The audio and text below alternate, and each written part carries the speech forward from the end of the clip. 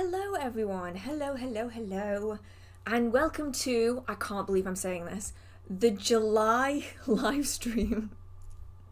I don't know what happened. Last time I checked, it was January. I am actually shocked that it's already July. I'm not entirely sure how that's happened. But regardless, thank you so much for spending even some of your evening or day or night or whatever time it is where you are here with me today for another Witchcraft Q&A. I'm so excited. I do love doing the Q&As. And I have a little tiny bit of housekeeping that I wanted to perhaps mention at the very start just before we get going into this. A lot of you have asked in the past about having an audio-only version of the live stream. Wow, live streams. Turns out I can't even speak today.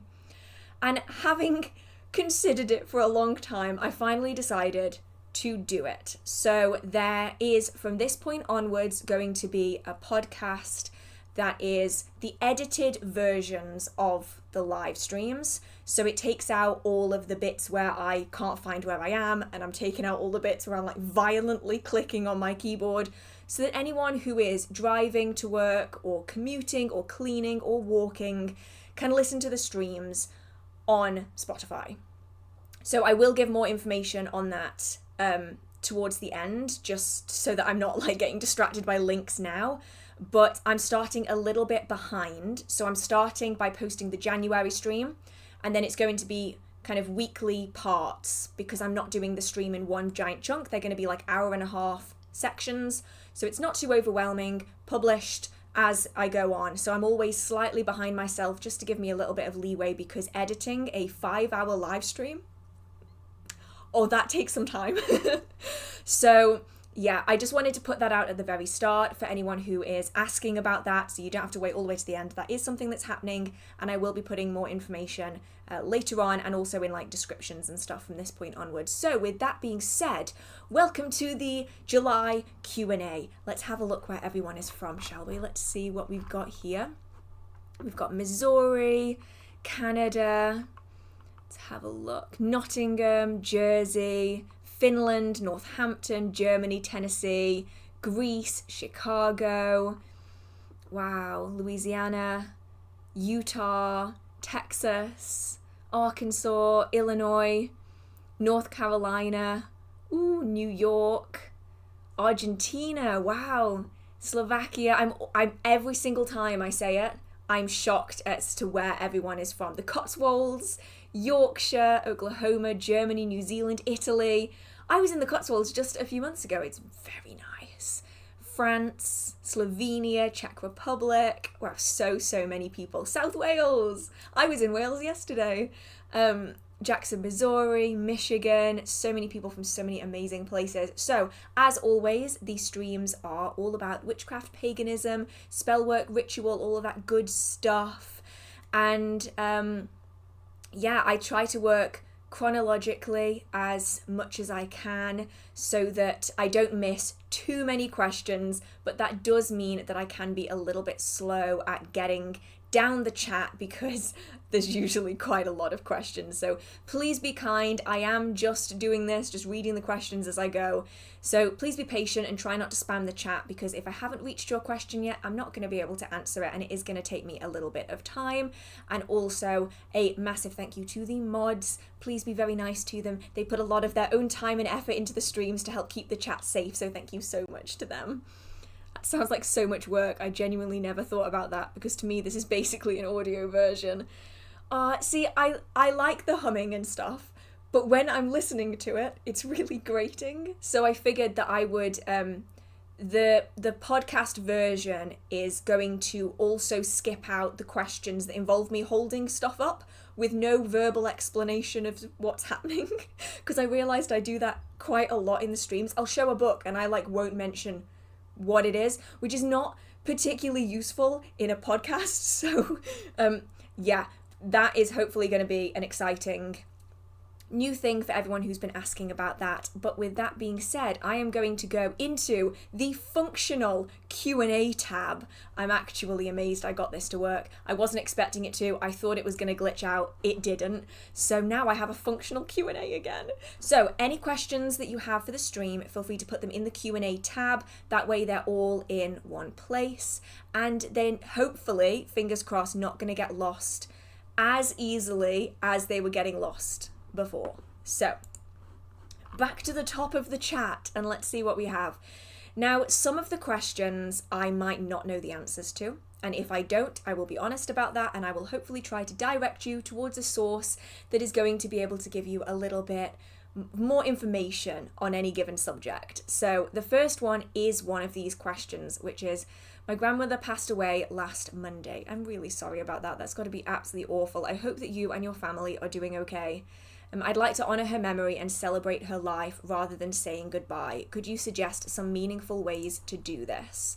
So it's a really difficult one because it's going to very much depend on what you feel comfortable with and the kind of things that you would be interested in doing.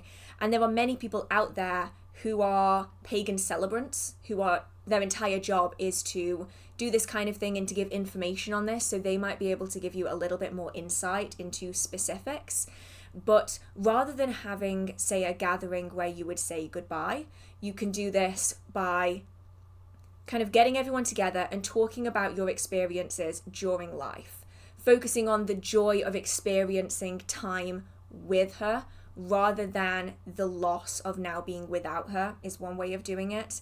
If you want something that's perhaps a little bit more ritualistic in this, it could be a way of condensing so much joy into something that you can then cherish. So you as a family or just as an individual could have a box or a small book where keepsakes are added, photographs are added, notes written by family members are added about their memories, so that as time goes on, those memories from this very moment are kind of sealed in time, and we can always look back and see all of the joy that she's brought rather than thinking about a lot of the sadness. So I'm obviously not a celebrant in any way, and I'm not really trained in this kind of thing, but I think focusing more heavily on the joy rather than the sadness is probably the way to go with this, as literally as more of a celebration of life rather than a celebration of loss. But I really hope that you can find peace in all of this and progress in a really healthy way, and I hope that you and your family are okay. So, have you seen the show about the witch trials on Channel 4? I haven't, no. So I do know a little bit about it. So I think my mum might have sent it to me, actually. There's a new documentary series that's come out on the BBC. No, it's not the BBC, it's Channel 4. That's a very different thing. And all about different witch trials. I will just look up kind of which ones have already been done. I believe that so far it's been Salem and it's been Pendle. Let me just have a look at the ones that are available. I think. So at the minute there's 2 episodes that are available. It's one of those where I want to watch it, but I'm also really nervous about trying it because I've seen some documentaries that are very questionable in the way that they either go about it, or they're very questionable in the tone of it and they miss sections out. But I have heard really, really good things, and so I feel like at some point I'm gonna have to sit down and watch it, and I will probably take a lot of notes. I'll probably come back and just be like, here are the things I liked, here are the things that I didn't like. Judge whether you want to watch this accordingly. I say that though knowing that I literally just started watching Stargate again, and anyone who is a fan of Stargate will know how many spin-offs there are. I think I've set myself up here. I think this could be months of Stargate viewership ahead. So it might be that I end up not watching the show until after all of it's been released, and then I can just kind of binge watch it all in one go. Right. What types of books or films do you enjoy outside of witchcraft? So I love fantasy. of all kinds. Fantasy, sci-fi, but mostly fantasy. So anything that is based in a fantasy world or with magic or with creatures in it, I really, really love. That's why I love the Vampire Diaries. I like some sci-fi. I'll be honest, I'm not a fan of like a lot of the big franchises, but I love Stargate. I am obsessed with Stargate. And then besides that, I love rom-coms. I do love a good rom-com, and I am partial to a really terrible creature feature. I'm talking like Mega Shark versus Giant Octopus level of terrible. Sharknado doesn't count because they were trying to be bad, and if you're trying so hard to be bad, you don't become good. Like, it has to be like low budget creature feature, then I'm fully invested.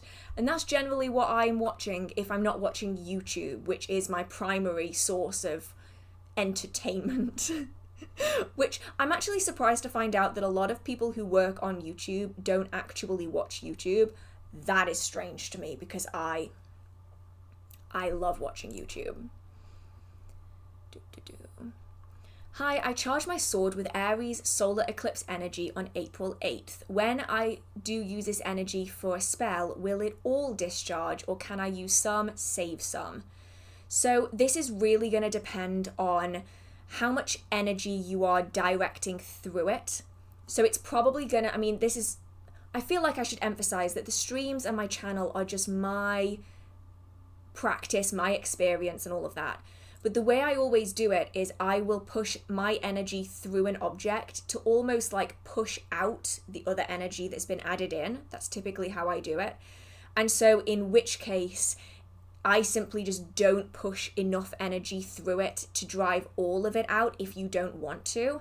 Of course, you can just release it all in one go and just drive it all out instantly, but you can reserve some if that's what you are interested in. Or the other way of doing it is to take some of it out into another object temporarily for that working, use the sword as you would in that ritual, and then add it back in again if that is something you're particularly concerned about, if you don't want to use it all. Ultimately, it just depends on how much energy you're channeling through it at the time. That's my way of dealing with energy. It might not apply to everyone though, so let us all know in the chat if you have a different way that you would use something like this. I absolutely love seeing what everyone else would do as well. Do you have any recommendations for shadow work? Books, prompts, spirits to work with, or any other suggestions? Oh, thank you so much. I realised I read the last bit in my head and I didn't say it out loud. Also, absolutely...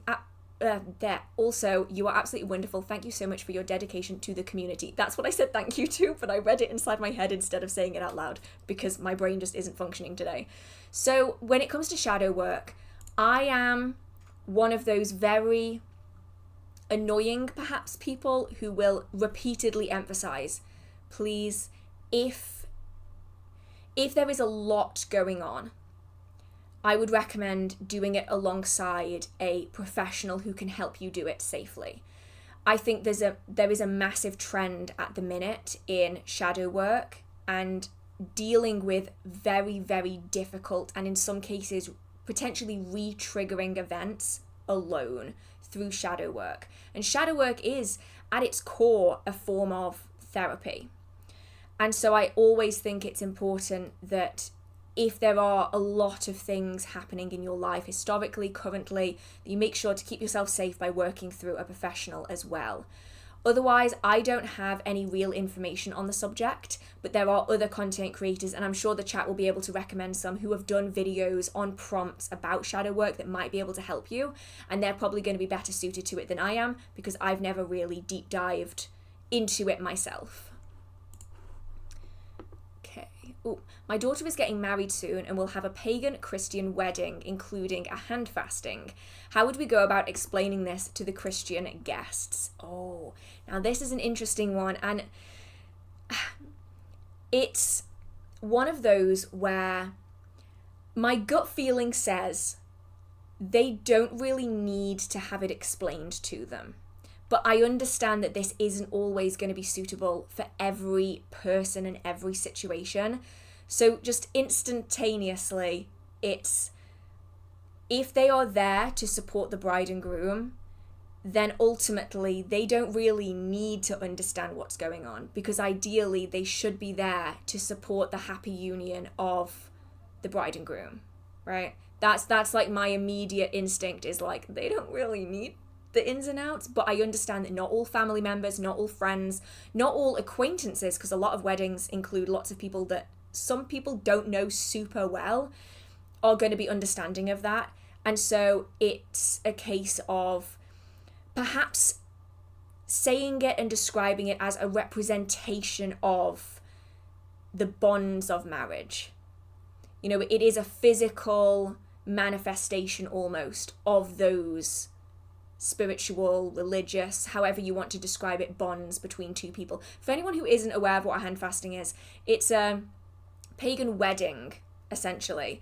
So often you can do it in lots of different ways. You can add it into pre-existing celebrations, you can have it as a standalone celebration, and often the two people involved will have their hands bound together like this with a really beautifully made ribbon or kind of rope that binds the hands together in like a visual representation of union. And so in this circumstance, if you have people who are particularly open to it, you can explain like the full in-depth of what it is. If not, it can just be a representation of those spiritual religious bonds between two people. And hopefully that is enough to kind of appease the majority of people that you don't feel comfortable going in depth with, because I know that no one wants a family argument at a wedding. That is not a fun experience for anyone involved. Hi from Wales. Do you have any information on ways to achieve altered states of consciousness or trance-like states? So there are many, many options, and some are questionable in nature, so I probably won't go too much into them, but you'll find a wide variety of different techniques spanning across different religions, different traditions, different locations, different cultures. And so what you choose to use is really going to be super individual. I mean, everyone goes for something different. So just a few of the really simple ways of doing it would be trance music. And I don't mean like I mean like music that is designed to drop you into a trance-like state. Now, many people find that particular beats will do this, usually beats that mimic the human heartbeat. So some people will use drumming, some people will use simply beats in music to do this.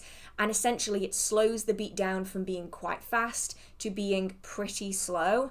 And by being in an almost meditative state when this is happening, it can help send you into a trance-like state. Some people will use things like mugwort and mugwort teas and mugwort incenses as a way of assisting with this as well. Some people find that dance does this, so repeated actions. So this could be walking in a circle, or like walking or treading a labyrinth was designed for this purpose as well. You can dance in order to achieve this, having a repeated rhythmic music that is going on for a long period of time. We're talking a piece of music that could be like 15-30 minutes long, that doesn't have any jarring points where you're snapped out of it by it changing songs, just to kind of drop you with this repeated movement. One way that is pretty traditional here in the British Isles, at least, is to be using I forget what they're called, but I've always known them as finger paths or finger labyrinths. They're often created on pieces or sheets of slate, and they have a labyrinth carved into them, and you would walk the labyrinth with your fingers while sitting and sometimes listening to these kind of beats as a way of dropping you into trance-like state through the repeated movement. And this could be good if you do struggle with mobility and you're not able to get up and do repeated movement. When it comes to like dancing or walking, you could do this by tracing a labyrinth. Some people will find that just walking and just allowing themselves to zone out will be able to do this. And then of course we do have other techniques that involve sleep deprivation, that involve substances of varying kinds, but I would never recommend those without suitable training is the wrong word, but like supervision, like having people around, it's potentially quite dangerous depending on what you're using. So I'd go with the more mundane options first and then kind of progress forwards from there. But generally it's about practice, and it's not always easy to drop into a state if you've not done it before or you're not used to it. Oh, I'm not sure if I even mentioned the Q&A chat is the Q&A box thing. The white bar at the top of the chat is available for Q&A questions, and that's where I'm going to be taking the majority of them from, besides a few that I will catch in the standard chat. Okay, let's have a look. How can I communicate with spirits? What ways and how do you do that? Both general spirits and seeing who's there, as well as specific spirits. Is it warm where you are today? It is lovely. It's really, really nice. So when it comes to communing with spirits, there are so many options, and honestly, way too many options for me to even cover. There is a book that I do like, which is Raymond Buckland's Guide of Spirit Communication. Raymond Buckland's Guide of Spirit Communication, something like that. It's by Raymond Buckland. It's bright red. It's about spirit communication. That covers a lot, but it is from the perspective of spiritualism, which isn't necessarily going to be for everyone. But in that, there's a lot of information about how to commune without having psychic abilities, ways of doing it so that you can commune without having to use tarot cards, without having to use like clear seeing or clear knowing. Like, there's lots of ways of doing it. But if we're talking about magical ways of communing with spirits, you're looking at things like pendulums, we're looking at different divination methods like tarot cards, like runes. These things can be really useful, and they allow people to have almost a starting point into both divination and spirit communication. You also have things like spirit boards or talking boards. These are most famously known as Ouija boards. They're an option, but you don't have to use a Ouija board. A lot of people will use a piece of paper and a glass, and they will use that for communication. Some people will commune through knocks, through tapping. Some people will be able to see, hear, smell, touch spirits, depending on what their particular gifts are. But if you are just getting started, it could be worth just working with your own senses and some form of divination technique. Your own senses are really useful because often we experience more than our brain is willing to acknowledge. And so you might find that when you start actively looking or actively thinking about how you perceive the world, you're going to start noticing things that perhaps you wouldn't. You're lying in bed at night, and at the same time, every single night, you get 3 knocks on your bedroom door. You've thought nothing of it for months on end, but then when you start thinking about it, you realize it really is at the same time every single night, and it doesn't matter whether the door is open or closed, you still get the 3 knocks. As soon as you then recognize that you're hearing something like this, you're then more tuned into experiencing the other things around it. Are you noticing that electronic devices also go kind of strange at this time? Are you noticing that if you acknowledge the sound, it happens again? And then you can start experiencing more and more kind of small little bits of spirit activity that you can then lead to figuring out who's actually present in that space. If we're talking like divination, then I would say pendulums are probably the easiest because you don't have to interpret anything. You're simply going off the movement of that pendulum, and you predetermine what the movements are in advance. And you essentially are reaching out to that spirit and you are asking them to interact with you through the pendulum. You can do this with pendulum swings. You can also do this with a spirit board or a talking board as a way of figuring out names and dates and having the letters, and you go over each letter individually and see if the pendulum swings more strongly on any given letter, and then you can spell out names and the like. If you want to do more specific spirit communication than just figuring out if someone is there, you're probably looking at something like a talking board is easiest if you don't have additional psychic abilities. If you want to develop further, then you're looking into things like automatic writing. That is phenomenal for working with spirits because you are permitting that spirit to work with your hand to be able to give information that it perhaps wouldn't be able to give in other ways. So you can end up with really large sheets and sheets and sheets of paper of information that's coming through to you, and you are just in a trance-like state. You are basically energetically gone, and you are just allowing spirits to just come straight through it. And that's probably the easiest way of doing spirit communication if you want to kind of really deep dive into it. This really is a massive topic kind of in and of itself. Maybe I should do just a full video on this, but there's so many different options out there that it really is an endless supply of different things that you can try. So, have you ever included tarot in your spell work, like sources of power? I've been creating tarot spreads for spell work and it's been a really amazing experience. Oh, that does sound really good. I've never used spreads or anything in my spell work. So the extent of it is sometimes I will use cards to represent an archetype or an energy that I particularly want to work with.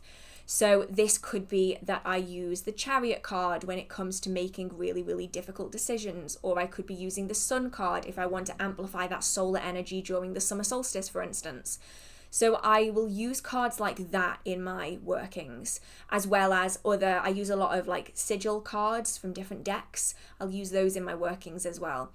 I've never used spreads in my workings, but I use readings as a way of figuring out whether that working is going to be successful or not. So I will typically do a reading beforehand, or I'll do a reading afterwards to figure out if there's anything that I need to edit and tweak. I'm just realizing I've lost my little book that I was writing down all of my recommendations for videos in. How have I lost that?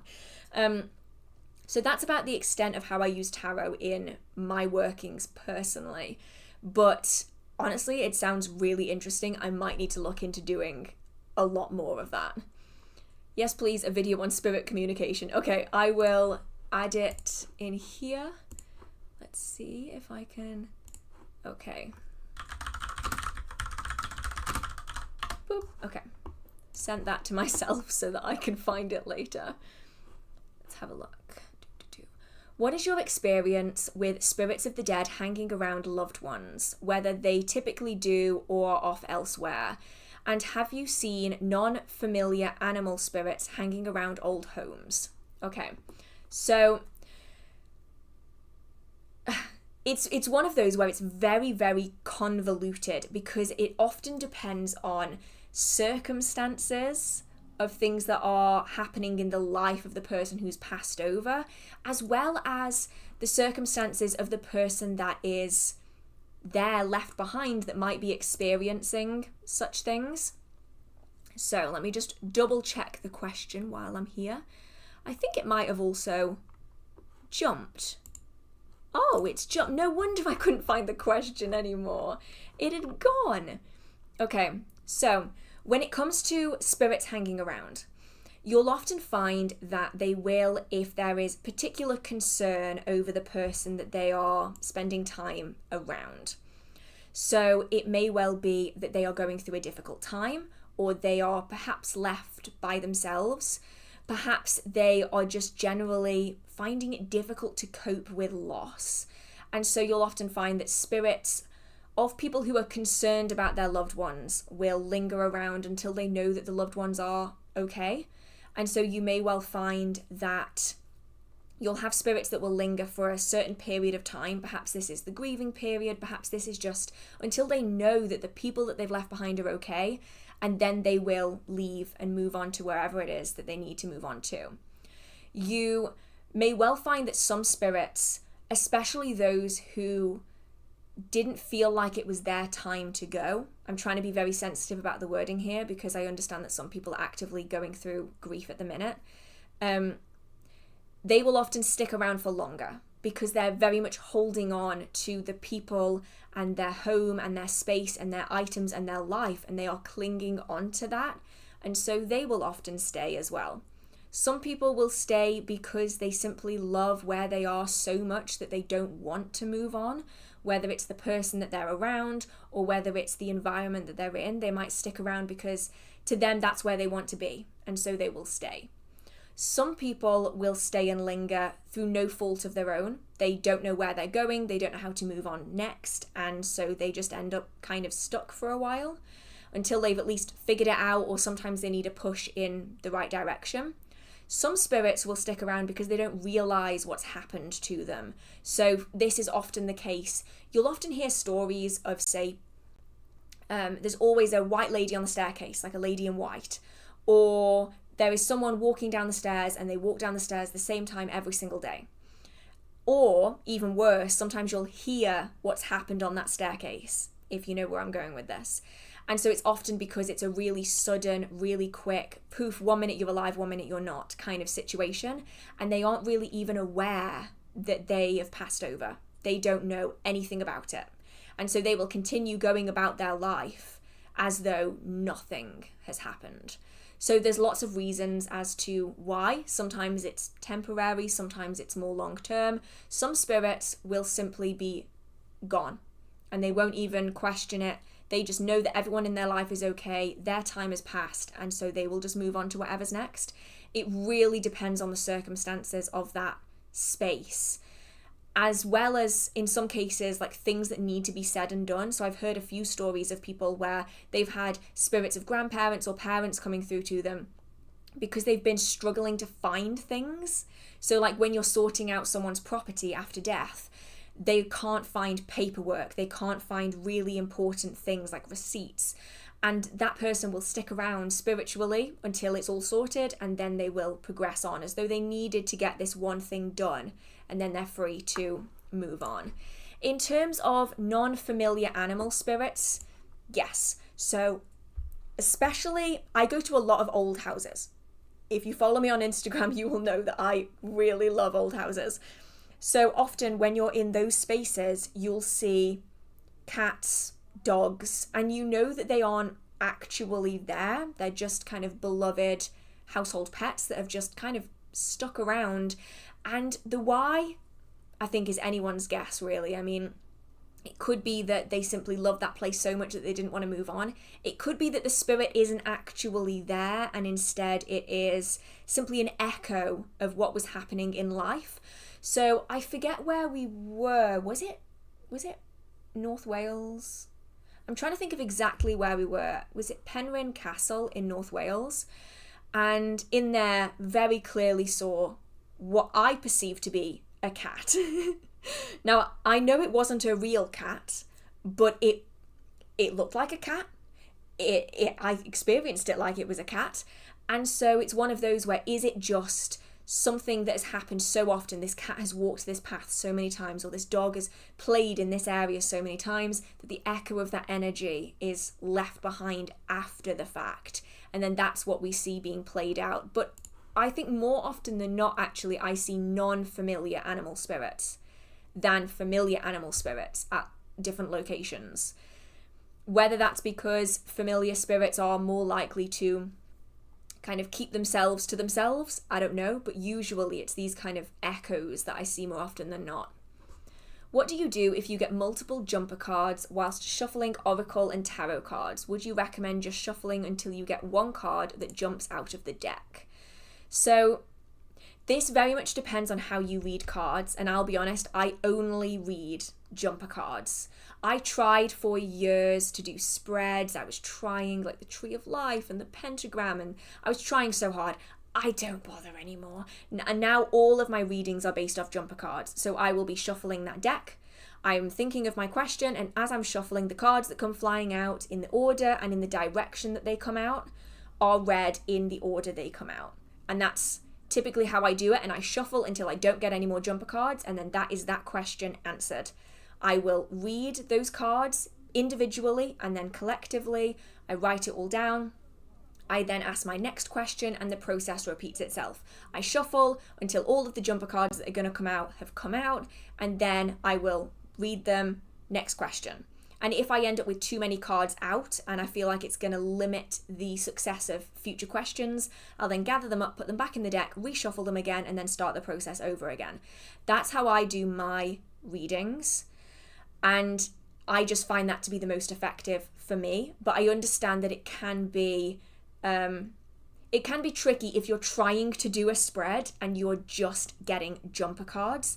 But often I find that the jumper cards are the answers to the questions that we really need.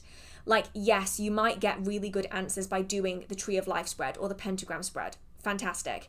But if you are getting jumper cards and it doesn't seem to matter, it just keeps happening, it doesn't seem to matter what you do repeatedly, take note, because I've had it in readings before where I've had the same card jump out 4 or 5 times through the course of that reading.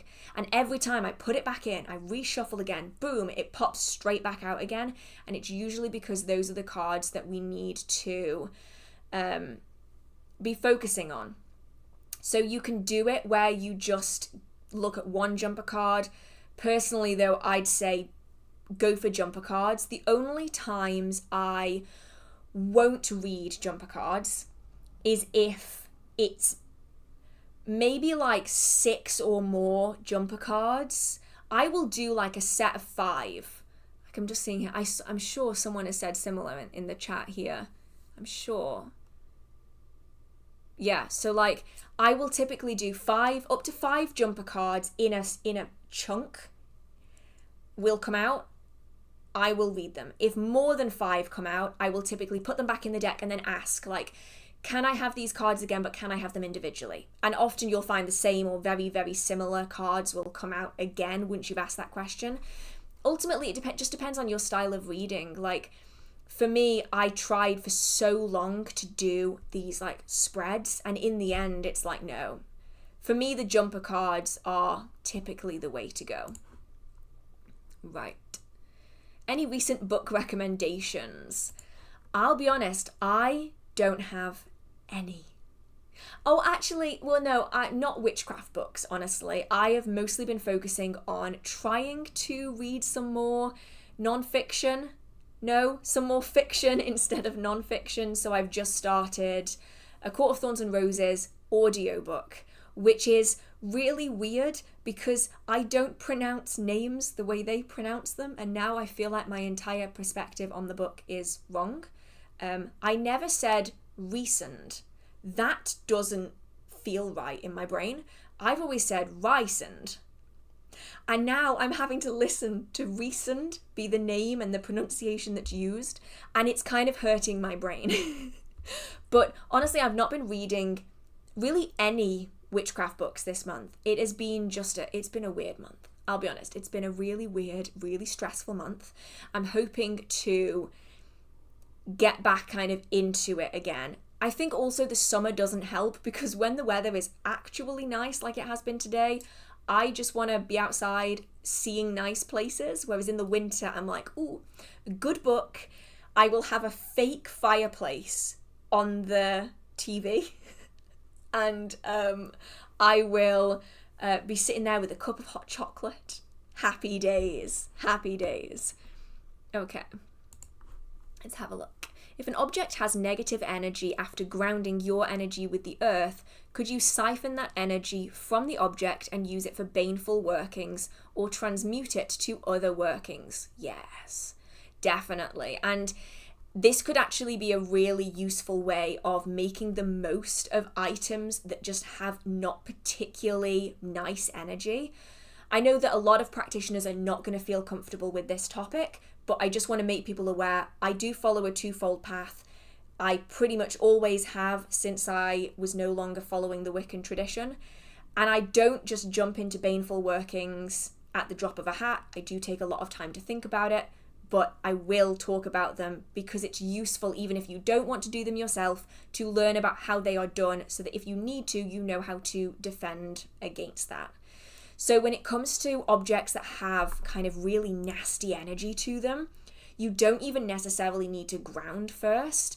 Say, I'm just going to use like a crystal as an example, just because it's something that you can really easily hold, but whatever it is, if you're feeling that energy and you're like, oh, I don't like that, you would partially take it into yourself to then direct it out again. And this is why energy, at least this is how I do it. I feel the need to reiterate again that everything on my channel is simply how I would do it. So I will utilize my energy manipulation, and I try to keep as on top of it as possible because it's incredibly useful in this kind of circumstance. So you're holding the crystal and you want to direct it into, say, a candle that you're using, or you want to direct it towards an object that you are going to use for a specific purpose. You would take that energy and you would draw it maybe up to about here-ish. So you're drawing it into yourself, but you're making sure that it stops like about here. And then you can direct it out again, and you are simply pushing the energy from here out into your hands and then out. And it means that it's not interacting with the rest of your energy. So ideally you'd want to center your energy first to keep all of your energy kind of contained in the middle. And then you are just drawing this energy into your extremities to then push it into something else.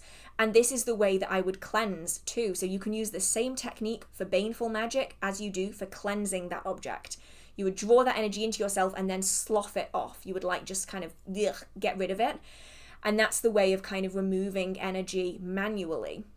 If you don't want to use smoke, if you don't want to use salt, if you don't want to use sound or any of these things, you can remove energy and cleanse an object in the exact same way. It's just rather than directing it into a spell, you're just going to want to kind of shake it off and get rid of it, ideally in a space that's outside of your home.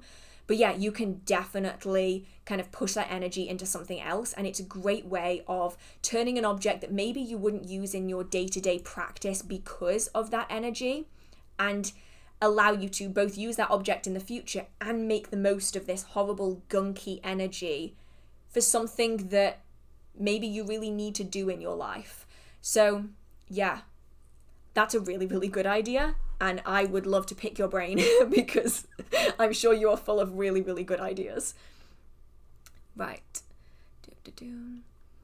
I'm reconnecting with my little girl self after a lifetime of traumatic experiences. Good for you. Genuinely, really good for you, because it's so hard for people to do. Are you aware of any ways to honor my little me in practice?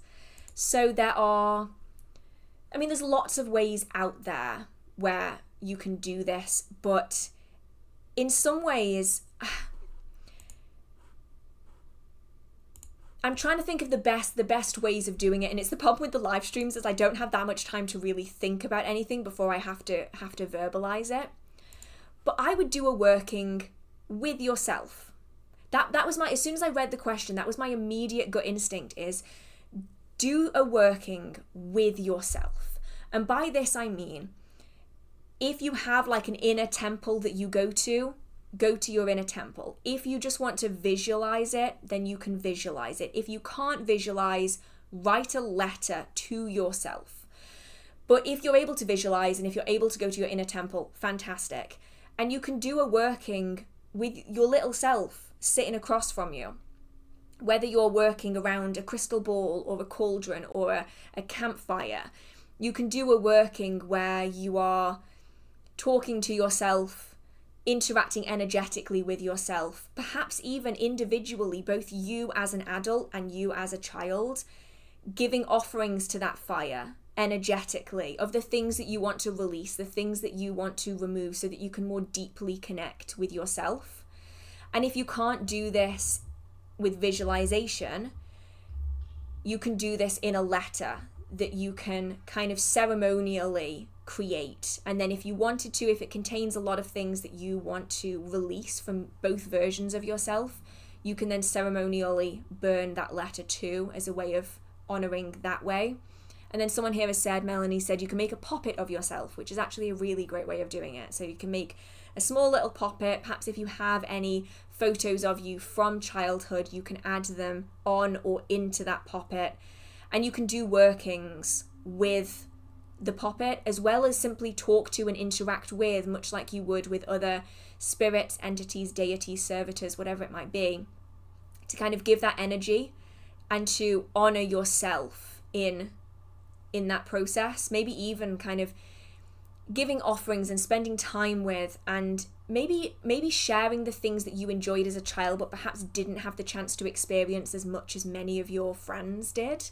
share them with this energetic double of yourself. I think that could be a really nice way of doing it as well. Now, I'm not particularly well versed in kind of inner child work. There are many people out there who will likely have far more varieties of practice that might be really good to look into.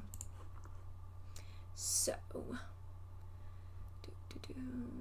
my question is for a quick garden update. I have another video coming out. It's probably going to be an extra video though, because I'm noticing that the YouTube algorithm isn't such a fan of me suddenly changing my content. So it's probably going to be like an extra video on a Sunday or something, where it's finally sunny. And I will give a massive garden update in that something was stealing my strawberries. Didn't know what it was. I just knew that something was pinching all of my strawberries. And today, I look out of my window and I catch the culprit literally red-handed. There is a squirrel who is absolutely decimating my strawberry plant. I caught him literally stuffing a strawberry into his face. I'm like, you little bugger. I can't be mad at him though, because he's really cute. But Strawberry Thief has been caught literally red-handed. It was ridiculously cute. I did get a video of it that I might post somewhere. And I can't even be mad because he's literally so cute, just like stuffing this strawberry into his face. See, the strawberry plants are hanging from a hanging basket. They're doing really well, actually. But yeah, now I know who the thief is. I've been wondering. I've been like Sherlock Holmes. Every day I go outside and I'm looking at the ground and there's just like the decimated remains of like half-eaten strawberries. And I'm like, what on earth has been doing this? Now I know. Now I know. Caught red-handed. Oh my goodness, thank you so much. Oh my goodness, I'm going to butcher this. Sevda? I really hope that's right. Thank you so much. Am I allowed to heart this? Am I able to heart this on? Oh, I don't think I'm able to heart this time. Okay, anyway. Despite different practices, you ignite inspiration since 2020. Oh my goodness, that's ages. Thank you so much for staying around for that long. Thank you. It means a lot. Thank you for non-sugar-coated inspiration. Thank you so much. I'm glad that I can be just someone that you can watch and interact with, and if I inspire, then all the better. But thank you so much. Right, let's see, where was I? Is there a simple way to reverse a spell? I have actually done an entire video on this. Yes, you pronounced it correctly. Oh, thank you. Oh, I'm glad. I'm always scared of absolutely butchering someone's username. Oh, absolutely mortifying for me. Sorry, I'm getting distracted by this. I'm imagining a mugshot of this squirrel. I might have to make one. I'll have to take like a screenshot of the video just to make like a little mini mugshot. I might even make him hold one of those little number boards instead of a strawberry. Stealing my strawberries. But yeah. Okay, where was I? Oh yes, a simple way to reverse a spell. So I've actually done a full video on this. I will just double check what the name of it is, but I'm pretty certain it's called something like How to Undo Spells. Let's have a look. Yeah, so it's called How to Undo Your Spells, Witchcraft 101. If it helps, it was published on the 9th of February 2022? No way. No way. It was not that long ago. There's no way it was that long ago. Anyway. Time is flying. Oh, I don't like that. So that goes into, oh, it is that long ago.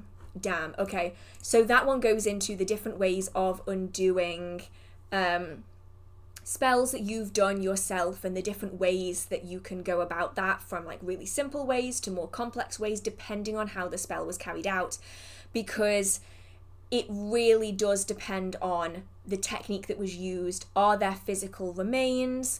Are there no physical remains? Is it just a purely energetic working? Are there spirits involved? All of these kind of things are going to alter how you can undo that particular working. And so I'd say go and watch that video first, probably, because there's going to be way more information than I can ever give in here, and hopefully you can find something useful in that. That's the thumbnail for the video. literally red-handed as strawberries can stain hands. Exactly. And then, you know what's even worse about the blooming squirrel is not only did he steal my strawberries and stuff his face with them, he then wiped his face on my fence. The gall! He literally just like smeared his face across my fence to get the strawberry juice that was like all over his face off himself. So now I have very few strawberries and I have a fence that now has strawberry juice all over it. You have got some balls, Scribble, and it was right outside my window too. He looked me dead in the eyes while he was doing this. He's like, I'm going to stare into your soul while I eat your strawberries and then wipe my face on your fence. I know, right? The nerve of the Scribble. I really can't be mad at it though, because like, that like made my day, is like this damn squirrel. So let's keep going with this before I lose any more questions. How do I banish to eliminate male energies? You kind of can't. In the context of the larger question, you kind of can't, because everyone has got the link for that video. Yep, hang on. Oh, it's not gonna let me post the link without scrolling down in the Q&A, and then I might lose everything.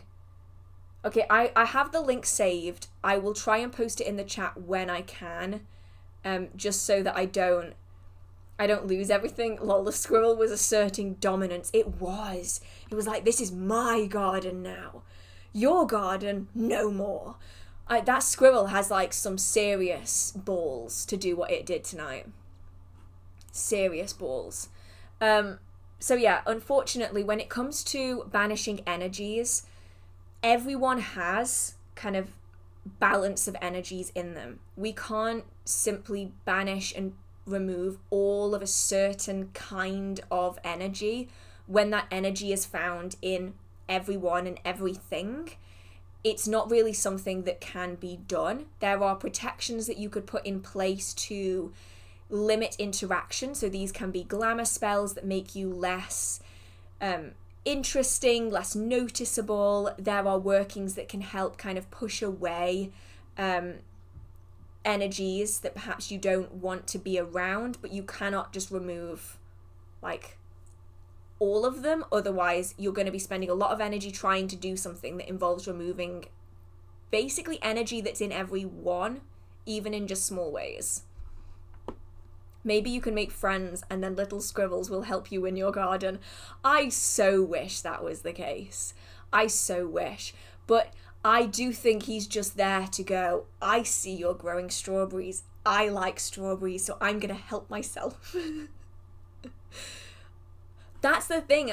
The squirrel might legitimately be like on recording somewhere. He could like be plotting with his friends. He's like on the arbor, just like scheming, like how many strawberries are we going to get today?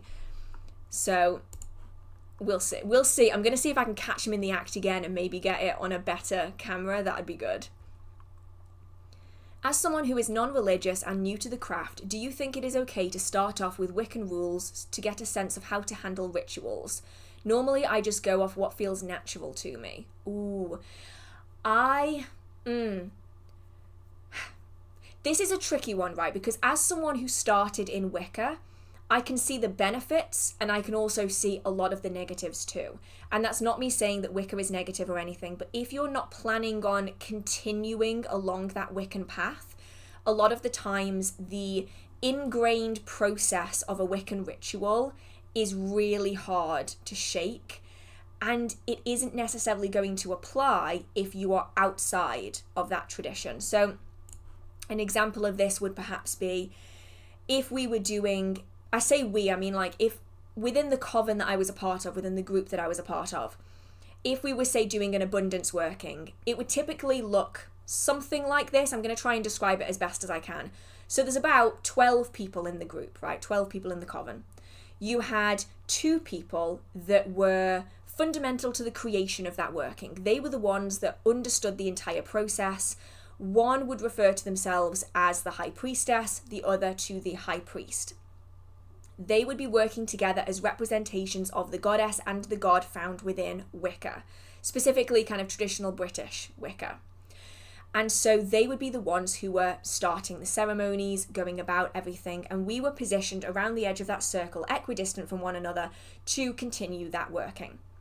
You would start with a circle casting that was carried out highly ritualistically by the high priestess walking the edge, and then we would also walk the edge. And then the high priestess and the priest would often be the ones to say the words, with the people around the edge not participating super heavily because we weren't necessarily involved in the creation of that working, but we were contributing energetically into that space. And then we would have, for instance, in a prosperity working, we would have small seeds that we would be all channeling our energy and our goals into, and we would then plant those seeds. Or we would be writing petitions, channeling all that energy into them, and then burning them in a ritual fire. That was kind of the coven ritual setup. If I were to try to apply that into my craft now, it wouldn't really make much sense, because the ritual aspect of the high priestess and the priest just doesn't apply to my tradition today. And so for me, it would be really confusing, even from an individual standpoint. So a lot of the workings call for certain items to be placed on an altar. So you'd have an athame, you'd have a wand, you'd have a chalice, you'd often have a pentacle. You would have certain candles in certain colours, you would be walking a circle in a certain way, using tools in very particular ways, using specific kinds of wording. If you no longer follow that path afterwards, those kind of things can be really hard to shake, and you can almost feel really lost if you don't have the ritual items that you can lean on. Now, that's not to say that Wiccan traditions and Wiccan rituals are somehow worse or not as involved energetically, but it can be really hard if you start by using a lot of items and have a lot of rules. It can be really hard to shake those rules, and that's why so many people to this day, their practice, even if they don't say that they're Wiccan, is often heavily influenced by Wicca, because a lot of what we start with is what is ingrained in us the most. So I'd say if you like the layout of Wiccan rules, if you like the process of it, the idea of thinking through your practice really strongly, making sure that you are not doing things that would inhibit or impact someone else, then that is a great kind of foundation that you can start with. But I wouldn't get too hung up too quickly on the items and the ritual setup of Wicca, because that isn't going to apply to other traditions. So if you were to say take a Wiccan ritual and you were to take a traditional witchcraft ritual, they sound like they might have a lot of similar items. So you might have a cauldron, you might have different compass directions are being worked with, but the actual setup of that and the use of those items is very, very different. So it could get a little confusing. I'd say use them as, I know I'm going off on a tangent here, as I always do, use them as a framework, perhaps. So if you like the style and you like the idea of the process, give it a try, but also feel free to tweak and edit anything that doesn't feel quite right to you. I wouldn't stick to anything as hard and fast rules per se, because unless you are actively following the Wiccan tradition, you don't necessarily need to be seeing them as rules. Just have them as a framework, but feel free to grab and adapt and kind of move around things as you see fit and see what works for you and see what doesn't. Massive tangent, I know, I'm sorry. Oh my goodness, that's so long ago, sorry. Meredith just said, I followed you since 2018. That's right when I started my channel. You need a gold medal. That's bonkers to me. I started for serious my practice with you. I come from a family of generational mystics. That's amazing. Oh my goodness. Thank you so much for still being here. That is true dedication. Right. How can we use keys in magic? Oh, so many different ways. but the main ones are often, well, I suppose it depends on whether the key is symbolic or not. So let's start with symbolic. It doesn't have to just be symbolic, but say for instance you can get like decorative iron keys that are just for like garden decoration. These can be used in magic quite a lot. So they can represent the opening of doors and opportunities. So opening up new beginnings, opening up opportunities, new growth, development. Keys can be used as a representation for that. And so they can be used in sympathetic style magic. So like attracts like, the keys open new opportunities, therefore new opportunities are going to come to you. You can also use them to work with the crossroads, as they are very closely associated with Hecate. And so keys are often used in honor and representation of her. And so a lot of books on Hecate will often be described as something to do with keys. So I think, let me just have a look actually what books...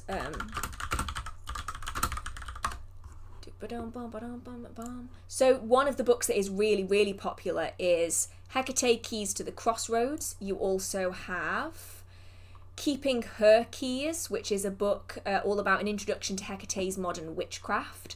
Like there's loads of books that talk about Hecate's keys for this exact reason. So you can use them symbolically for opening up new beginnings as well as for working with Hecate.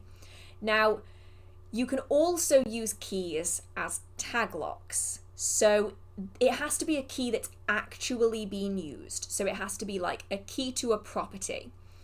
And if you want, for instance, to do a protection working, you can create a sigil that you can draw onto that key and then charge it with energy. And then no matter where you are, that representation of your home is protected. So have it be contagion style magic. So because this belongs to this, therefore if I do workings on this thing, it will impact this thing. So they're really useful in that regard for things like protection. They're also really good as tag locks to represent a building such as an office or a shop. If you want to do abundance workings and prosperity workings, if you want to do workings that are going to impact a person, take that however you will. Keys are a really useful way of doing that. So if, for instance, you want to assist in your friend finding a new home, you could use the keys symbolically as a representation for something new, literally a new home. Or if your friend has given you a key to include in a working and they know about it, you can use that as a way of getting the house to sell more quickly by doing prosperity workings or good luck workings on those keys to then act on the property as a whole. So there's so many different things that you can do with keys. That literally is just like a few that I'm just going to throw out there. But yeah, symbolic and also useful depending on how you're using them. Would you consider deceased pets as ancestors? Oh, good question. Some people wouldn't, and I think it's going to depend on your background, your culture, all of that kind of stuff. But to me anyway, I consider an ancestor to be someone that has shaped who I am as a person. So these could be people in my lineage. So these could be the unknown dead, the people who are so far back in my lineage that I do not know who they are. I do not know their names. I do not know their faces. I do not know entirely where they lived. I don't know anything about them except the fact that they must have existed so that I can exist. They must have existed so I could look the way I do. They must have had enough similar features that I appear as I am today. Therefore, we are related by blood. We are related by lineage. We are ancestors, or they are my ancestors. Then you also have ancestors who are people that have greatly shaped your life. So if you have adopted parents, your adopted parents and their family are your ancestors because they have shaped who you are as a person. They've had such a core, fundamental input into who you are that they are your ancestors. And the same applies to friends. If you have friends that have passed over, if you have colleagues that have passed over, if you have pets that have passed over, everyone that we meet has a way of shaping our lives. And so for some people, they would consider them ancestors, myself being one of them. Other people only consider blood relatives to be ancestors. And that's very much a cultural and traditional thing.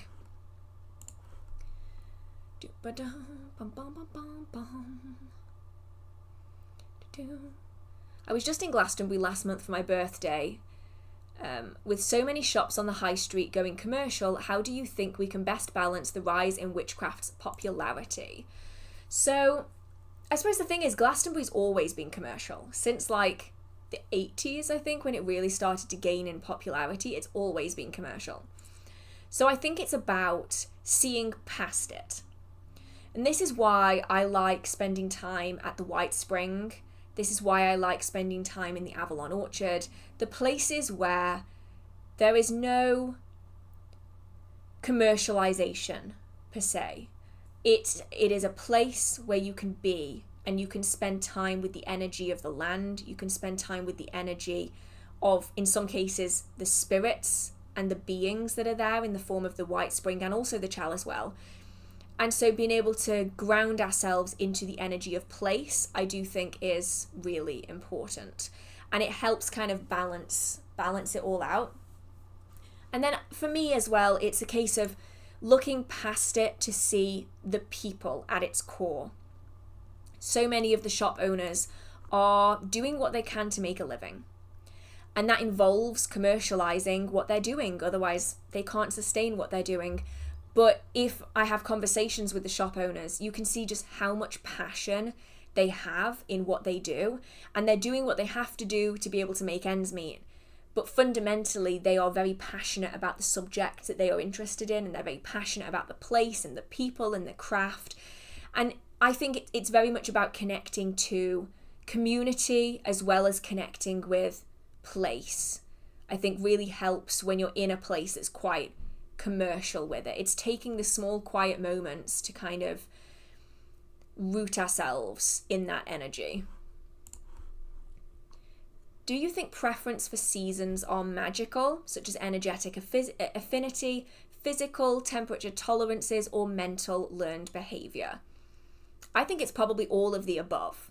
So probably, I'm going to use myself as an example for this. I am a very cold person.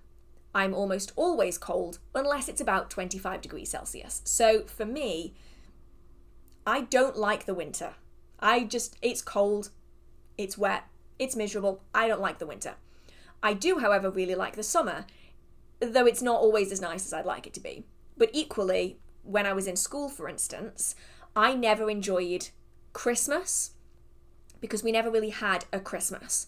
So we had Christmas Day and we had Boxing Day and we had New Year's Eve and New Year's Day. And, that was great. But when I got back to school after the Christmas holiday, I had to do exams. And so Christmas for me and like the winter season is very much to me associated with work. It's stressful because you've got to sort everything out for Christmas. But also, it's so ingrained in me that I can't relax because I have exams when I get back just after New Year. That I've never really liked winter because it's so deeply ingrained in me that exams are coming and that's not a fun time. And so I think it's probably a combination of everything. I enjoy being outside and doing workings out in nature. That's a lot easier in the summer than it is in the winter. And so I think it's probably a mixture of everything depending on circumstances, as well as what you were raised in. If you were raised to enjoy lots of winter sports, then you're probably going to enjoy winter a lot more than summer because you associate it with really good things. Oh, I'm just going to get these before I lose them. Thank you so much to Melody Moon. Thank you so much. Would you be a Sanderson sister or a Halliwell? Oh no. Oh, that's so difficult though. I'm going to have to go with Halliwell, simply because the Sanderson sisters are kind of not treated very nice. They aren't on equal footing with each other, right? I think we can all acknowledge that Sarah and Mary get the short end of the stick with this.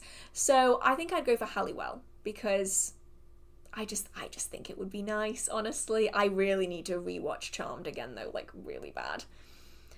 And then thank you so much to Britannia. I hope that's right. Your live streams are always so enjoyable. Thank you for sharing your knowledge. This is my first year officially as a witch. Congratulations. That's a massive milestone as well. That's really, really cool.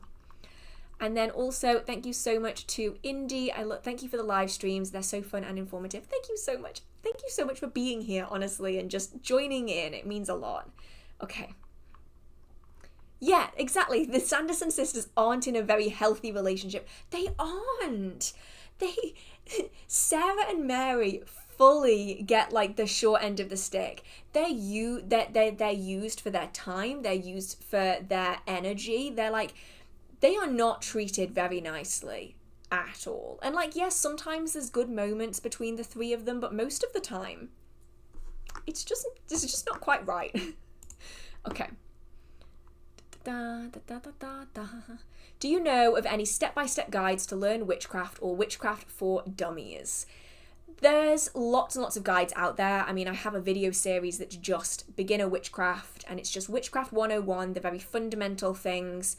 There are many, many beginner witchcraft books out there that you can purchase. I have a full video on the beginner witchcraft books that I recommend, but fundamentally, it is a craft. And so a lot of it does come from trial and error. You can learn from other people's errors by reading their books, by watching their videos, but ultimately it's about getting into that practice once you know a little bit and getting your hands dirty with it and seeing what you like, what you don't like, what works and what doesn't. Do you consider the moon as a spirit? I love imagining her using her powers to bend the waters in the ocean, to bestow stones who are creatures of the earth, the gift of sight, such as holes in hagstones. That's a really beautiful way of looking at it. For me, because I follow a very animistic tradition, I consider basically everything to have a spirit or to be a spirit. And so for me, it's definitely something that I would do. When I call upon the sun, when I call upon the moon, I'm not taking that energy with force. I am requesting it and then drawing on it, as I would with any other kind of spirit that I work with. So yeah, I'd say I probably do consider her to be a spirit in some way. She's both a spirit and a cosmic body, which I think plays into the animistic approach to everything. What sorts of things do you do when you lack motivation to do spell work? I don't do spell work, is the honest answer to it. Because for me, in order to do a spell, I have to really, really want to do that spell. I've often been weighing it up, really thinking about it. I've taken day after day to be like, oh, do I actually want to do that working? Should I? Or maybe I shouldn't. I probably shouldn't. No, I will. And it will take me ages to get to the point where I'm like, yeah, you know what? I am going to do that working. And so if I'm lacking motivation to do it, it probably means that I don't want it enough. And that's not to say that if you're lacking motivation that you don't want it enough. This is only me on this.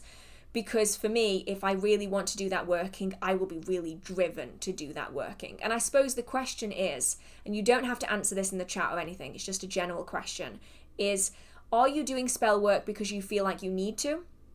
Or are you doing spell work because you genuinely want the outcome of that working? Because I often find that, especially beginners, and I have no idea what kind of place you are in your practice, but generally I find that beginners feel a lot of pressure to do a lot of spells.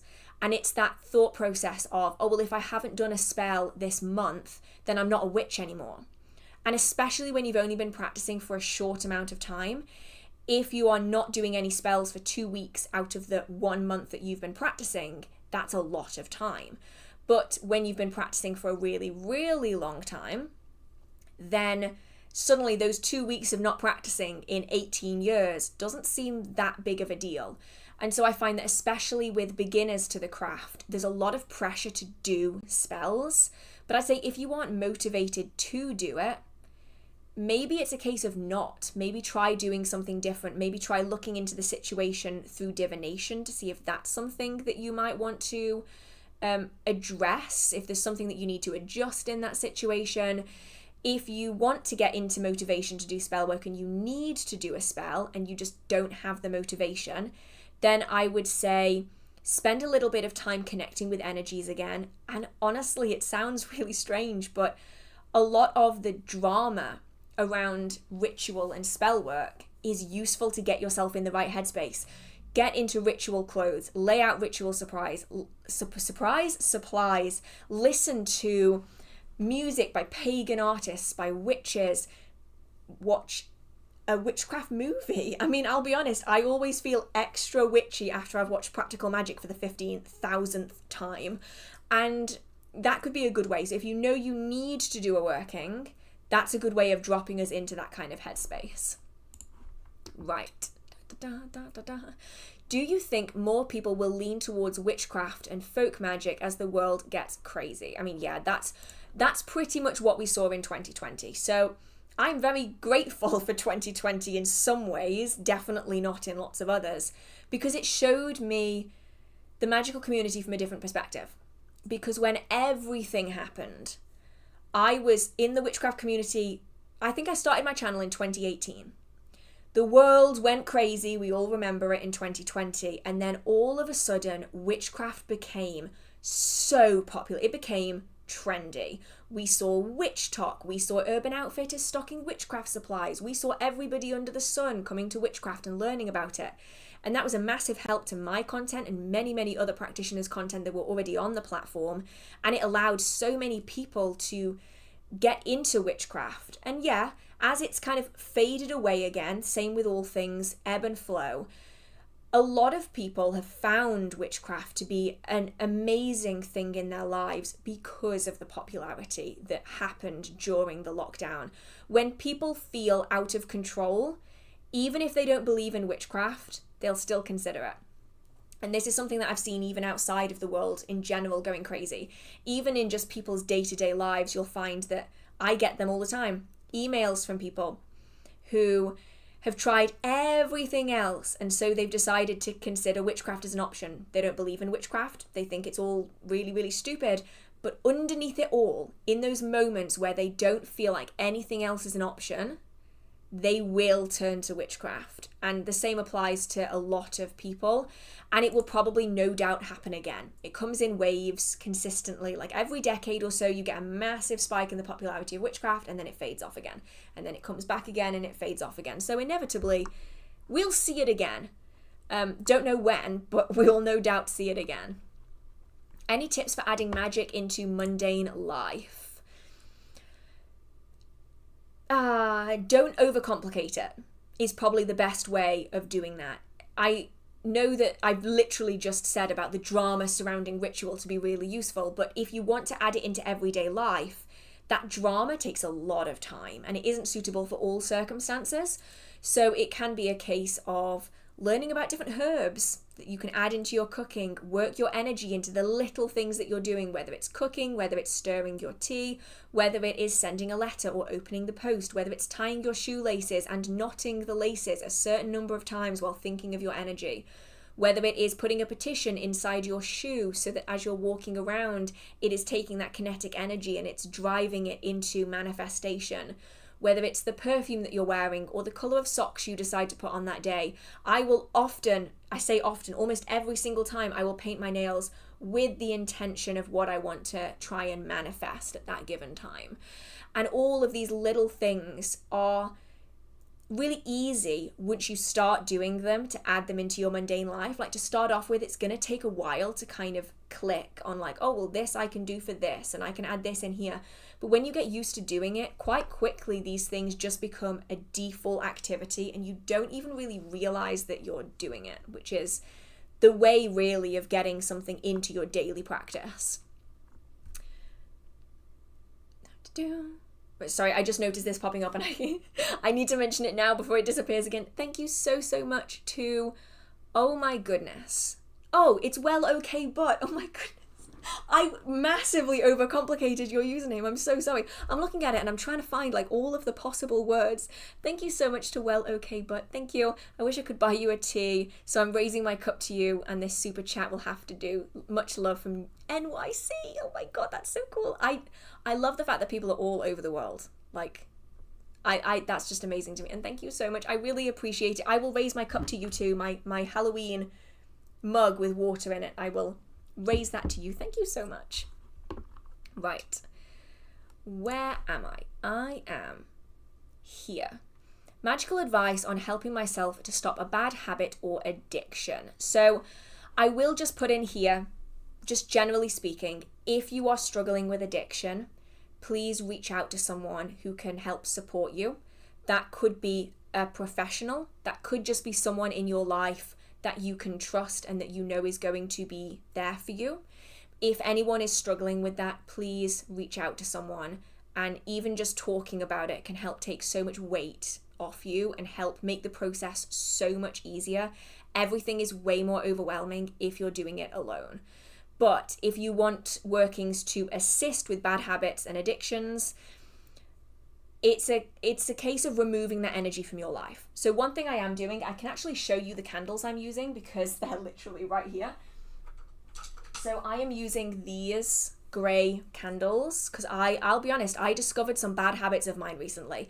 I didn't realize they were there. You know those bad habits that kind of like sneak into your life and you're like, I don't remember when that became a thing. That's what I'm like right now. So I am taking grey candles like this. Now, grey for me is an interesting colour. So many people use it in so many different ways. For me, grey is a cleansing colour. It's about removing things, unwanted things from your life, including unwanted energies, bad habits, and general things that you just want to get rid of. Now, if I were to say want to remove, I'm trying to think of an option for this, because you can use other colours. So if you want to remove, say, bad communication from your life, so if you're particularly bad at communicating and you want to improve that and remove that unwanted energy, I would maybe use a blue candle. But for just general bad habits, I would use a grey candle. And on this, with like an awl or a toothpick or a sewing needle, something like that, carve into it what it is that you want to get rid of. So I would typically start from the bottom of the candle up, because I work on the principle that if I'm going from the top down, I'm drawing something in, I'm pulling something into me. If I'm going from the bottom up, I'm releasing that thing, I'm getting rid of it. So I will write my intention from the bottom up, and this is what I want to get rid of. I then dress the candles in an oil. This could be a cleansing oil, this could be a particular herbal oil, whatever it is that you fancy. I do it from the bottom up to the top, and then I stick that in my candle holder and I burn them down. That's one way of doing it. I also have petitions that I will write with bad habits, and I will use particular moon phases. So any time from the full moon to the new moon, when it's waning, I will use to remove bad things from my life. So I will write what it is that I want to get rid of on a piece of paper, and then I will burn it and release the energy that way. So that's just a couple of potential options. Okay, let's have a look-see. Wondering if I should cleanse with incense sticks my tarot decks after each reading, and is it mandatory to have a white candle lit when reading it? Neither is really something that you need to do. So different traditions are going to say different things. And so, as I keep mentioning, I'm just one person. This is just my practice. But I don't have candles lit really at all when I'm doing readings, and I never have. Some people find it's useful if they are using it for protection. So some people consider having a candle lit to be a way of adding the light into that space to keep out the dark. And so that's why some people will do it. Some people will burn a specific protection candle as a way of adding additional protection into that space. Because I wear my own personal protection, where is it? It's here somewhere. There it is. I wear my own personal protection all the time. I have protections around my space. I don't really feel the need to do that. And you might not necessarily be in a place where you can burn candles. I'll be honest, a lot of my readings are done on my bed. It'll be like 1 a.m. and I'm just like deep in a card reading. And there's nowhere safe for me to put a candle. So it's not a requirement. It's something that some people feel comfortable doing or more comfortable doing, but it's not necessarily going to be for everyone. When it comes to cleansing the deck and the cards, I don't cleanse them ever, but that's because I only read for myself. So it's very rare that someone else will ever handle my deck. So the exception to this would be if I were to be at a show and I were to be a professional reader. So I'm sitting behind a table, someone is sitting in front of me and I'm giving them a reading. I need their energy on those cards. And so I would give those cards to the person I'm doing a reading for. They will shuffle those cards till they feel comfortable to stop, and then I will start the reading. When this is happening, you are having multiple people's energy on that deck of cards. And so when that person is finished a reading, they leave and someone else comes in, you have your energy on those cards, but you also have the person that came before's energy and this new person's energy. By the time you get to the end of the weekend, you're going to have maybe dozens of people's energy on those cards, and it's going to start confusing the readings. And so generally, if I were reading for someone else in this way, I would be using a deck specifically for public readings, and I would be cleansing it regularly between different readings. Otherwise, the energy is going to get confused. But if you are doing just readings for yourself, I don't really feel the need to cleanse any of my decks. So what I will do sometimes is, if I feel like a session has been particularly heavy and the energy has just been a little bit dense, I will blow the energy off those cards. I will literally just hold the deck of cards and I'll just blow across them just to kind of disperse the energy. That's the most I will ever do. Because over time, as you're using those cards, you're adding more and more and more of your energy into them. They're becoming more deeply entwined with your energy, and therefore they're likely to give you better readings in the long run. So yeah, I wouldn't say that you necessarily need to, unless you feel on both of these points that it is something that you feel particularly drawn to do. Have you seen WandaVision? I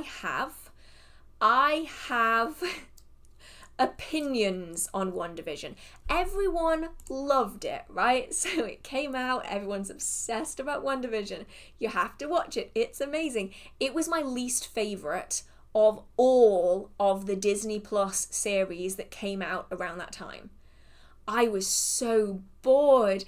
I was like dragging myself through the episodes being like, everyone has said that this is amazing. Why don't I think it's that good? And I never really got into it somehow. People absolutely love it, but I don't know. And I don't have Disney Plus anymore, so I'm not even going to watch the Agatha one. I don't even know what that's called, but they've just released like loads of stills of it, I think. Oh my goodness, I missed this. Thank you so much to Mark. When do you personally feel your spells are successful and the noted results just naturally occurring randomly? So to me, it doesn't matter. And I think that needs to be stated first, in that for me, it doesn't matter whether the result is because of my spell or because it would have happened anyway. I directed the energy that I needed towards it, which helps me to feel more focused on the intended outcome, but it could also have manifested the result. Either way, I still got the result that I wanted, and so to me, it doesn't really matter. But generally, I find that the workings that I consider to be extra special are the ones that they manifest exactly as I wanted them to, and I mean like to a T. So you ask for this, you ask for that, you ask for this time frame, and it gives you all of that exactly how you expected in the time frame. And it's like, okay, yeah, that's definitely the energy at play there. And then I can also ask the cards, is this something that happened because of my energy? Or is this something that was just a pure coincidence? And the cards will usually tell me pretty straight, because they don't lie. They are brutal most of the time. But yeah, generally, I don't really discern the difference. And sometimes it's just so obvious. You're doing a prosperity working, you light a candle, within like 2 seconds of lighting a candle, it's manifested. That's the ones where it's like, whoa, okay, that's really, really trippy. Let's do it again. So yeah, I think everyone's going to be different with that. Some people are going to overanalyze it. I try to not overanalyze my practice too much, because I know what I'm like. I know that I become obsessive about analyzing. And so I try to avoid that where possible, just to make my life a lot easier. And then thank you so much to Shadowlands Radio. I got a question. Do you know of any of the uses for the plant Great Garden Gall. Just to pull, curiosity, Great Garden Gall. I want to see if there's another name for this because I have never heard of this and I wonder if it's a local name. Let's have a look.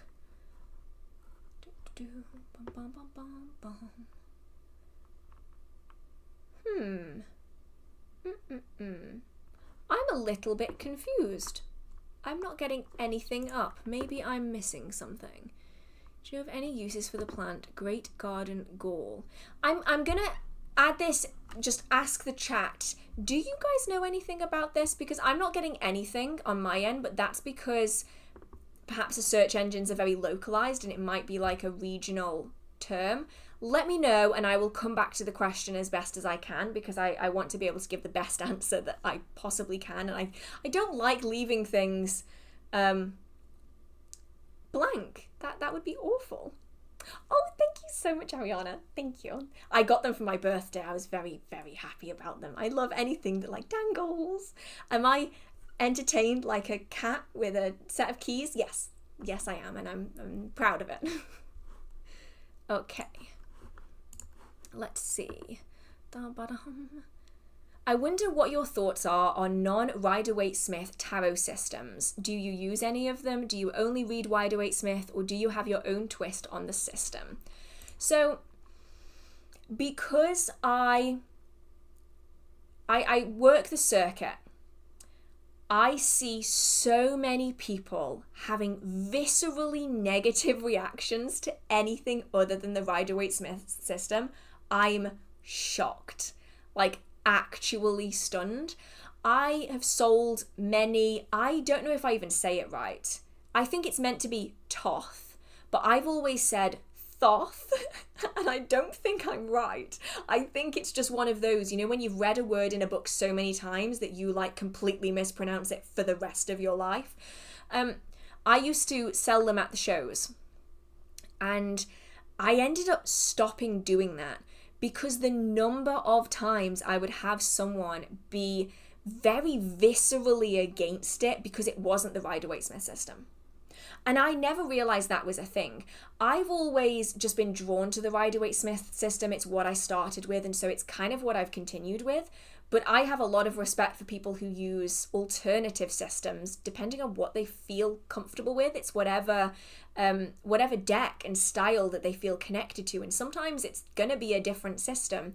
But I didn't realize how many people had very strong reactions to it. And in some cases, that's because of the people involved in that system. You know, a lot of people have a very negative reaction because they don't like Aleister Crowley, for instance.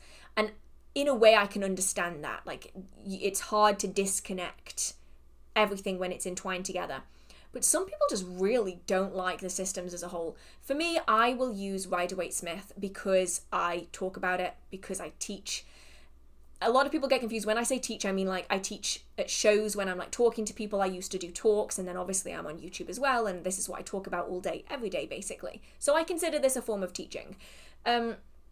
And so most decks that are published are based on the Rider-Waite-Smith system. And so for me, I find it most useful to be maintaining my level of understanding of the Rider-Waite-Smith system by using it as my primary form of deck.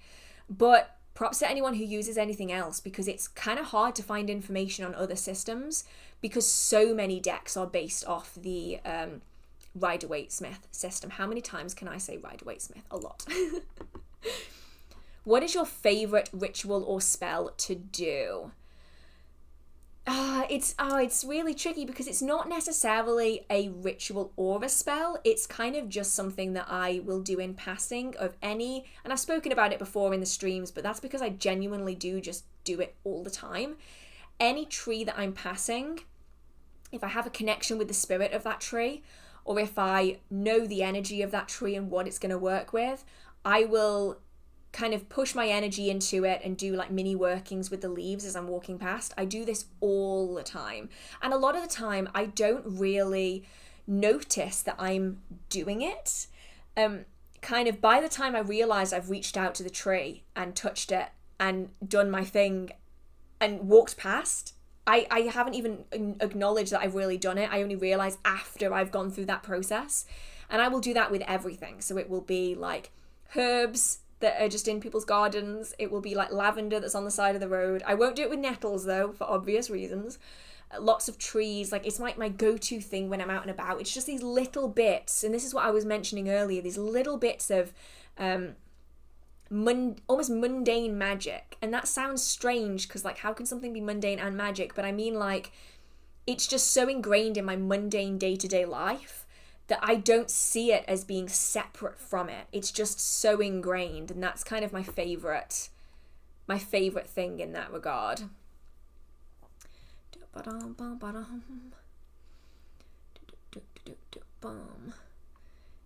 Do you have any nature spirits in your new garden? At the moment, it's kind of hard to tell.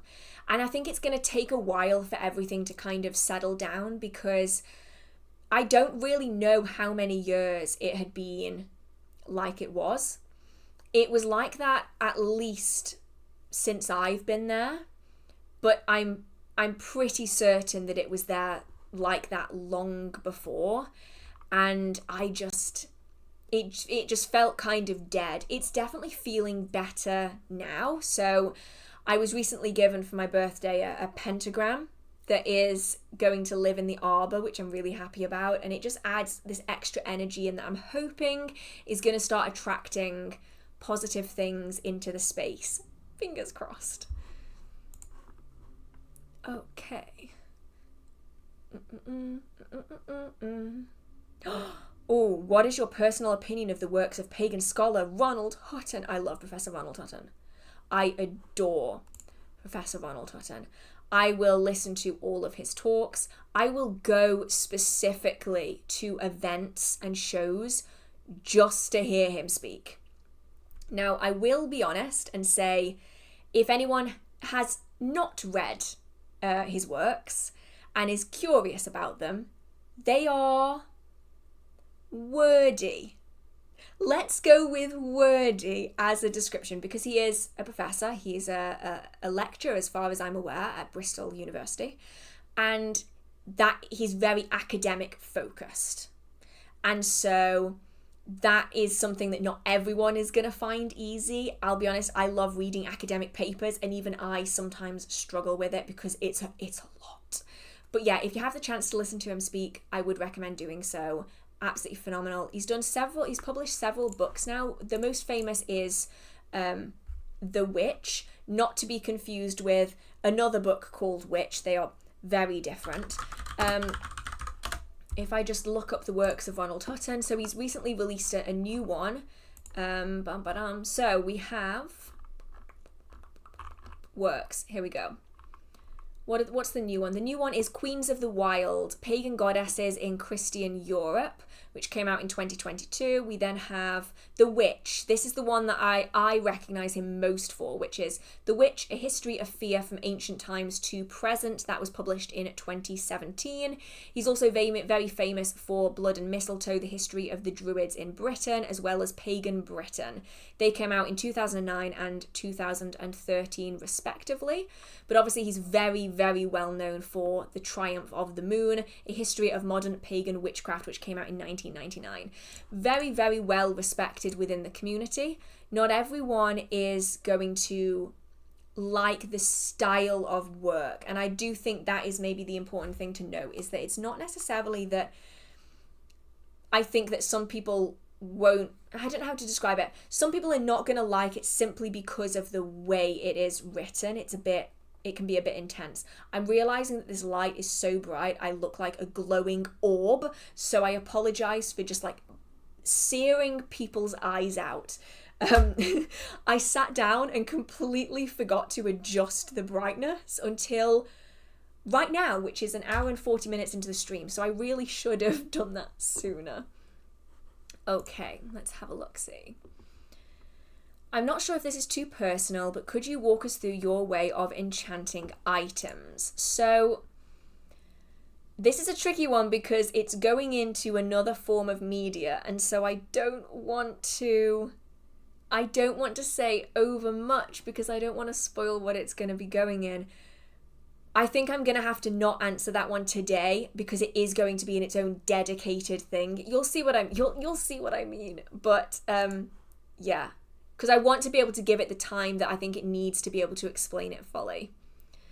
Okay, let's have a look-see.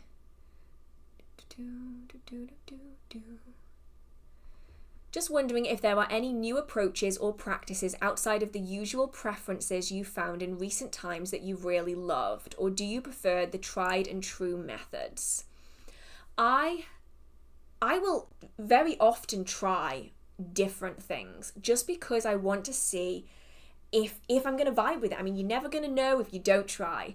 And so I'll often try like a few different things. And I mean, I mentioned earlier about the cards, how I used to use a spread. I used to actually use a 3-card spread. I did that religiously for years and years. So since I started working with tarot, I don't really remember when that would have been, honestly. Maybe like 2012, maybe? Something like that. To now, well, to recently, I was religiously using the same kind of spread all of the time. And then just one day in like 2022, I was like, you know what, I'm going to try a different technique. Tried it. Jumper cards is way better for me. And like, it's completely revolutionized how I do tarot. Maybe it's not witchcraft related necessarily, because tarot can be separate from it, but even shuffling the cards. If I am doing a reading for someone, I will work with their birth number and I will shuffle the cards in accordance to their birth number as a way of imbuing more energy into it. Works better than anything else I've ever done. And so like these things are constantly being added into my practice as time goes on. And yeah, I really like trying new things because I find things that I would never have thought to do, and then all of a sudden they're just deeply ingrained in my practice. Did you finish writing your book? Oh no, I'm still going. I'm still going. And then I had an idea for a different one, and then I ended up starting that one, and now I have not completed any of them, and I have even more to do than I did before. Why do I do this to myself? I clearly just like suffering at this point, because like, what? Oh, Great Garden Gall. I don't know why I said gal. My brain. Kind of looks like a nettle, but giant-sized. Interesting. So in which case then, you're probably looking at very similar properties. It's probably related in a way. Let me have a look-see.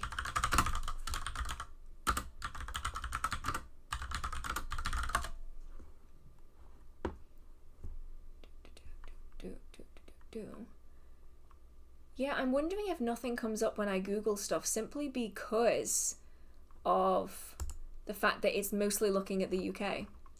But yeah, if it looks like nettle and it perhaps stings like nettle or has some defensive property, then it would be similar in the protection magic kind of style. I don't know the plant personally, so we're just going off general associations, which is something you can do with all kinds of plants too. You're just looking at how it presents itself to you. So if something looks like a nettle, it's possibly from a similar family. You're looking at similar-ish properties. So it could be for protection, it could be for defensive magic. If it grows really, really quickly, you can also use it for concealment charms, things that are designed to be kept hidden because it's going to be covered over really quickly by the plant if it does grow quite rapidly. It could also be good for abundance workings if it's something that does replicate itself very, very quickly, reproduces very rapidly, therefore whatever you're using it in is also going to reproduce very rapidly. So it could be used for those kind of things. Depending on where it lives, it could also be related to, you can also kind of tie it back into the land. So plants that often live by stagnant water are potentially better for workings that are designed to bring things to a standstill. They might be malefic or baneful in nature, they might not be, but they can be used to kind of slow things down. Whereas plants that are found in very hot areas or perhaps very sunny areas have a lot of that solar energy that you can then add into workings as well. So when it comes to figuring out the properties of a plant, you can go off books, and I would recommend that you do so alongside it, but also look at where it lives, how it grows. Its physical properties are often a really good tell over its associations. So an example for this would be brambles and also sunflowers. Brambles are very, very good for what am I trying to say? They're very good for concealment again. They're very good for defense and protection because of all of the sharp thorns. But they're also very good for healing as well, and they have been for centuries. And you maybe wouldn't realize it if you hadn't looked in a book as well. Whereas sunflowers are connected with that solar energy, and so they're deeply associated with abundance, prosperity, growth, fertility, all of that kind of stuff. And then they're also coloured yellow, which is good for all of these things as well. And all of these properties really tie back. And then when you do further research, you can look into the mythology and legends that are surrounding it. Right.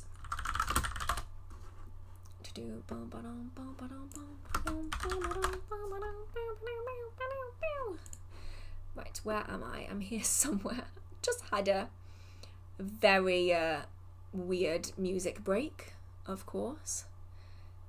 Do you have any favourite books or resources on the histories of magical practices, witchcraft and folklore? So I'll be honest when I say that I find a lot of books on the history of witchcraft are very flat. Does that make sense? Because it's very, very difficult to put so much history into one book that's probably 300 pages long, maybe. It's very, very difficult to do it. So I don't have like massive favorites. There are a lot of ones out there, but there are a few by people that I respect a lot within the community that I do think do a good job. So one of which would be The Witch by Professor Ronald Hutton. It's not going to cover every possible thing, but it does give a very broad view on witchcraft through history. And I will be honest, the first time I read that book, I got very, very defensive. Just while I'm reading it up, like just while I'm reading it, I'm not even a practitioner on the internet at this point. I'm just reading it as a person. And I remember feeling like viscerally frustrated with it because it just didn't line up with my understanding at the time. And then as time went on, I suppose when I was reading it, I would have been online. Anyway, timeline doesn't really matter so much. But I just remember feeling like very defensive about it because it pushed against the things that I thought I knew.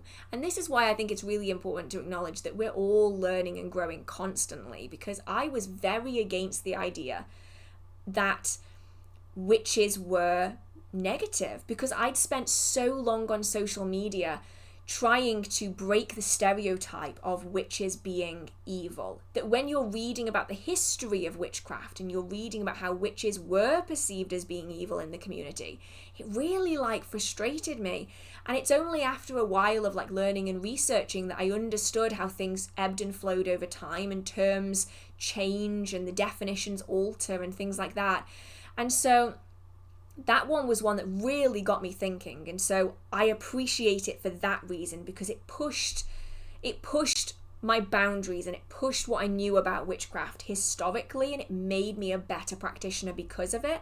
It's not going to be for everyone. It's not an easy read. The other one is, and I'll be honest, I don't even know if this is still available. I will just check. Last thing I want is to recommend a book that just isn't available anymore. Let's see. Please be available, please. Is it available? Is it? Yeah, it is. Okay, so it's called Cecil Williamson's Book of Witchcraft. And this one is described as being, if I can get it up,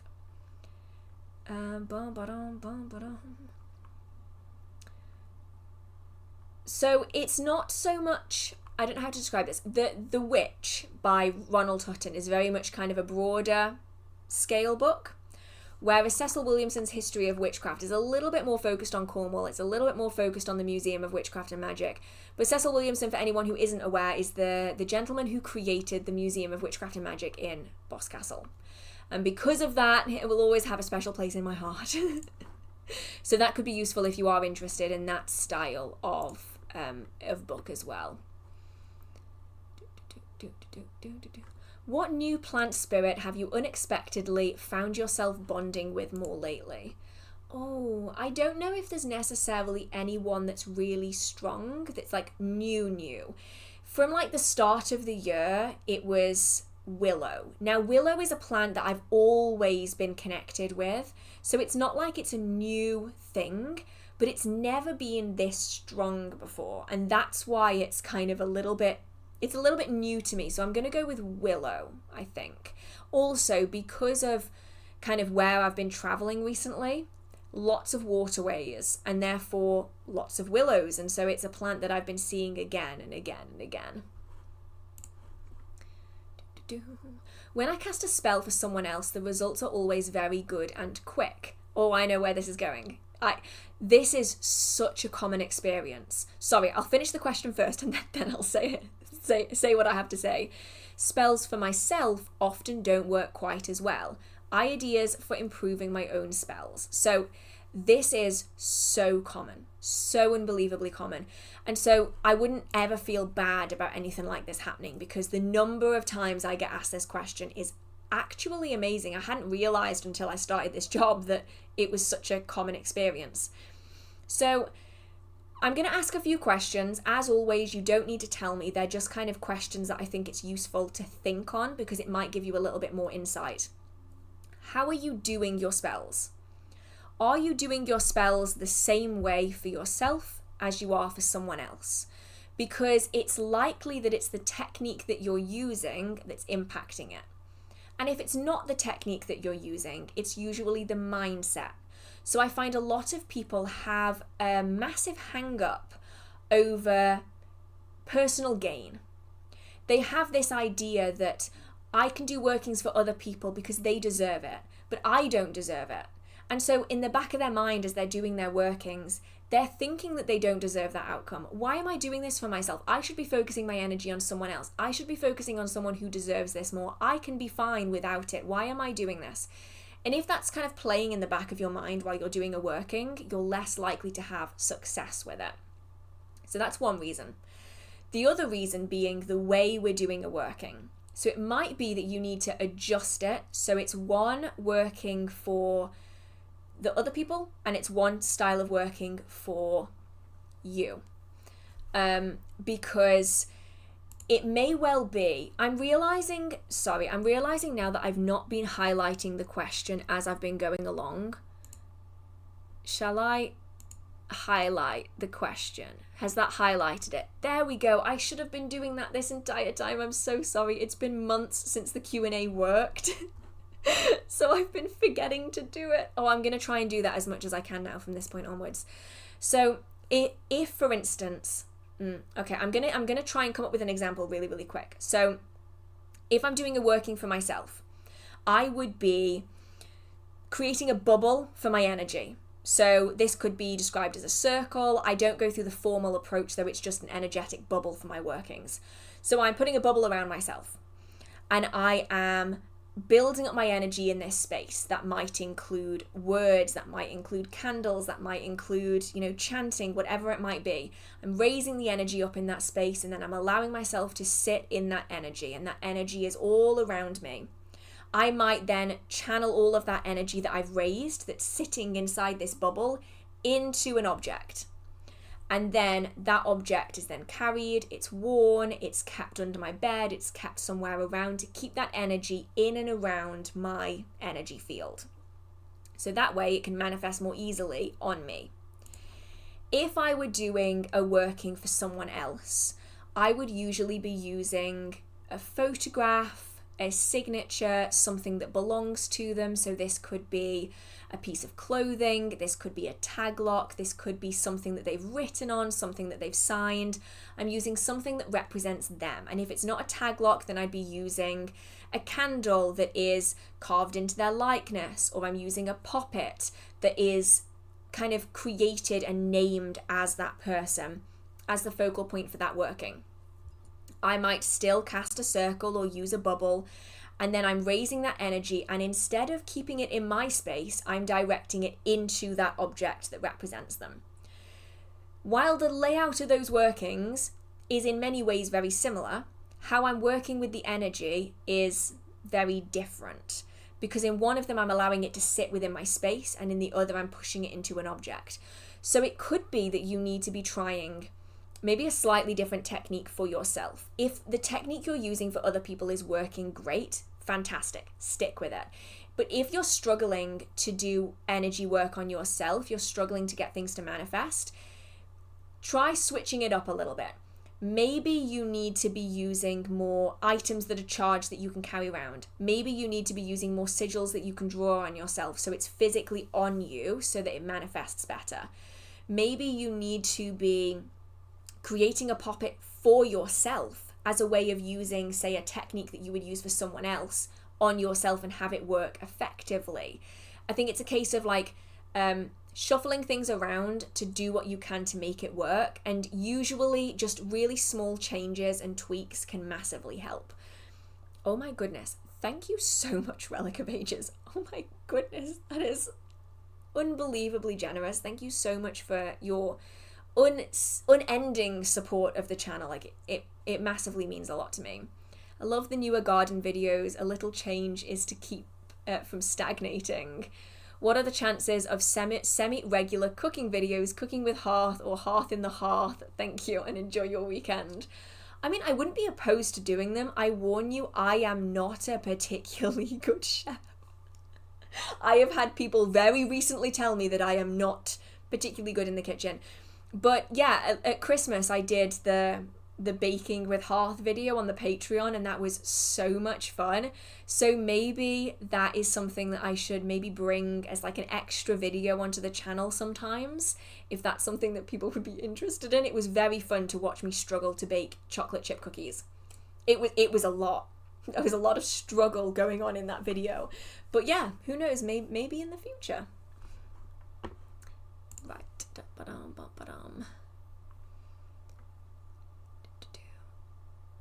Okay, I'm going to highlight the question. I've got to remember to do it. Is a trance state good for receiving visions, and how can I protect myself in a trance state? Yes, probably the best state that you could actually be in for visions is a trance-like state, because it opens us up to so much that is happening around us. So for anyone who wasn't here at the very start when I was talking about trance states, I mean, I don't even remember if I mentioned it then, but they are altered states of consciousness. So it allows us to perceive things that we perhaps wouldn't notice because our day-to-day life is kind of drowning it out. And so during dreams, that being an altered state of consciousness, as well as in trance, another altered state of consciousness, and also during meditation, where we're almost in this in-between, are fantastic times for receiving visions, experiencing spirit and deity encounters, working with familiars, working with servitors. It's a fantastic time for it. It's not always super comfortable for people though, because it is quite a vulnerable time, and it's why I would recommend protective jewelry. I would recommend sigils for protection being placed on yourself. If you can, put additional protections in that room, whether it's small protections like crystals that offer protection, or whether it's larger protections like wards and shields. Having something in that space just to offer you a little bit more security. If you have servitors or if you have familiars, having them be in that space for that purpose is a great way of doing it as well. Generally speaking though, you're not going to be at too much risk if you are doing it in your own space, as long as you have protections just to kind of help if anything, help keep yourself in a good mindset. If anything, the biggest risk to trance-like state is our own minds. Basically, it's our own thought process. Our overthinking is what can inhibit it. And I'm realizing as the stream is going on, I'm shrinking, so I'm going to sit on my cushion so that I'm not shrinking anymore. I don't know what happens. Every time I've been editing a stream this week, I feel like I just keep getting smaller as the stream goes on. So I love those more personal videos. I miss the vlogs. Or I looked back at some of the vlogs last week. Oh my goodness, so embarrassing. But it was 2020. I mean, it was like it's weird to think about it now. Like, for anyone who wasn't here during 2020, I basically did a daily vlog every single day. And I loved doing them. They were so much fun. They were a massive help for me. I liked being able to get out of my head. And because I was living alone, I had a lot of time just by myself. And so I would do vlogs every single day. And they're still on my channel, but I don't think you can find them. And I looked back at some of them and, oh man, that was something. I'm not sure I liked it, but that was something. I enjoyed it at the time though, and I'm glad that other people enjoyed it as well. Right, I am here-ish. Let's go for this one. I like to make spells pretty and special as I feel it helps my energy. Though I am closeted, I struggle finding alone moments. Any advice to make my spells powerful without loudness or many ingredients? So if we're talking about pretty and special, when I think pretty that doesn't require a lot of ingredients, that doesn't require a lot of noise, I think art. I think creating things and creating workings in artwork, in whether that's collage, whether it is sigil crafting, making things beautiful in the way that they appear through just little creative decisions that can be made. So I think maybe that could be something to look into, is art magic. And I consistently forget the creator that focuses on art magic on YouTube. I am so bad at this. Let's see if I can find them.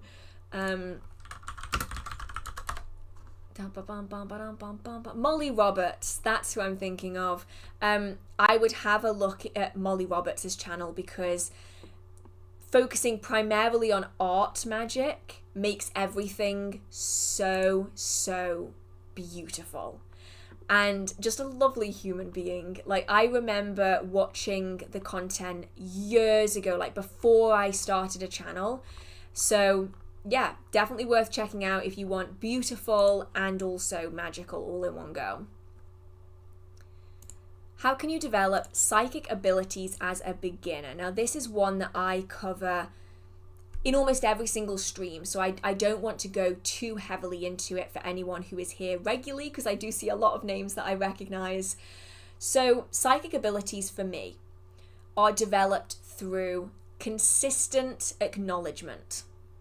And some of you out there, I can tell, are basically you're like mouthing this as I'm saying it because I say it so often. Consistent acknowledgement. So it isn't about doing anything bonkers. It's not about doing anything very grandiose. It's just about taking a moment to be present. Present in that space and acknowledging the things that are around. So if you see like a shadow out the corner of your eye, you don't have to jump into it and say, oh my God, it was a ghost. But you can just say, okay, I definitely saw that. That was unusual. I'm going to note it in my mind. You can note it in your mind. You can write it down in a book. I have a book that I put a lot of my spirit encounters in.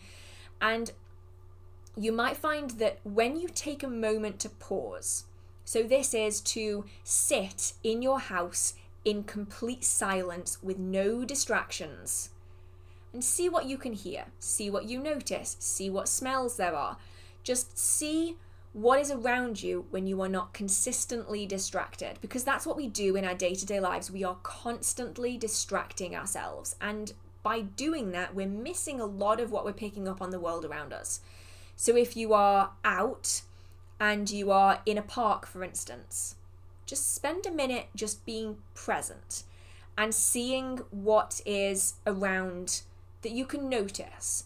Are the leaves rustling? Are you looking at the flowers? Is there a particular smell? And the more time you spend doing this and picking things up, the more you might notice unusual things happening. You might start noticing that when you're in your home at night and you spend 5 minutes doing this, that you notice the smell of perfume. Except you don't own any perfume that smells like that, and you don't know where it comes from, and you start noticing it at the same time every single night. Or you might go to this one park, and every so often, when it's really quiet and no one else is around, you might hear laughter that doesn't seem to be coming from anyone or anywhere in particular. It's just there. You might go somewhere and notice little bits of light in the corner of your vision, as long as it's not caused by something unusual like an aura migraine or anything like that. You might start noticing those things, and the more you spend time being present and the more time that you acknowledge the little things that you are seeing, smelling, hearing, the more they start to build, because your mind starts focusing on it more, it's more willing to acknowledge it, and then more things start coming through. And it's one of those where being present is really, as far as in my experience goes, the most important thing. Because if we are consistently drowning out things that are around us, we're never going to experience them. Another way of doing it is to develop your energy work. So the more we develop our energy work, the more we're able to experience the world around us energetically, which can help us further develop psychic abilities.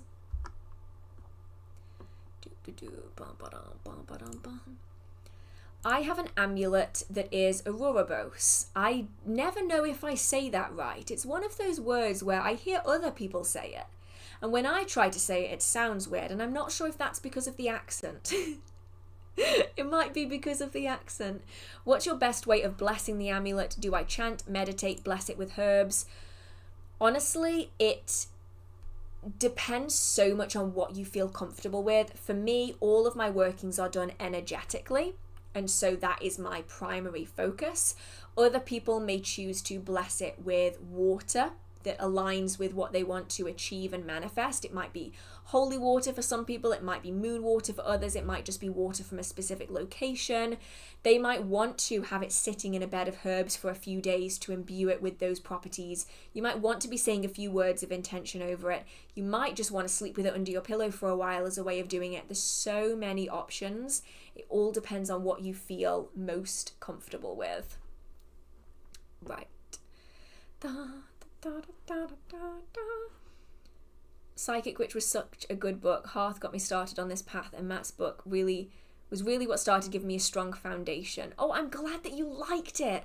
I recommend so many books, and I'm always like, I hope people actually like this. But Psychic Witch by Matt Oren is a really good start. Like, really good. Right. How do I find the level to influence entities when it happens that they seem to be completely untamable? This is a tricky one, because I suppose it depends on what the aim is in all of this. Because a lot of entities and spirits, it isn't about taming, it's about working with, in my experience.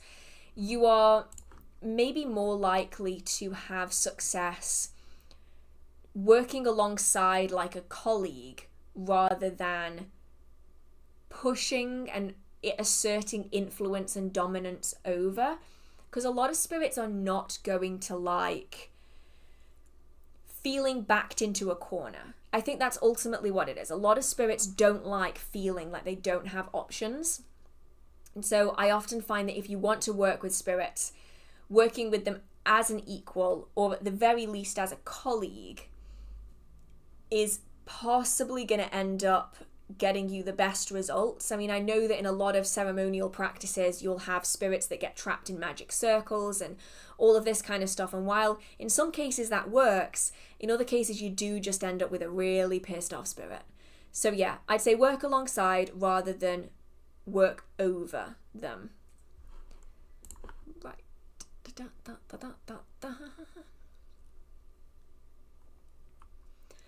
I've already answered this one. Some of them are duplicates, and if they are, it will have already been answered further up.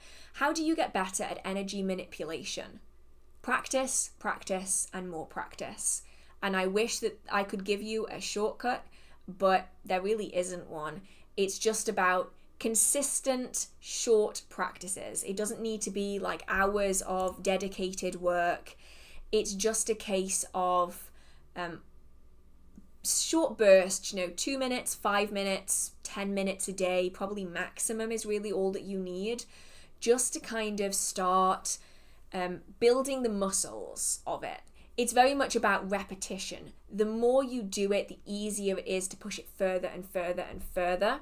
And you will find that if you stop practicing it, it gets harder and harder to do. And then you have to start working those muscles again to be able to get to that point where you were again. So it is just about consistency and practice. Oh dear. Oh, this is a new one. The Q&A has duplicated itself. What? How has it done that? Oh, and it's jumped. Weird. Oh, that's weird. I hope I haven't lost too much. No, I'm so confused. The chat has the Q&A has just duplicated itself. Oh dear, that's weird. That's very strange. Huh. Weird. But then it stops. Oh, I don't know what's going on. YouTube is doing its... Yeah, someone goes, oh, yep. I feel like Scooby-Doo needs to be involved here because... Oopsie daisy. Okay, I'm just gonna have to go from the first one that I'm pretty certain I've never seen before and hope for the best.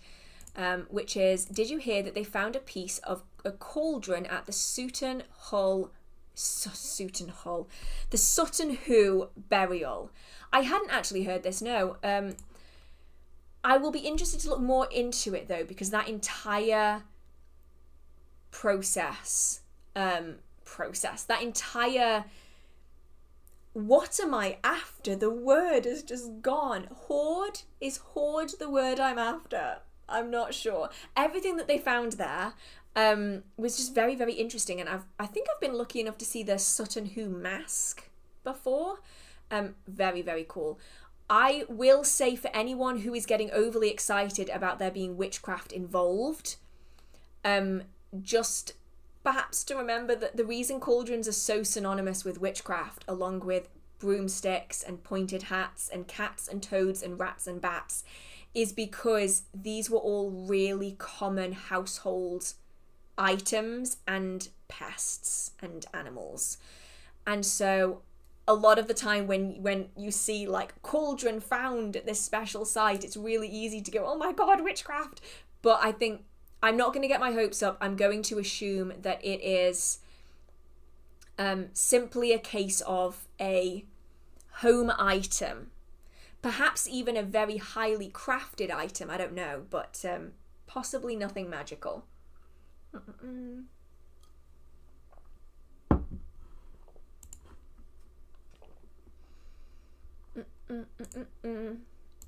Right. How would you banish a malevolent spirit or entity from your home or a person, not just a simple cleansing? So the problem with this question, it's not a problem, but it's just something that I'm not going to be able to give all of the answers on because it is so individual. You can ask 12 witches for a banishing spell. They're going to give you 13 answers, and some of them are not going to be applicable for your tradition, your situation, your religion, tradition, spirituality, culture, heritage, all of this kind of stuff. So generally speaking, I will not give specific spells on things like this because my style of practice may not work for you. I do, however, have a very set technique that I use. So if you're doing a banishing, you are looking at a very specific style of working. So some people have got to the point where they are using the term banishing for everything. If it's a cleansing, it's a banishing. If it's a protection working, it's a banishing. No, it isn't. A banishing is a banishing, and a cleansing is a cleansing, and a protection working is a protection working. They're different things. But if we're looking at banishing, it is a very specific style of practice that is designed to remove a spirit from the vessel within which it is residing. That could be a person, that could be an object, that could be a building, like lots of options here. But I feel the need to emphasize that it is only going to remove it from the object, person, or item.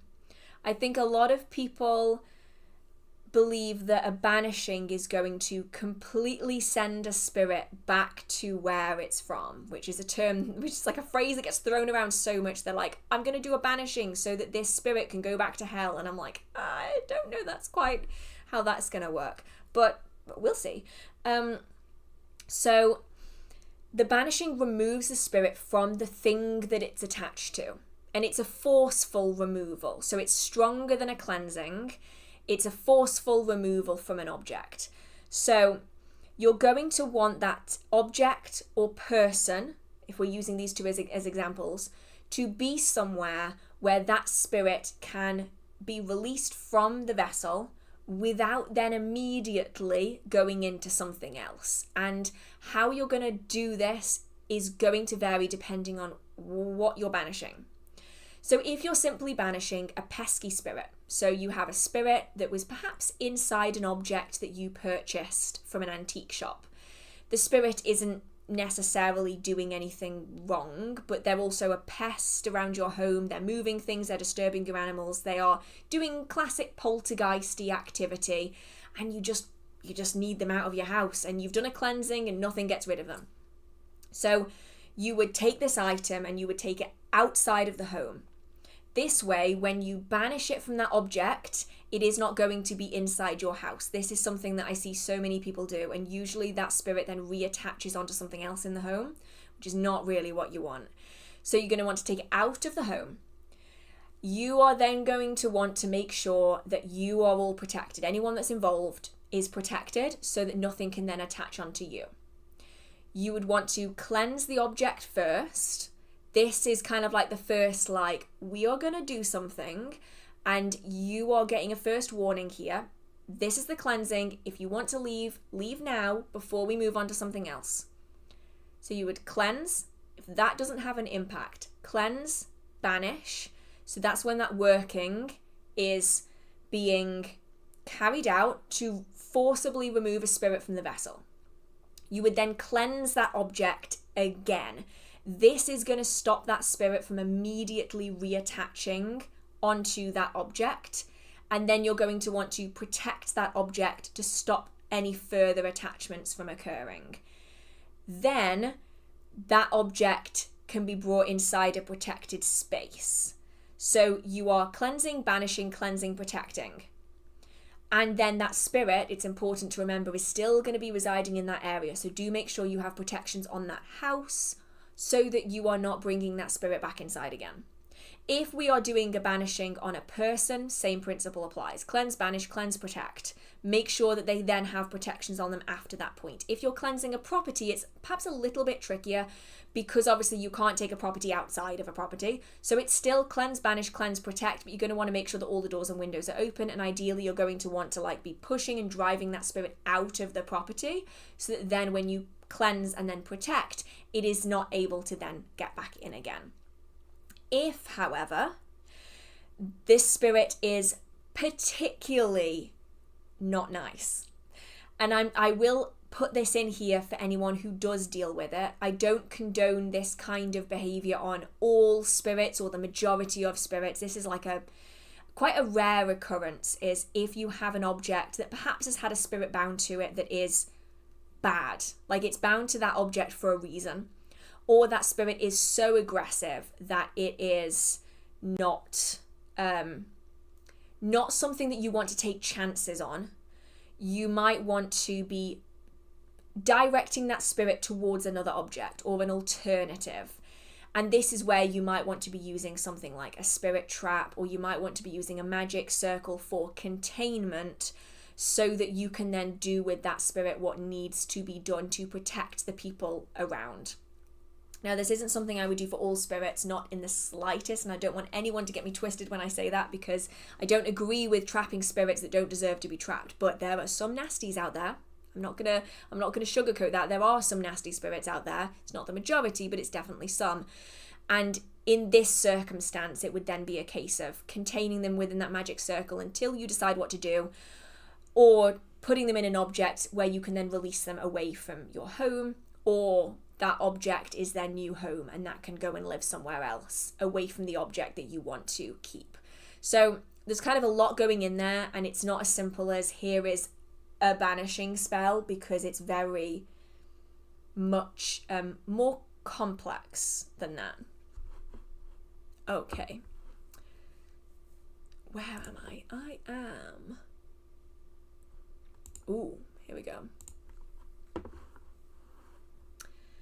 I keep getting the 8 of Swords when I ask how I can find my path and how to be content in my life.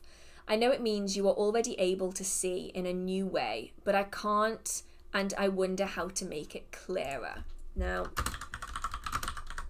I use the imagery rather than the names, so I'm just going to look up the artwork. Oh, yeah, see, I read this card very, very differently, and this is where different readers will get very different meanings from all of the cards that they read. So for you, when you get this card, to you it means you're already able to see in a new way.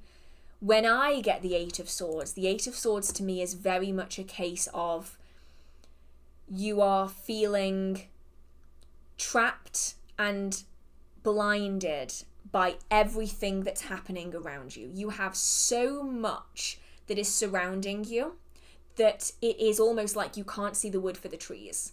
So it's less about you're already able to see the new way, and more that you have so much going on around you that what you want is right there.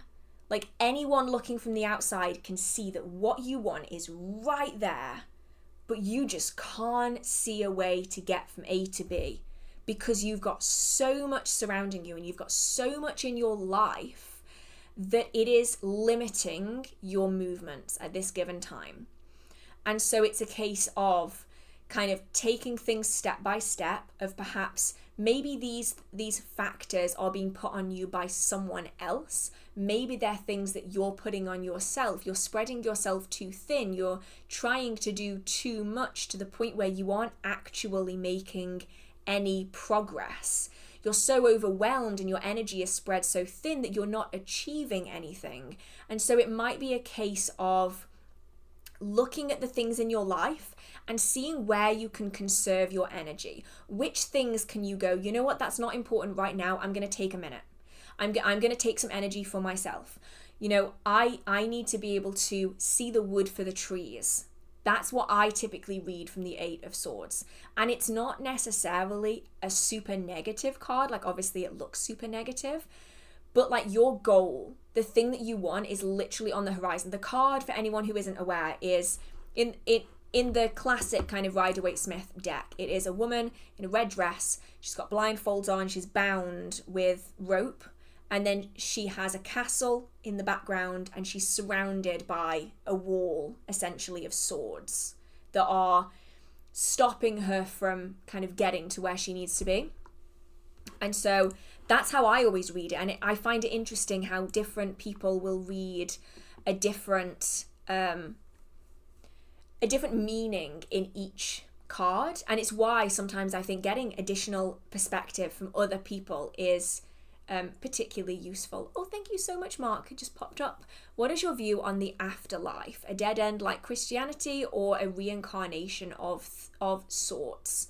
So for me, I am very flexible on the afterlife. I've met too many people who've had past life experiences to not believe that reincarnation is at least one option. My thought process has always been, is one belief system right, or are all belief systems right in their own way. A little bit like how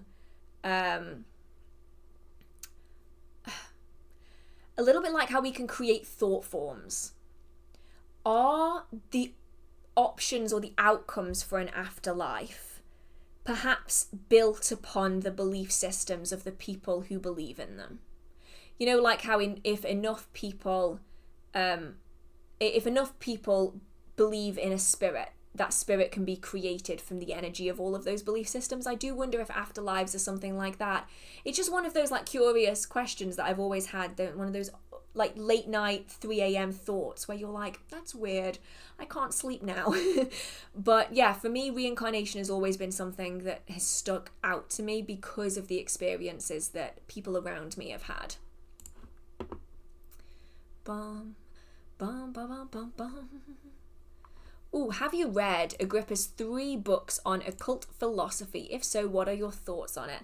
I haven't. They're actually on my to be read stack. I want to be purchased stack first. They've been published through Black Letter Press, and they're beautiful little books. And they are like the next ones that I'd love to get and read. So when I do, I'll have to let you know.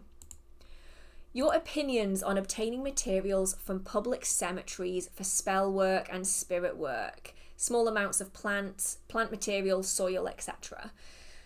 I think that it is fine, and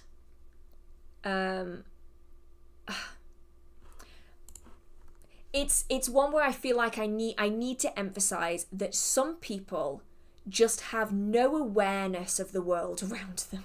And that sounds horrible, but I think it's fine if you do it the right way and you do it with respect. But the problem is that there are some people in the community who do it with no respect, and then everyone gets a bad reputation for it.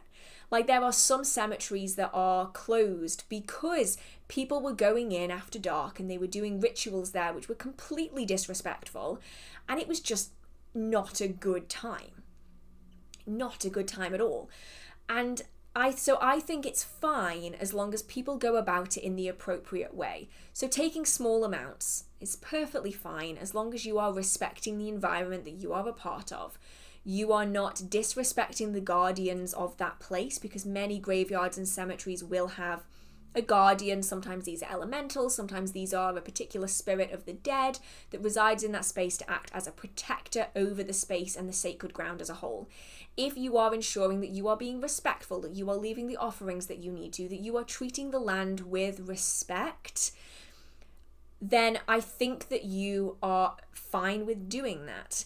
If you are, however, taking plant matter or soil from particular people, so not just from under a tree or not just from the edge of a fence, if we're talking about particular people's graves, then even more respect needs to be added in then, because they will care.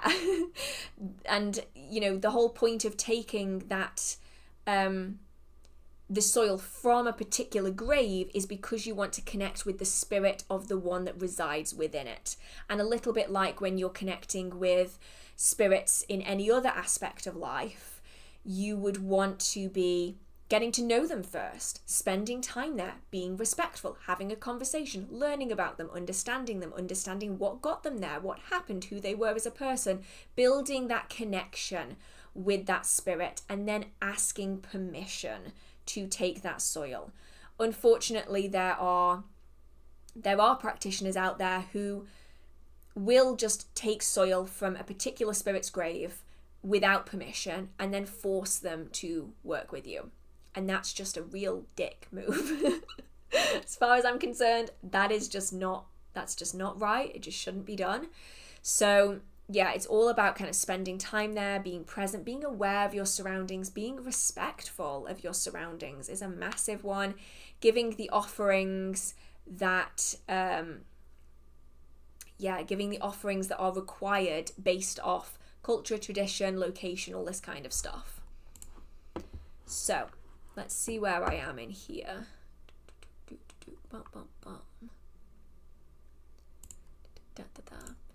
Please, more tarot tips. How do you read a card that's seen as mostly negative in a positive spread position and vice versa? I know all cards have a positive and a negative, but I struggle.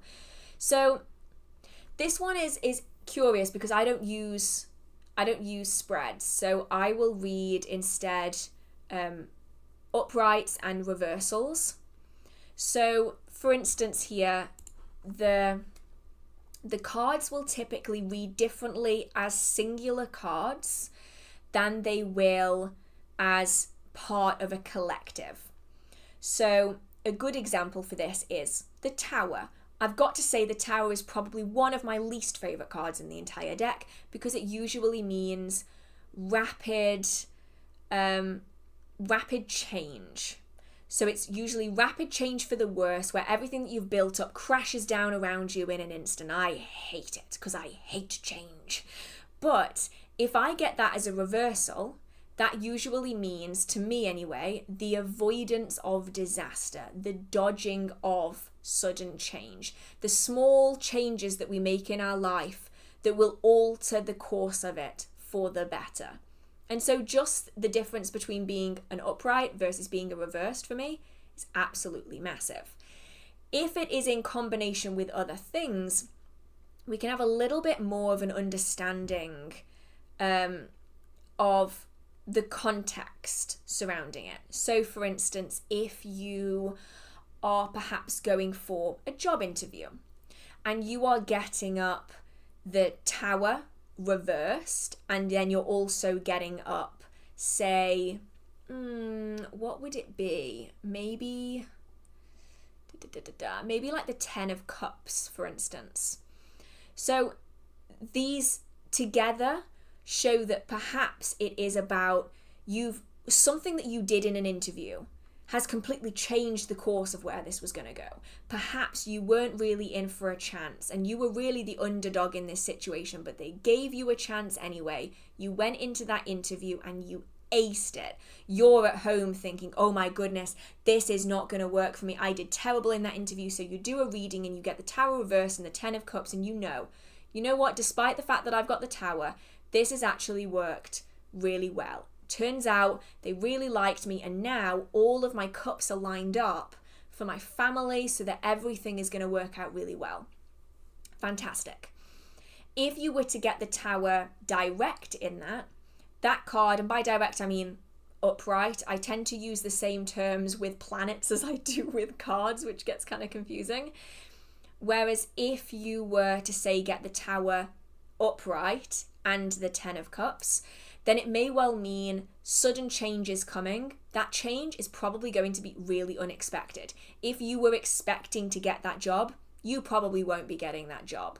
But you may well be finding that you haven't got that job and everything feels like it's going to come crashing around you, but it's going to lead you to a 10 of Cups situation, which is a really positive situation. It's all about like fulfillment and just generally having everything lining up for you. And so that's a way of reading it in a way that has a more positive light. And so all of the cards can be positive. I mean, people see the Devil card as being really negative, but generally speaking, it is about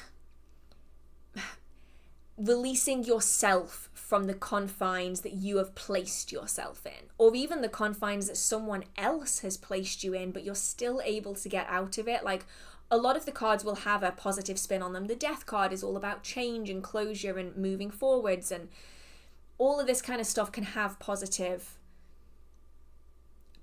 outcomes to it. It's usually just about how it relates to the cards that are surrounding it. Right, where am I?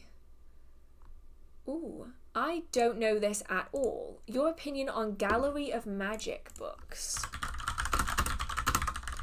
I don't know what this is, so let's have a look-see. Gallery of Magic. Ooh, okay. I am pretty certain that I have one of these. Let's have a look. Let's see which one of these books I have. They look very similar to one that I have.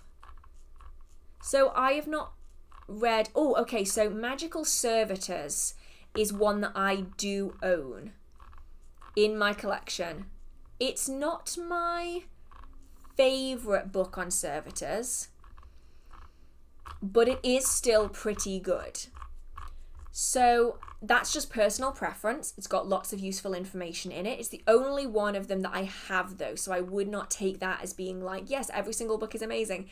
It's a pretty good book on magical servitors. It's not my favourite, but it's pretty good. And so could be worth looking into the others perhaps. I can always check them out and see what I think.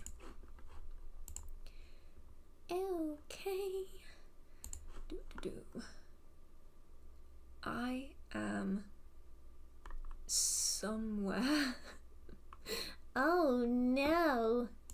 Okay, now this is a really, really common question, so I'm going to run over this super duper quickly because I think I've probably covered this about 65 times in 65 live streams, but it's just one of those things that is always, it's always a worry for people, I think, is like how to get started. Like, how do I even get into it? Like, so what do you recommend for a beginner who wants to start spell work? It's like a big step going from like research into active spell work. So the biggest tip that I can give is make sure that you can walk before you run.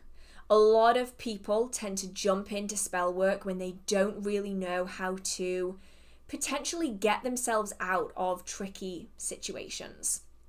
So I'd say make sure that you have your basic foundational practices covered. Make sure that you've got your energy sensing, your centering, your grounding, your energy manipulation. You can visualize if you're able to. Make sure that you've got these things covered. And then also, ideally, you're going to want to have an idea of where to start. So pick something that is going to be fairly comfortable for you to do. You don't want to be doing something that's immediately going to make you uncomfortable and break you out of that mindset. So I would typically recommend starting on a spell for yourself. I would recommend protection because you can do as many practice protection spells as you want. They're just going to layer on top of one another. It's not going to really have any kind of negative associations. It's just something that you can practice with. So start with something small and manageable. You don't need to go for a massive ritual. Just go for something really small, perhaps a tea light with a bit of oil and a few words, just to practice working with your energy in an active sense. Outside of just practicing your energy work, you're actually using it in a practical way for the first time. And just do something where you can focus on the little aspects of what you're doing. So it's not so complicated that you're overwhelmed. It's just enough so that you can really focus on everything you've learned so far and directing it towards something useful. And then keep a diary, ideally. It doesn't have to be anything fancy. Just like it could be the notes app on your phone. It could just be a notebook. Keep a diary. It's going to be really useful for the future. Okay. Now, I'm going to open this one up to everyone because I don't know that many places. So this is, I'll be in Manchester and London in a couple of weeks. I won't have a car. Any suggestions on witchy stores or spiritual areas to visit, especially wells? So I'm going to open this up to anyone who lives in the areas of Manchester and London. Do you have any places that you would recommend people visit if they are particularly witchy? I do find this isn't about specifically about the person who asked the question or anything. I always just find it to be really comical. I get a lot of people from America who they'll send me like a DM on Instagram, or they'll send me an email, and it'll always be worded in a very similar way. They'll say, I'm coming to London. What magical things can I do? And I have to keep reminding myself that I think a lot of people don't realize that London is one small area in the entirety of the UK. And I can't even remember the last time I went to London. I think it was probably about 12 years ago. And I get one of those emails on a regular basis. And I think I suppose it's a little bit like someone saying, I'll be in America on this date. Like, where should I go? And it's just like, I think it's a lot different than people expect it to be. I just always find that one really comical. But yeah, if anyone has any suggestions, do let us all know, and maybe we can all collectively have somewhere interesting to visit. Right. Does mental health interfere with things like tarot and divination, like anxiety or depression? Can that negative mindset interfere with the accuracy of your craft? Now, I'm going to say this from someone who has struggled with my mental health my entire life. And to say that, yeah, I think in a way it does, but only in the way that it will also influence your life in general. I mean, I've had a generalized anxiety disorder for as long as I can remember. I can't remember a point in time where I didn't feel anxious. And so I'm never going to say to someone, you shouldn't practice if you have an anxiety disorder, because in which case I shouldn't be practicing, because that's just part of who I am. Like I can work on it, I can improve it, I can do the work to get myself into a better place, but it's always going to be in the back burner. You know, I'm always going to have OCD. I can improve it to the point where it's completely manageable in my life, but it's always going to be there, you know. So I'm never going to be the person that says, oh, you shouldn't be practicing if this and you shouldn't be practicing if that. It's just about finding workarounds for it. If you are struggling with depression, it's always going to have an influence on your life. It just is. If you're struggling with anxiety, it's always going to influence your life. But whether you allow the influence to negatively impact the things that you do is a different matter. And it's about finding ways in order to manage that in as healthy a way as possible. Whether that's having someone really trusted that you can talk to, whether that is talking to a professional, whether that is doing therapy, you know, whatever it is that you feel is appropriate in your circumstance that can help improve it. But it is going to have an influence on your magical practice like it will in your life. And I do find that if I'm struggling with my anxiety, I have a tendency to overthink, to spiral. And so that then influences my readings as well, because I then start reading worst case scenario into all of my readings. And so that's why I will write my readings down. So I write down the question that was asked, the date that I asked it, the card deck that I used. I will then write down the question and the cards, as well as the meanings of all of the cards. And I will do that for every single question that I ask. And then I, at the time, will write down what I think that those cards mean and represent in a bigger picture. And then it means that at a later point, I can come back and I can look at that spread and I can see whether or not that mindset I was in was influencing how I perceived those cards. Because if I look back on it in a different mindset, I can see that I would read those cards slightly differently. And so it can help give you more insight. It can help improve kind of the way you are feeling. You know, sometimes focusing on something else can be really, really good. You know, just getting out of your head a little bit and focusing on something else. But yeah, as always, and I will always say it and I always will, please make sure that you take care of yourself. Talk to someone if you feel the need to reach out to someone if you are struggling, and always make sure that you are focusing on mundane over magical, because I don't want anyone to get themselves into a difficult situation by prioritizing the magic over the mundane. Okay.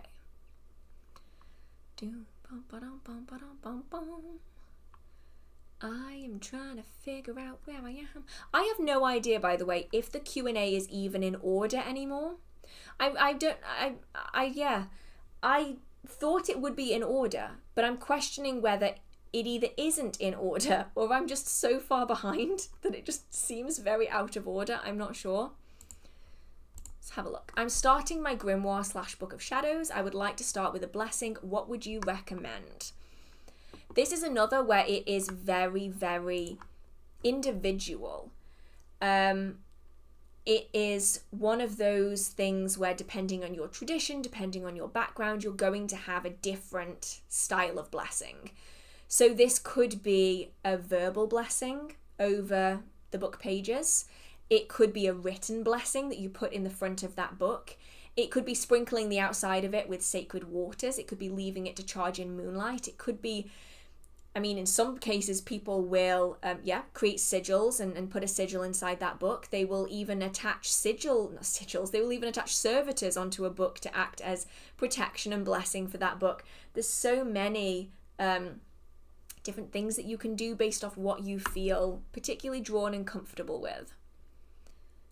Right, I am here.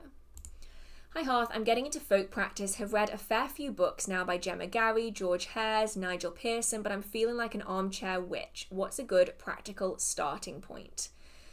So the core fundamentals of folk magic and traditional witchcraft, in the varying varieties that there are, is the fact that they are rooted in place. So they are different to other traditions such as Wicca, such as modern witchcraft, which can be kind of copied and pasted everywhere that you go. The spirits that Gemma Gary speaks of are not going to be found in Northumberland. They're not going to be found in Liverpool. They are found in Cornwall. And so a lot of the teachings in these books, a lot of the practices that are discussed in books such as The Devil's Dozen, for instance, which contains a lot of different practices that Gemma Gary carries out herself, while they are useful as a framework, they need to be rooted in a sense of place. And so if you can, I would recommend looking into the folklore of your local area. What kind of hauntings or spirit activity do you have? Are there particular stories of merfolk or of fairfolk? Are there particular nature spirits that are prevalent? Maybe they even have names in your local area. Are there sites of significance, whether they be caves? Are they woodlands? Are they hill forts or long barrows? Anything like this that could act as a focal point to ground that practice into the physical place. And then it's a case of getting out into nature, learning about how the energy of the place feels. You might want to call it sproul if you've read a lot of these books, like figuring out how it feels in the area where you are. Spending time in nature, looking at the different plants that are found locally. Can you notice any spirits attached to them? Are you noticing any fair folk? What kind of energies can you pick up on? Maybe try just sitting and meditating and being present in that space to see what you get. And then you can start transferring some of the workings into the land that you are working on, adjusting the spirits to match accordingly, and just trying to root your practice into place. And even just really little things. It doesn't need to be like massive rituals. Even just gathering energy up from the earth to put it into your magical practice is a really good starting place when dealing with traditional witchcraft. Maybe even working with laying a compass to get a feeling for the energies that are in that particular area that you can open yourself up to. Okay.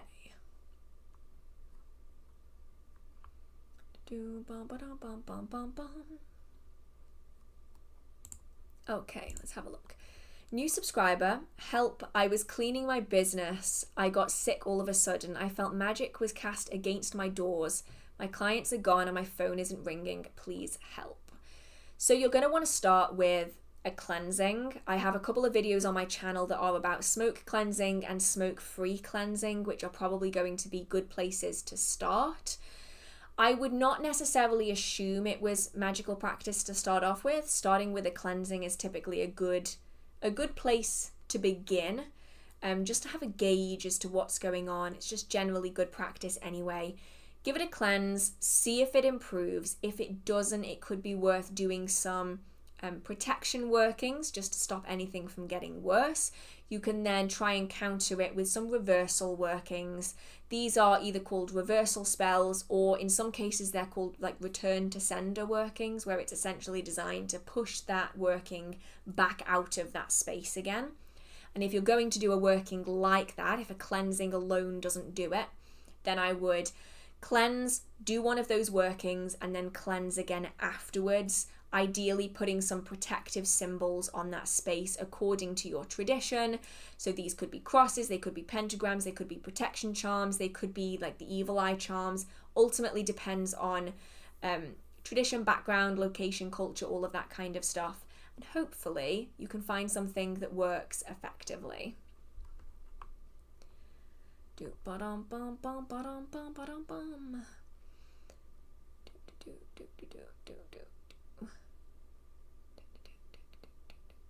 Oh, here we go. So, I've recently purchased my first pendulum. I'm hoping to access parts. Any advice on getting started? So, I do have a video on pendulum divination. Is it actually still up? I need to check, because I very often will, like, I will go back through my workings and I'll go, I don't like this one anymore. And I will private them with the intention of like remaking them, and then sometimes I don't. Yeah, so I have a guide to pendulum divination. Oh my goodness, I published that in 2019. Is my hair orange in that video? Probably. It will probably be orange in this video. Oh, so embarrassing. But I have that video still up on my channel. Oh, it is very, very orange. Okay. So that's kind of the very basic guide to how I get started with my pendulums. That's how I use them on a, I was going to say day-to-day basis, but I actually don't work with pendulums half as much as I used to. But that is the general guide for how I do them. I will start, especially if you've just got your pendulum, it's worth spending some time connecting with it. So placing it under your pillow while you sleep for a while, keeping it close to you while you're doing spell work and rituals. These kind of things can help us to really get accustomed to the energy of that magical tool, and also have the magical tool's energy be connected to ours. So it's a way of linking us together. And then it's a case of just starting by asking for a yes and asking for it to show you a yes, then asking for a no and ask it to show you a no. Ask it to also show you a maybe or an I don't know, because this is a really useful in-between. For me, my pendulum just kind of, I don't know, is basically the answer that I get from it when it does like a little shimmy. And that's generally how I know that it's either an I don't know or an ask again later. Sometimes that's also the sign of it's way too soon for this, like not enough is known, ask us again in like a few days. And so then when I ask again in a few days, it'll give me an answer then. So you can then obviously expand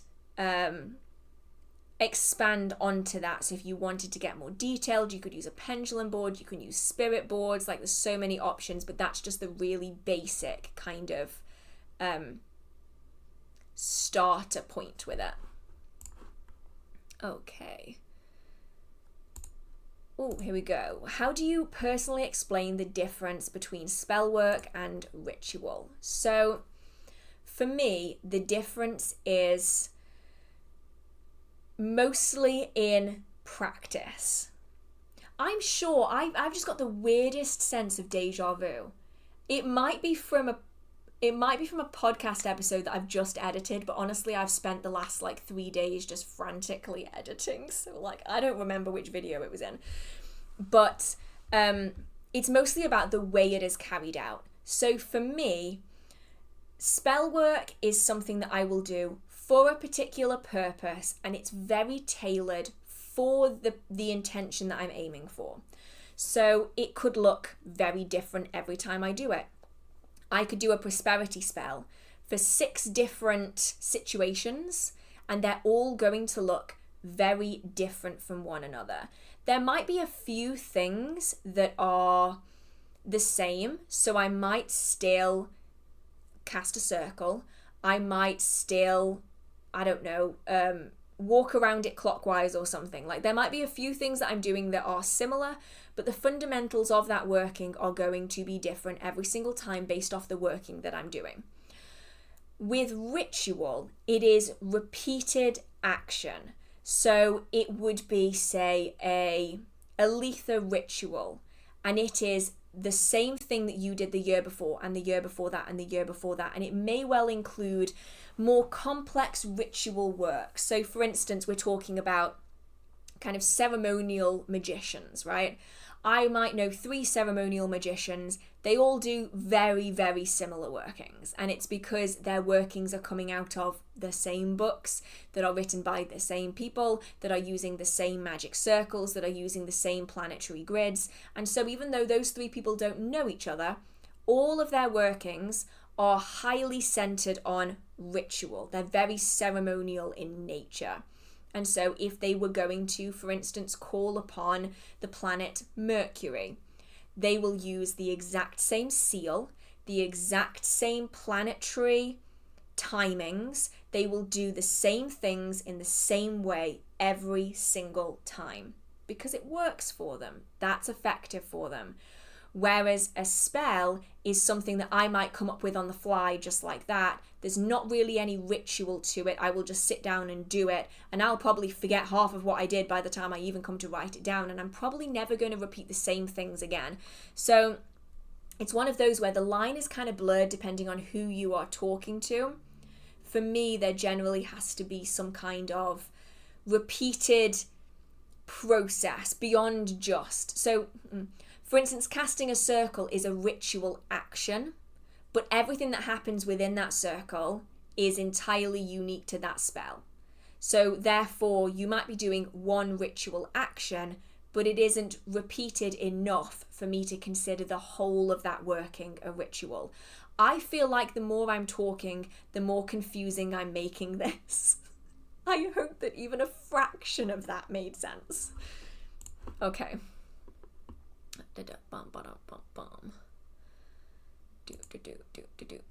Any ideas on spells I can put on my car and or mum for safety? I'm a beginner and have only done a few workings so far. She has had 2 issues in the past week. Wow. So I would recommend to start off with a cleansing, just to make sure there's nothing attached onto the vehicle that could be causing issues. And then I would recommend maybe a sigil on a piece of paper that you can put in the glove box. I don't know what you call it in America. We call it the glove box. It's that compartment in the dashboard of the car that usually has like the paperwork for the vehicle in it. So you can create like a sigil to go in there, or even better would be something like a spell bag that you can put a sigil in, as well as protective herbs and maybe some crystals, tag locks even, that you can then put in that in the glove box. If you don't want... Oh, glove box is American too. Fantastic. It's one thing that didn't change. You've got like boot and trunk, bonnet and hood, tap and faucet, and all manner of different words, but at least that hasn't changed massively. If you don't want something to be in the vehicle though, I would recommend making a poppet of the car.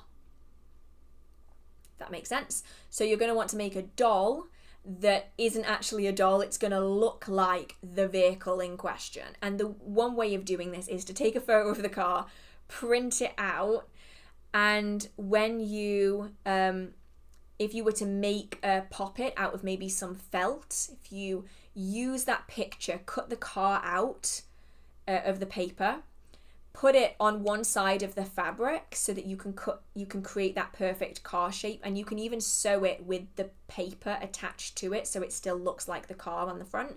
And then inside you would put tag locks or any hair that you can find, anything like that you can add in, as well as items that represent protection. You might want to also create a sigil that is protection while driving, for instance, and then you would use your energy on that in your space, so it doesn't have to be in the car. It can be separate from, but it's going to do a similar thing. So let's see where I'm realizing that it's been hours and I haven't fully reiterated anything. So if you are new to the live stream, hello, hi, thank you for joining me. The live streams are designed to ask questions about paganism, witchcraft, ritual, spell work, and sometimes just odd, interesting questions about me. If you fancy, I don't mind that either. And we do have a Q&A tab working this evening, which is quite unusual. So if you just want to click the top bar that says, it's got like a box with a question mark in it, that will take you to the question tab where you can ask any questions if you would like them to be answered. I am working behind the chat as always, so it might take me a little bit longer than usual to get to all of the questions. But yes, please be patient, and I will do my best to get to as many of them as I can. And now I've got the hiccups. So, right, where am I?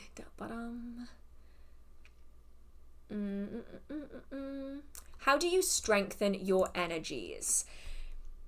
It's usually about making sure that they are balanced more than anything else. So if you're noticing that your energy, your magical energy is quite weak, it might be because a faucet. Like Americans say a faucet instead of a tap, don't they? My accent makes it sound weird because I'm not American. You might have noticed. Yeah, like a tap is a faucet, isn't it? I'm doubting myself now. This is like the whole Sesame Street count thing all over again, like from last month. Anyway, yes, strengthening energies. So if you're finding that your personal energy or your magical energy is quite low, it might be that you are actually releasing it out into the world without realizing it. So it could be that you need to amplify your energy by drawing stuff up from the earth. So you would ground your energy and then draw some up to the earth from the earth to balance everything out again. And then if you're feeling like your energy is too high, you can then return some to balance it out as well. Right, where am I?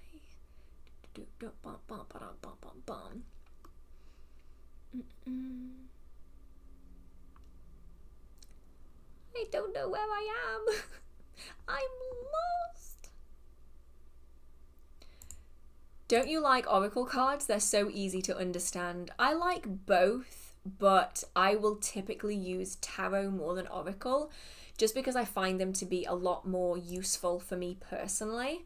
So I really like some oracle decks, like I like the Work Your Light. I also like the Green Witch Oracle, that's a good one. I also like the Magical Waters Oracle. It's by the same person that created the Work Your Light. They're all really beautiful. It's just I tend to prioritize tarot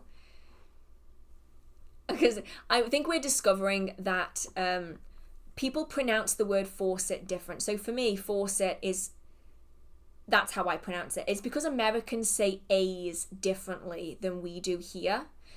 Like I find Americans have a very rounded A sound to their voice, like the accent. I know lots of American accents are different, just like lots of English accents are different, but Americans often very over pronounce an A, whereas we don't. So it's faucet instead of like, do people say like faucet?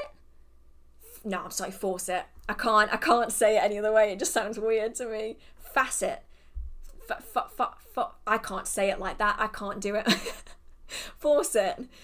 Yeah, settee, faucet. Like, yeah. It's just accents. I'm terrible at them, and like, yeah, my accent tends to trip people up sometimes because they get kind of confused about what I'm saying. Like, let's see where I am. I just went full Yoda then. Let's see us where I am. I'm here. Does reading tarot cards open up a spirit portal? No. You can interact with spirits through tarot cards, but they are already in the area, so they're already around you. Whether you're using the cards or not, the spirits are already present. It's just that you can then commune with them through the cards if you feel like you would like to. About reading for people online, what would be the most effective way to give people answers through my cards on Instagram stories? How do I make sure that those readings are for them specifically? You really can't, unfortunately. It's one of those where online readings are incredibly difficult, and it's because you have no real link to the person that you're reading for. You often don't know what they look like. You don't really know who they are. You don't even really know their name in many cases if it's just going off a username. You've got no physical connection to them so they can touch the cards. And so a lot of readings online are very vague because of that. It's very difficult to give super specific reasons without something to link to that person, which is why a lot of readers, I think, will typically offer like private readings if people want something more specific. Oh my goodness, thank you so much, Frankie. When I go to the lake, I always see numerous tiny bright glimmers in the air above the water. They have specific rhythmic movements. Any insight as to what these can be? They're only over water. So I have two things in my brain. One is very mundane and one is not. Now, I feel the need to emphasize here that we don't have fireflies in England. But immediately I thought, this sounds kind of like the behavior of fireflies, except fireflies aren't usually just over water, at least as far as I'm aware, they're not. So it could be something like that. Immediately though, if I were to see like light over water in England, I would go will-o-wisp. Now will-o-wisps are, it could very well be a trick of the light, but if we're like going for like maybe a magical reason, you're looking at something like a will-o-wisp. Now will-o-wisps are usually individual, which is what's making me think that it perhaps isn't it. I'm thinking it might be more, say, reflections of light or even fireflies, something like that. But definitely not firefly. It could be something like will-o-wisps. They traditionally individual, which is what's making me think it might not be, but they are often found over marshy waterways, and they are a member of the fair folk, and in some stories they act as a guiding light, like a beacon through difficult locations, but in most stories they are there to trick you into a watery grave because they look a lot like a lantern, and so people who are lost in the marshlands and the moorlands would see these orbs of light and they would think that it was someone else that was carrying a lantern. They would then go after that lantern and they would be drowned in the bogs and in the moorlands if there's any water. Like there's often very deep water in moorlands, and like the wisps in Brave. I mean, Brave is based off Scottish folklore, and a lot of the magic in Brave is based in real fairy folklore in Scotland. So that's really the only thing I can think of that would be light over water. Not sure if it applies in this situation, but it could be worth looking it up. You might also find that there are regional stories that might give you more insight into specifically what it is. So, I've got a question. I've had a strong connection to the moon ever since I was a kid. Do you know anything that correlates to something like this? I mean, a lot of children have a strong affinity to the moon. I know that I did. It is something that's just generally really fascinating for children. It could just be something as simple as that. A lot of practitioners are also very interested in the moon, so it could be a relation to the energy that you feel easiest to connect to. Could be worth looking into moon-based deities, spirits that you could potentially work with, maybe practices that you might want to add into your everyday life, and see if it's something you might want to look into further. Can energy be manipulated? Yes, definitely. It is the main foundation of a lot of magical practice, is the manipulation of energy into different forms. These could be servitors or man-made spirits, into objects to create enchanted objects, into spellwork and ritual to drive change and progress. So the fundamentals of magical practice is in this manipulation of energy in one way or another.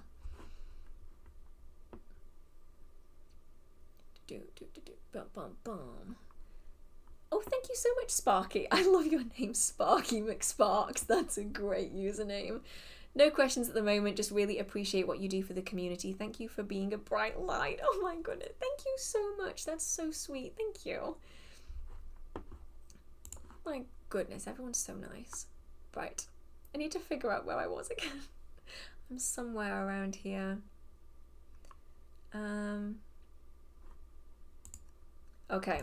This is one that I've already kind of answered earlier, but I'm gonna just like really quickly go over it, which is, how do you start getting into witchcraft as a beginner? I've had a strong connection to the moon and the occult since I was very young. I don't know if that would be considered a real reason to start. I mean, you don't need any real reason to start. You can, if you're interested in it, you are welcome to start however you please, essentially. When it comes to getting started, I'd recommend learning what witchcraft is and what it isn't, what magic can and cannot do, as well as covering some basic foundations. Things like energy sensing, centering, grounding, energy manipulation, visualization, mind calming, and meditation techniques. I know that right now that sounds like a hell of a lot of words, but I promise it is not as complicated as it sounds at first glance. I do have a video series on beginner witchcraft practices that could be useful, as well as beginner witchcraft books that might be something that you could look into and see if there's one that particularly catches your eye. But yeah, welcome to the community, I suppose. What is your opinion on using prayer beads in your craft? Many people do, and I think it can be really powerful, and you find a lot of people will use them for meditation, for counting, chanting, actually. So if you're doing like repetition in your spellwork and ritual, so you need to chant something 12 times or 15 times, or, you know, however many it is, people will use them as a way of counting how many chants that they've done. It helps to drop people into trance-like states. I personally don't use them because they are not a part of my belief system and my craft, but a lot of people do to great success. What do you think about learning witchcraft by just connecting with nature and finding your own interpretations of situations based on your thoughts and feelings? I think that's a really great way of doing it. That's what people have been doing for hundreds of years. My question in that is that is this more focused on divination, or is this more focused on witchcraft? Either way, it's a great way of doing it. It's like figuring out your own path in it. It just sounds a little bit perhaps more like interpreting the world around us from a divination perspective than, say, straight witchcraft. But it's the way that it's been done for so long. The reliance on I was going to say the reliance on teachers, but that's not really true, because people were still learning from teachers throughout history. But the heavy reliance on being given information by other people and not doing any of the kind of work behind the scenes, that's a very modern thing. Like, it's the spoon feeding of the modern day, which sounds awful, but I'll be honest, as someone who gets a lot of emails and a lot of messages every day, people expect to be spoon-fed. And that's something that wasn't really something that was done before. You had to put the work in, and that work takes time, and it requires you to be learning from the environment that you're a part of, learning from the energies that are around you, interpreting things. And I think that's almost been lost by a lot of people today. And I don't think that's necessarily an individual failing. I think it's more a societal thing. We just kind of expect all information to be handed to us today, whereas historically that wasn't the case. And so it's a good way of kind of reconnecting with history. Not just history, but also like the world around us and how that is consistent through time. Right. What do you think about Dorotheen Virtue? Now, I think I vividly know who Dorotheen Virtue is, but I will make sure to just double check. Now, as far as I'm aware, Dorotheen Virtue was a massive creator of decks. Let me just see. I need to make sure that this is definitely right before I say anything more. Now, from what I know, okay, I do think this is the same person. Yeah, I think it is. So, a lot of decks have been created by Dorotheen Virtue. And she was a very deep-seated member of the community, massively. And a lot of people grew up with the artwork from the decks, and it was a really big part of people's lives. And then a few years ago, now don't quote me on any of this, I'd recommend doing your own research. She essentially renounced everything to do with the pagan and witchcraft world, converted to Christianity, and essentially just completely cut everyone off. And not only cut people off, but as far as I'm aware, was like actively being negative towards the community. And I've only heard this from people who mentioned it to me at events and stuff, so please do not take anything I'm saying as gospel in this. But swung very, very far the other way, and it hurt a lot of people within the community who had seen her as a figure, like a consistent figure within the community. I personally don't have any super strong feelings on it. I think that people's paths change and they're entitled to change their spiritual path, and they don't have to necessarily give an explanation for that. I can understand why people were so hurt, and I can understand why they might be kind of angry and frustrated. But also I think it's important to remember that people's spiritual journeys will change, and many people will dramatically change their spiritual path to come into witchcraft. And the same also goes the other way. I mean, people will switch the directions in their lives so dramatically, especially when something big happens to them. So yeah, I think I try to give people grace as much as I can with these things, but I can also understand why it hurt the community so much. Right. Oh, I just like burned my retinas out on that. That was so bright. Okay, what is the meaning behind water in spiritual practice and prayers? So it's very, very varied depending on tradition, depending on who you're talking to, how they are being worked. But generally speaking, water is all about emotion, and it's all about connecting to deeper feelings, things that are perhaps hidden beneath the surface. It is a nurturing agent, a healing agent, a cleansing agent, and people may choose to work with certain aspects of it. They may need to charge it with lunar energy or solar energy, and they may also work with water elementals and water spirits in relation to it, but generally speaking, it is this kind of emotional energy that comes with the water element.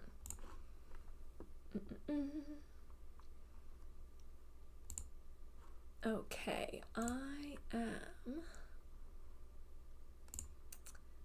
how can you go about making your own spells, and where can we find other spells? So there are many spell books out there available.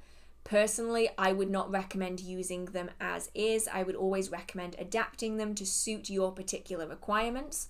When it comes to making spells, it's about having an intention. I'm seeing if my video on making spells is actually still up. How to write spells and rituals. Yeah, it's still up. Oh, from 2019. Bloomin' hell, I think I need to redo that. How to write spells and rituals is in my Witchcraft 101 playlist. So it's in my beginner witchcraft playlist, I believe. You can also search it up on my channel. But yeah, that video is there if you do want a more in-depth view in it. But you essentially set your intention, which is the goal for your working. You would then add in different ways of doing it. So do you want it to be a candle spell? Do you want it to be a water spell? Do you want it to use words or not use words? What items do you want to add into it? And you're going to want to bring everything together, perhaps write some words, and create a format that is going to work for your spells and rituals. And this is usually based on different workings that you've read in books, different techniques that you've seen, and you're going to want to play around with it to find something that works best for the intention of that particular working. So if you do want to use spells from books, I was going to say books from spells, that's the wrong way around, just make sure that you adapt them to suit your situation. Do you have any paranormal or supernatural stories you're okay with sharing with us? P.S. Thank you for your work. I love your content. Oh, thank you so much. I've mentioned a lot of them already, so I don't really want to cover too much repeated ground, but I can tell you one that I experienced last week that completely caught me off guard. I didn't sense anything in advance, which is a little bit strange. I was sure I just like got lipstick all over my nose, and I didn't, luckily. So in my space, I usually have warnings when there are spirits around, and I didn't get anything. And usually it's for negative spirits, so this one was just present. It didn't have any kind of negative intentions or anything. And I was just sitting, and I was just doing my work. I was just editing the podcast, not thinking anything of it, and I didn't sense anything in advance. No sound, no smell, no gut feeling, no nothing. And I'm sitting, and for reference, if we're looking at my living room, my sofa is here. I have a table here that has a box of tissues on it. Right? Box of tissues, sofa. I am looking basically up the sofa to the box of tissues. And I'm editing and I'm editing and I'm editing and I'm editing. And then I look up, I hear as I see it. So I hear it and I see it at the same time. A tissue gets pulled up and out of the box of tissues. And I'm looking dead at this tissue box, and it goes out of the box of tissues. And I'm not even kidding. Usually things don't take me by surprise. I was shook. I was shooketh. I just sat there for like 5 minutes just staring at this box of tissues, because like normally I would have noticed something. Usually I would have sensed something first. I got nothing before that happened. And then all of a sudden, a spirit has just decided it wants a tissue out of a tissue box. Why? I want to know what he needed the tissue for. I actually might not want to know what he wanted the tissue for, but I'm confused as hell as to why the tissue. And it was the fact though that I didn't just hear it, I also watched it happen at the same time. And that's something that I don't usually experience. So usually it's like one thing and that's it. So it's usually like sound, or it's just a smell, or it's just sight. This was like 2 in 1. I'm still confused because I thought of every mundane reason I possibly could for that. But it wasn't just like the tissue fell over. It wasn't like it was like partially sticking out of the box and it fell over. It was the very distinctive sound of a tissue scraping against cardboard as it gets like pulled out of the box. And I watched this tissue come out of the box by about that much. So it wasn't even like a little bit of movement. It's like 2 inches of tissue has now been pulled out of the tissue box. Still shooketh, still don't know what happened. It's not happened since, and I've not felt anything since. Which is also kind of weird, because this spirit just like snuck in, pulled a tissue out of a tissue box, and then just bailed. And I don't know. I don't know. It's just one of those things. Like I love it when things like this happen. And then I went over to my parents' house, and my dad had 2 candles that he was in the process of making sitting on the side, and literally we're just having a conversation. Nothing is moving, there's no one else in there, like we're just sitting there having a conversation, and out the corner of my eye I see something move, and then I hear it. It's a figure, like a figure candle is rocking on the side in the kitchen, and I'm watching it, and it's rocking like quite violently, and it goes on for quite a long time. And it's interesting because there's 2 candles next to one another. Only one of the candles is moving, and it's the one that's at the back, like that's the one that's rocking. And we both just like turn to look at this candle, and it's like still rocking. We tested it afterwards. There is no way of getting a candle to rock for that long just by touching it. You'd have to like consistently be pushing the candle. And that was happening, that those 2 events happened like 2 days apart. So I'm thinking it might have actually been the same spirit, perhaps. I don't know. Really interesting. But yeah, the tissue box didn't fall over. It literally stayed exactly where it was. It's like someone put their hand on the tissue box and then just went. They didn't pull the tissue all the way out. They just pulled it like part way out of the box. But the box didn't move. So it's like they were holding the box down as they were grabbing the tissue. I still use the tissue, but like I should have maybe saved it, put it in like a little wall mounted frame and just be like, a ghost touched this tissue. But yeah, so weird. That's like 2 events over the course of like 3 days, which is quite unusual actually for me.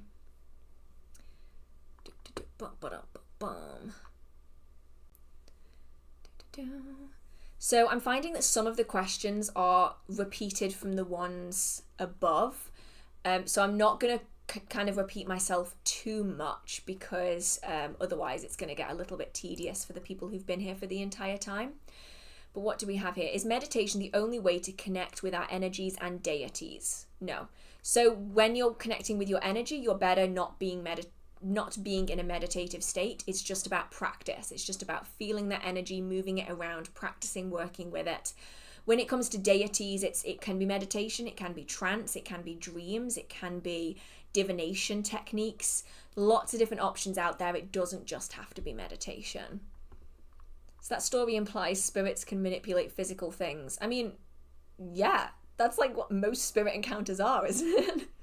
Like poltergeists are literally spirits interacting with physical things and opening things and throwing things around. And I think a lot of what we think of as spirit activity is the manipulation of physical things. I think a lot of the more subtle things often get missed by people, like shadows, like little flickering lights, like sounds and smells. They often get missed, whereas like the physical moving of things is what really gets people to be like, whoa, I noticed that and I can't dispute that. Whereas I think a lot of people, if you hear something or if you smell something, you might find a way to kind of dodge around it a little.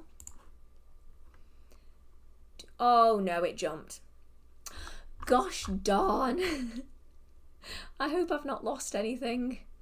I don't know where I am.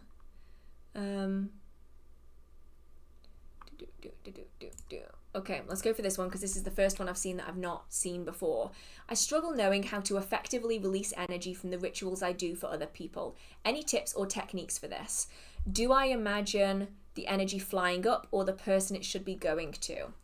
Really all depends. If you're struggling to do it, it might be worth using a tag lock, so something like a picture of them to direct that energy towards. It might be easier.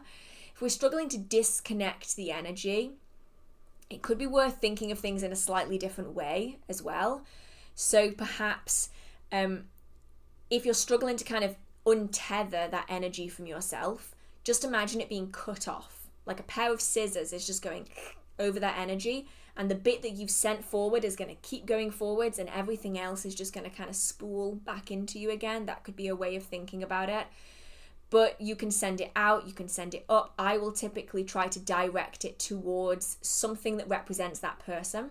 So a picture is a really good way of doing it. It could simply be their name on a piece of paper. If that's all you've got, use that if it helps you to focus more effectively on where the energy is having to go.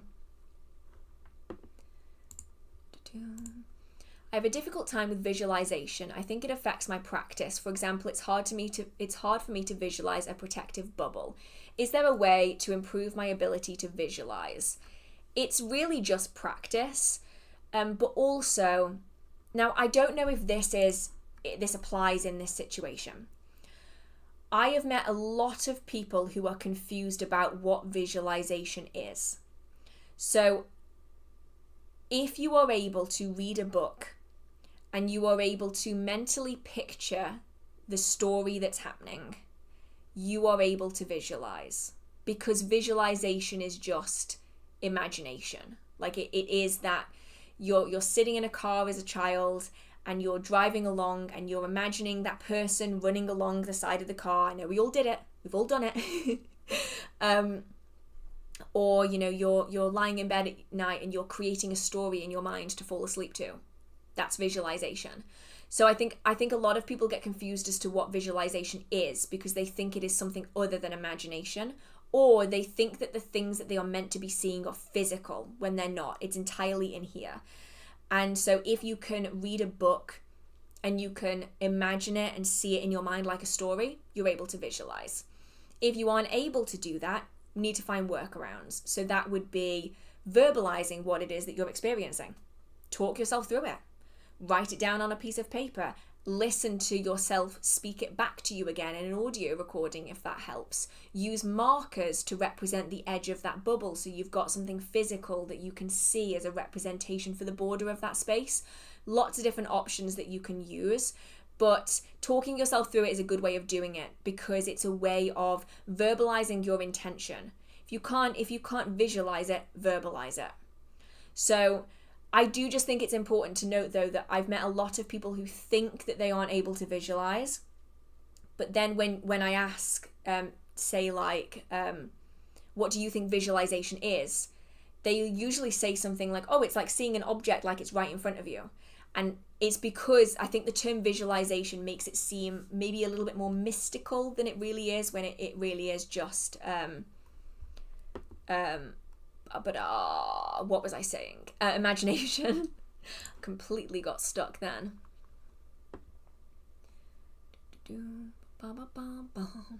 What do you think about pantheons conflicting? I asked this because I read in a grimoire that the angels don't like the Egyptian gods. Interesting.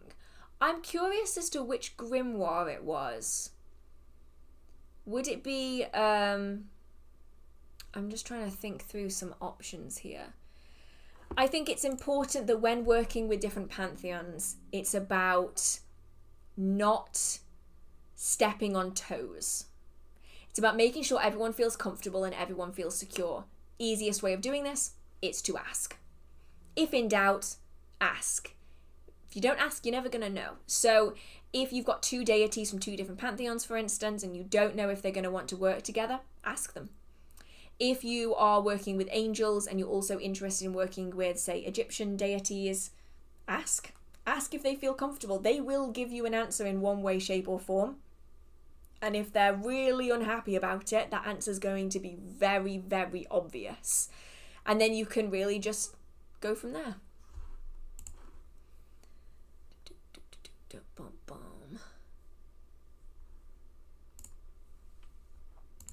What are your thoughts on the idea of approaching beings or spirits in a more informal way?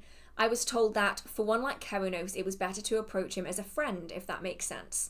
Oh, I do this with like 99.9% of spirits. Spirits and deities, there are very few that I will approach in a formal way. The only ones that I would really do in a formal way would be higher demons. So we're talking like princes, planetary, specifically ceremonial style planetary spirits I would approach in a ceremonial formal way, and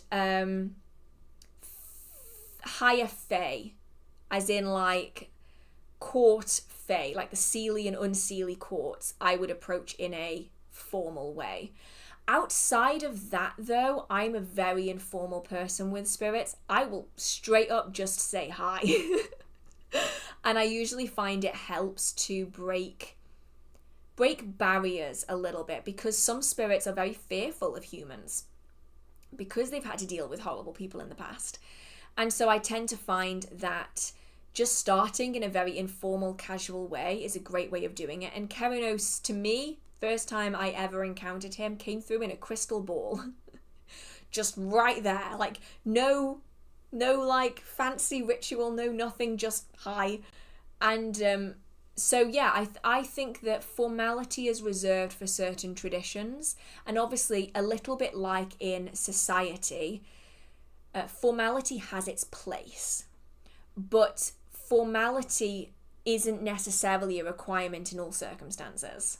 So if you're meeting a colleague for the first time, you're not going to turn up in a 3-piece suit and like curtsy.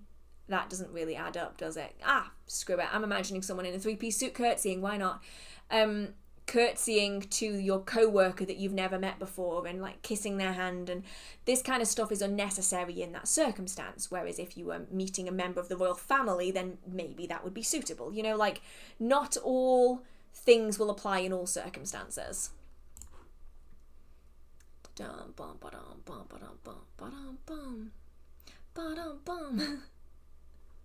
Okay, I keep seeing 1111 nowadays more and more. I know it's a sign of spiritual evolution, but I'm not exactly sure. How can you provide clarity? Unfortunately, I can't really. I started experiencing this. I've never experienced this in my entire life, right? I had never really acknowledged it. I would see them like occasionally, and I don't know if I'm going to be able to actually get them up on my phone. I screenshot it every single time it happens, and I will literally I have hundreds and hundreds of screenshots that look just like this of where it's been doubles. And I mean like actually hundreds of them. Like my phone is full of them. Like here is another one from like the 12th of July. I have so many of them. I've never experienced it like this in my entire life. Since about April, since about mid to late April, it is constant. Everything, like even like messages to people, it's always on double times. I still have no real fundamental grasp on it, and I think it's because it's going to vary so much person to person. I have so many experiences like that now, and I'm still trying to work it out. So when I have some answers, I'll come back to you and I'll let you know what it meant for me, because I, at the minute, don't know. It seems to mean something completely different to everyone based off circumstances, and I'm still trying to figure mine out. When is it not necessary to cast a circle for magical workings? Always. Or should you do even a basic one for little things? You do not need to ever cast a magical circle if you don't want to, unless you are doing highly ceremonial, ritualistic magic. That is the exception, because the circle is an important fundamental part of that tradition. If you are just an eclectic witch, if you're just practicing witchcraft, no specific path, you're not following a very set tradition, you do not need to ever cast a circle if you don't want to. Circles' main functions are twofold. They help contain the energy that you are raising within that space so that you can build a large amount of energy in a small environment so that you can release it and direct it in large volumes all at once. It essentially gives your workings an extra oomph. Secondly, they act as protection against unwanted spirits and energetic influence. If you need either of those two things, they can be really useful. But if you're in a space that's already protected, if you have your own personal protections and you don't really need to contain any of that energy, you don't need to use them if you don't want to. And so there are some people out there who will cast a circle every single time that they do anything in their life, and there are other people who will never cast one. And also the degree of the circle casting is going to vary as well. I mostly use energetic circles. They do not take half as much time to create. I can create them in a few seconds rather than a more ceremonial style circle, which will probably take 5 to 10 minutes to lay down. So it really depends on what your style is, what your practice is, what your tradition is, as well as how much time and how comfortable you are. You might find that having a circle at the start of your practice is really useful because it helps you to feel safer in your environment. And then as you develop and grow as a practitioner, you might find that you need them less and less because you generally feel more comfortable in your own practice. Okay.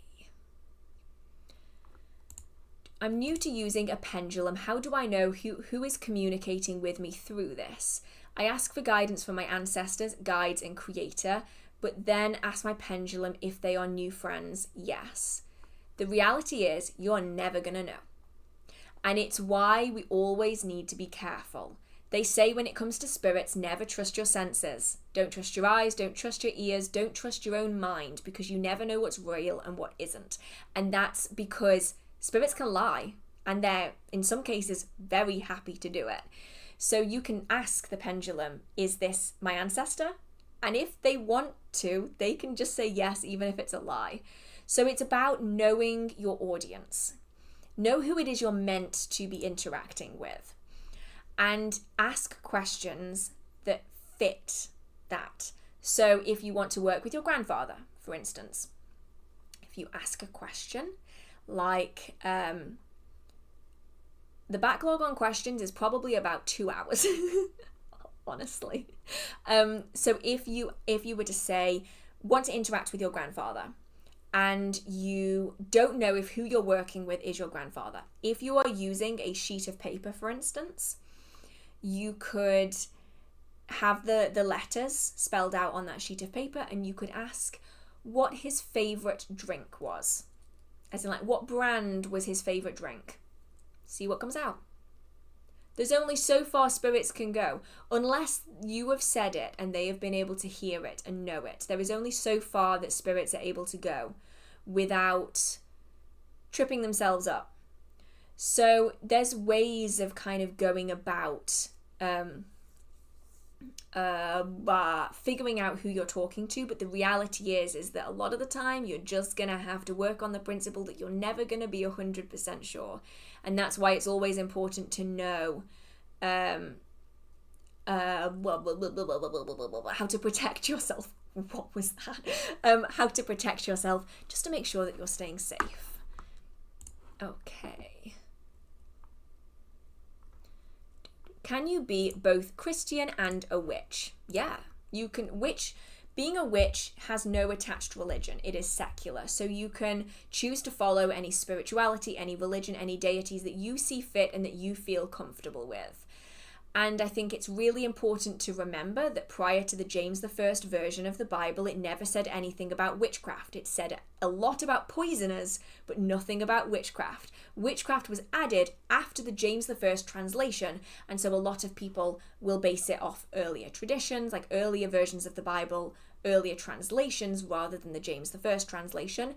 And also folk magic only exists to this day because it incorporated the religion of the time. And so a lot of the folk charms that we find in the British Isles contain the Father, the Son, and the Holy Ghost in the wording. And these are from 300, 400 years ago. And they use that kind of language because the reason the tradition was able to survive is because it adapted to the religion of the time.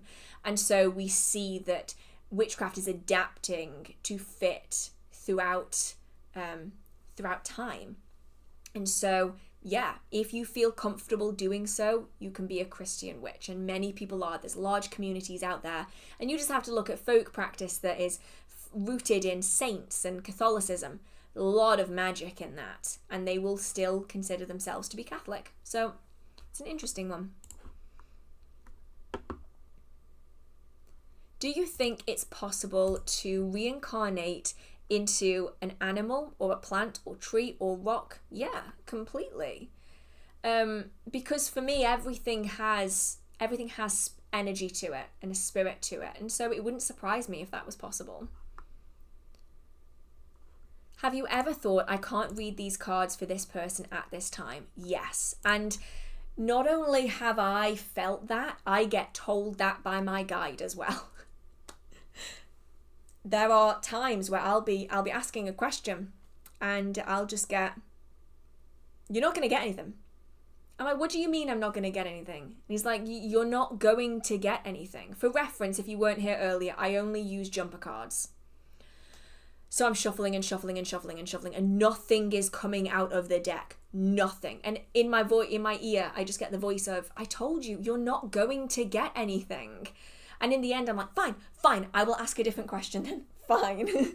And I will get that quite a lot. And then there are some questions where the cards are just flying everywhere. So I will definitely get that for certain people as well as for certain questions.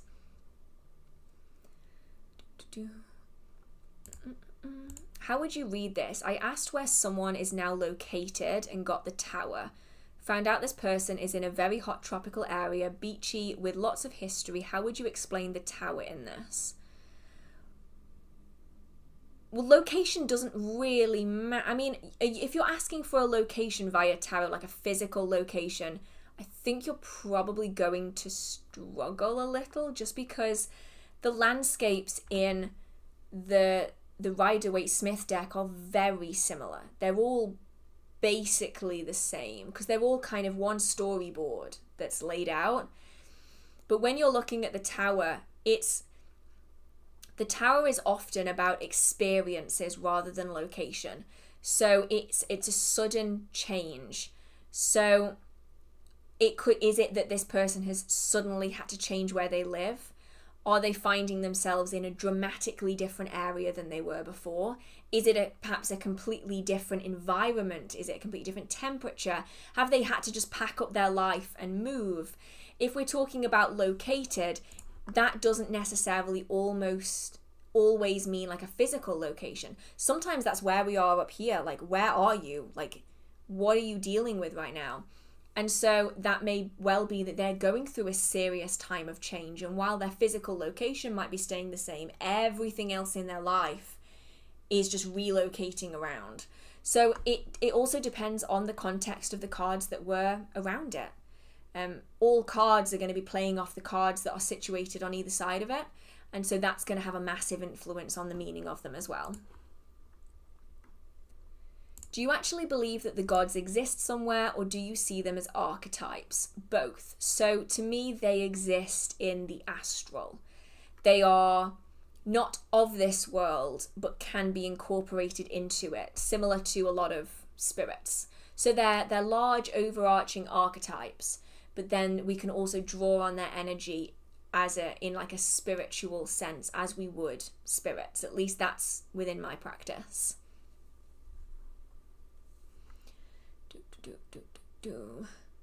Trying to figure out where I was.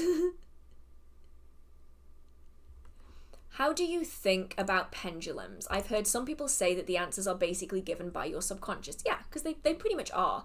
So the movements of the pendulum are created by our micro movements.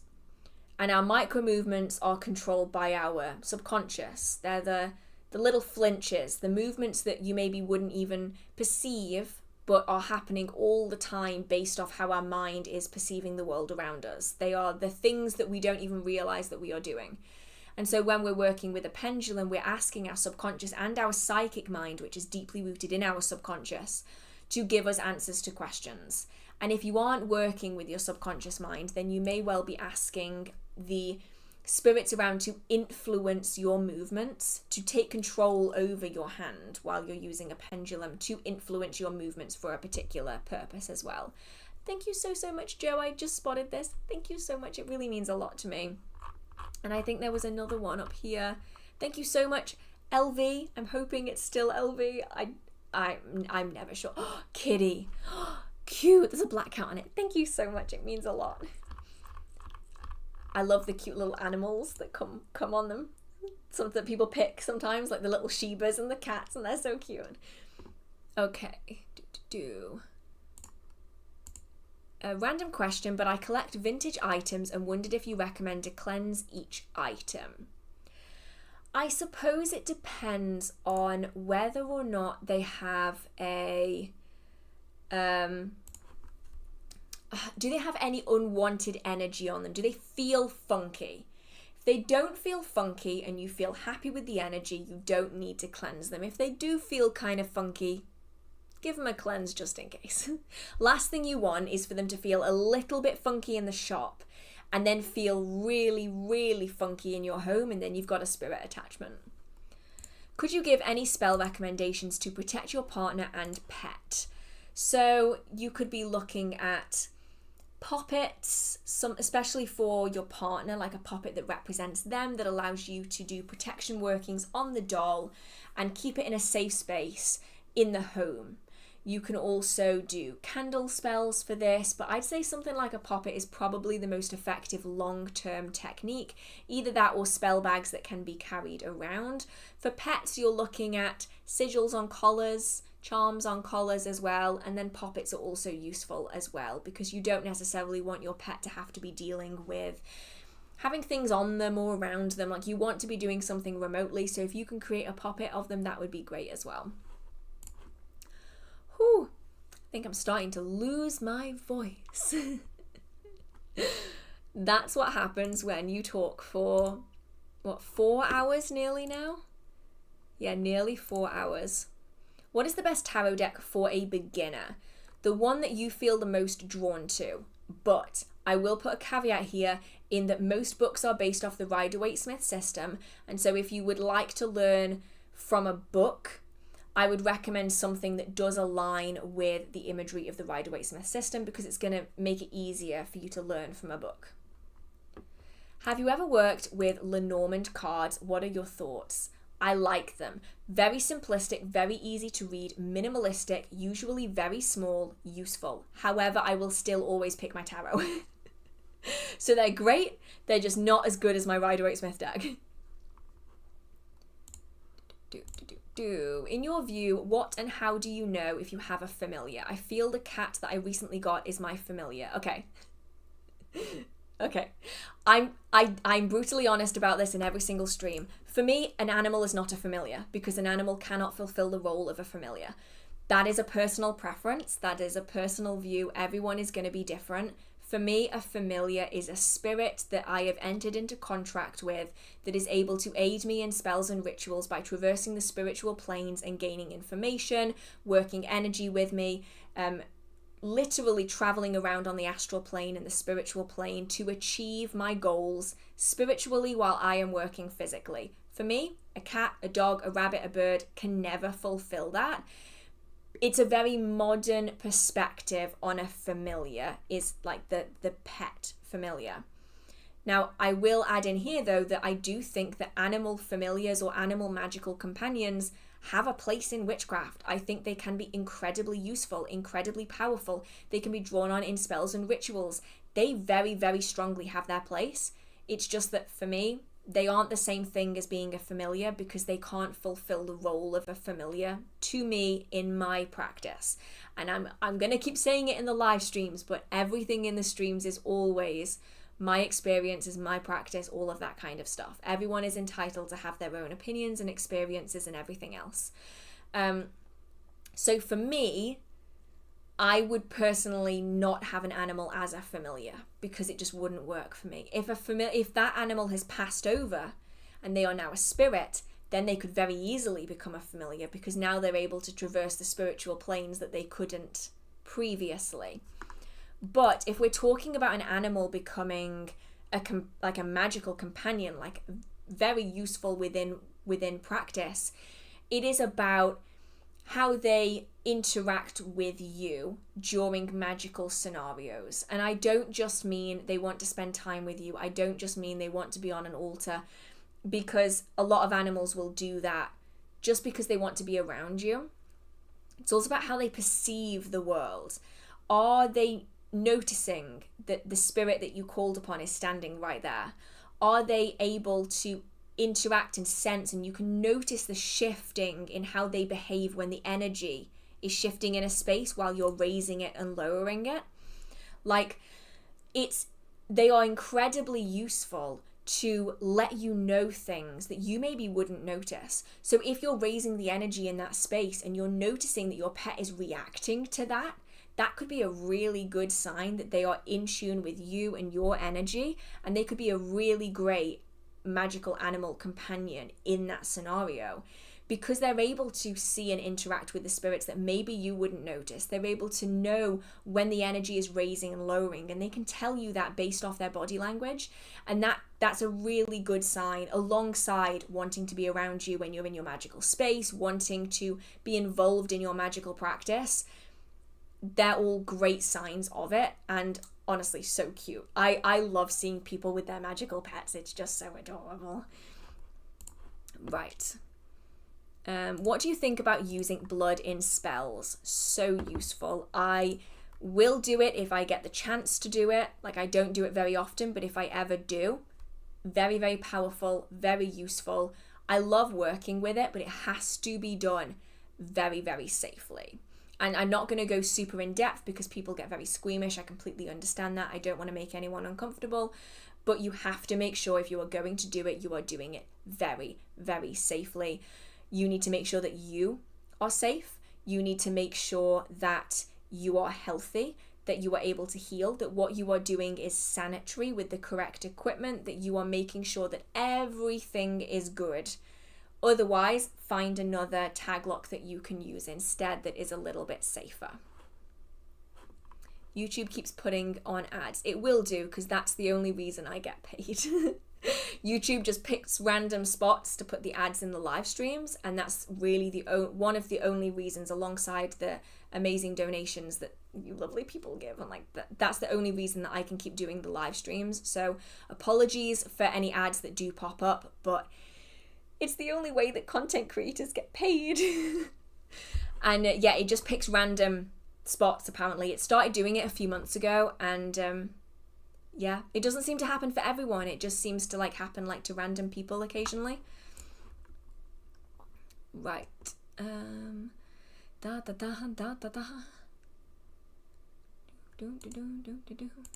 What is your take on oracles, and do you think that oracles are still around, given that mediums are around, but what about oracles? Well, I mean, isn't an oracle basically the same thing as like what today's psychics would be? I just want to see the actual definition here. A priest or priestess acting as a medium through whom advice or prophecy was sought from the gods in classical antiquity. So yeah, you're looking at basically a psychic, because like they are a medium through which information is passed, which would make them just a psychic. So yeah, I mean, I'd say definitely still around. The terms might be different, but they are, they're probably still present, and you will find people, there are still priests and priestesses of different deities out there who will act as oracles and such. Right.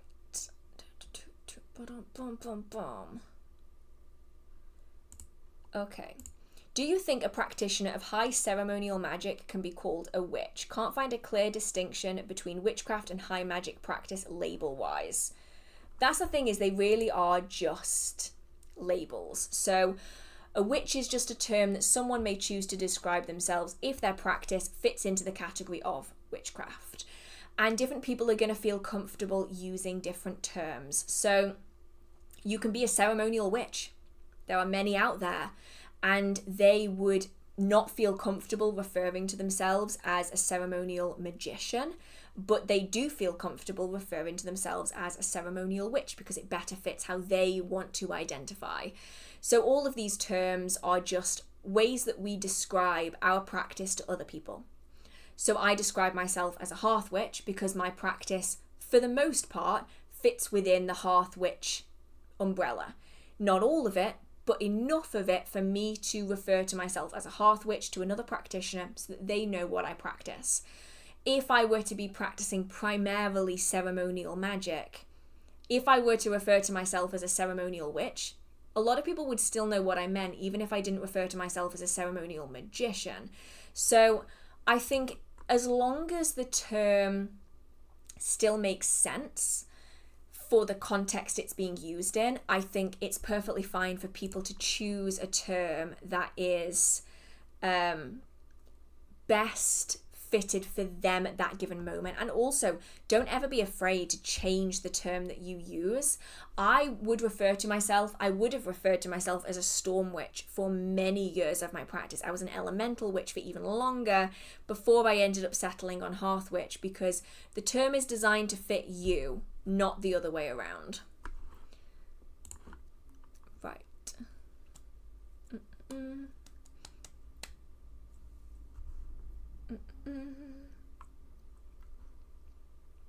What is your favourite UK snack or general snack? I don't really know what snacks are available only in the UK and which ones are available everywhere else. I'm a sucker for a prawn cocktail crisp. Is it McCoy? Is that the brand of crisp? Let's see. I'm not sure. I just forgot how to spell the word crisp. I'm not even joking. I just spelt it CRISTPS, and I'm not sure where I was going with that. Yeah, McCoy prawn cocktail crisps are the superior crisp. Fight me on it. They're amazing. I love them so much. It's just a very British flavour, I think, is a prawn cocktail crisp. I know it's not exclusively like British or anything, but there is just something about going to a buffet and there's prawn cocktail crisps. I mean, just be glad I didn't say that my favourite snack was a Twizzler. Is it a Twizzler? No, a Twiglet. Is that what they're called? Twiglets. I'm going to Google this. I just want to make sure that it is definitely Twiglets. I just spelled the word Twiglet wrong. Wow. I'm not doing well with spelling today. Twiglets. Okay, Twiglets are one of the most disgusting things ever created. That's so bad. They taste like Marmite. Oh no. I'm clearly a Marmite hater. I don't get them. They taste like chewing literal twigs. Hence the name Twiglet. Prawn cocktail crisp superiority. I don't get Twiglets. No, not for me. So yeah, I don't know if those crisps are found everywhere else. They probably are, but yeah, that's my favourite, I think.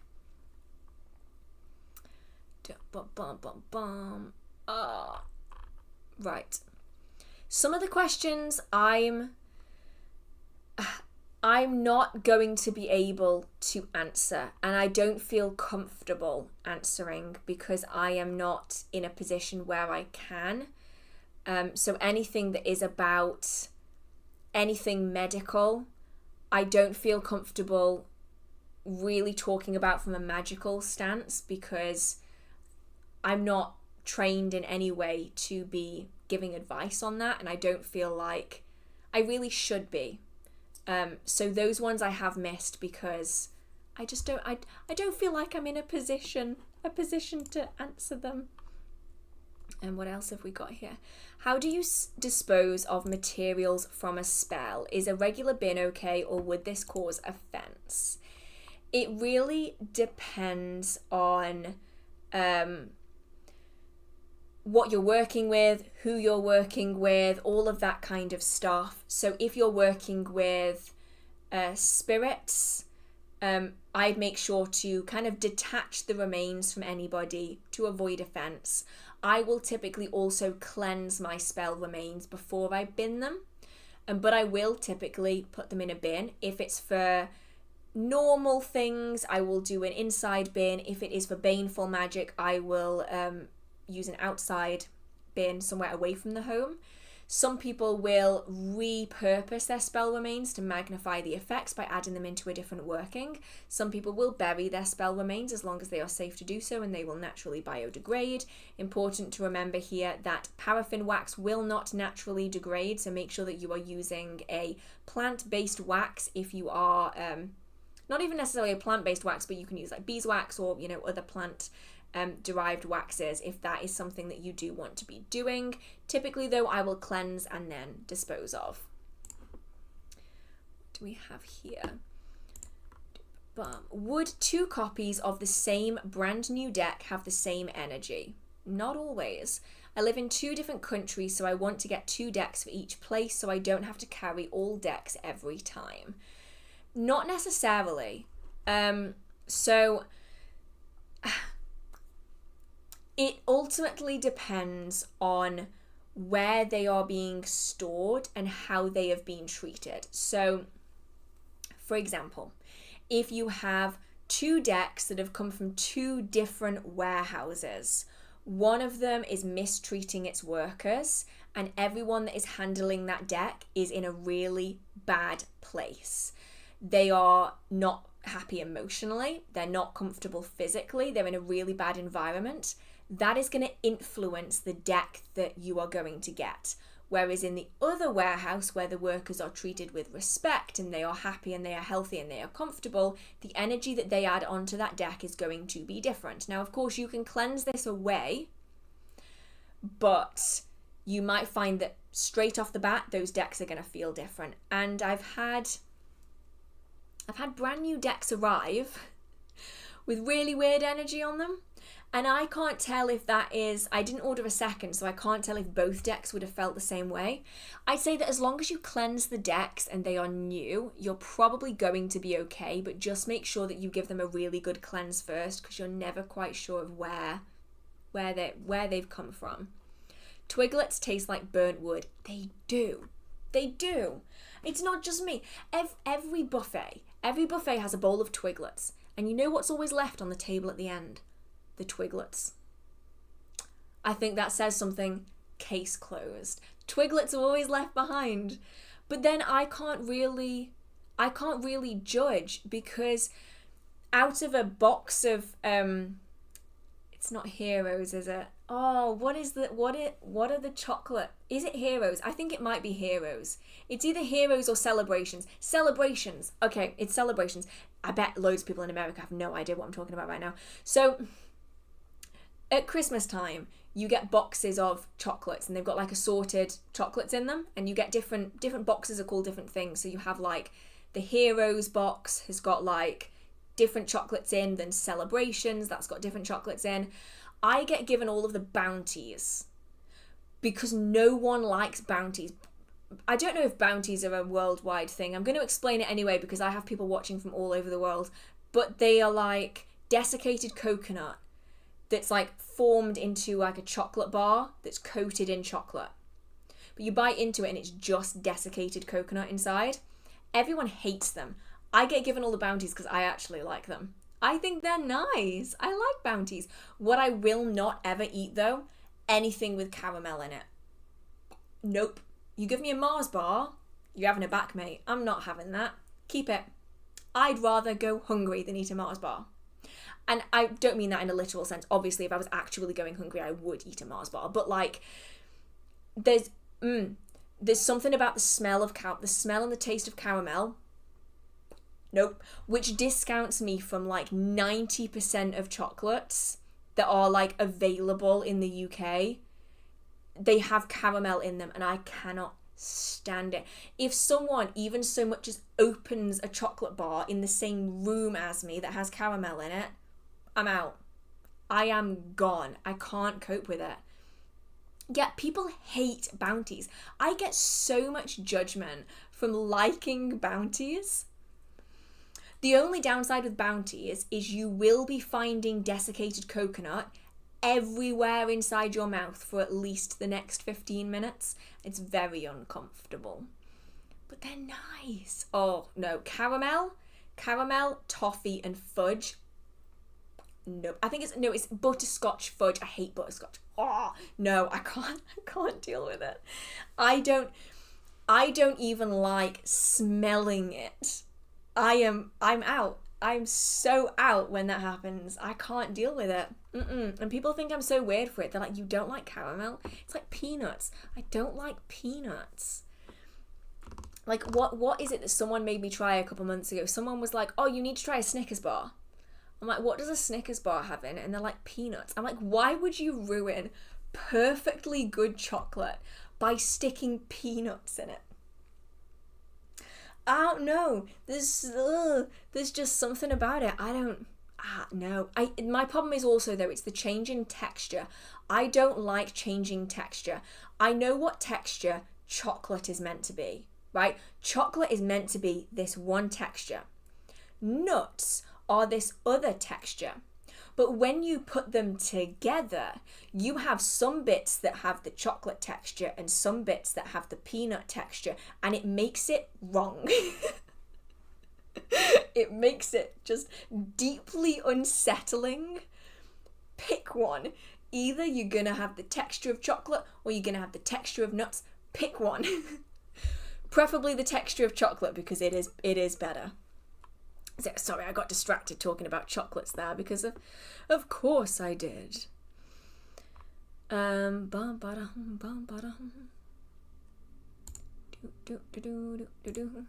been studying magic for a while, but I feel this strange fear whenever I try to actually do a ritual or spell. Maybe it's a sign I shouldn't be doing it.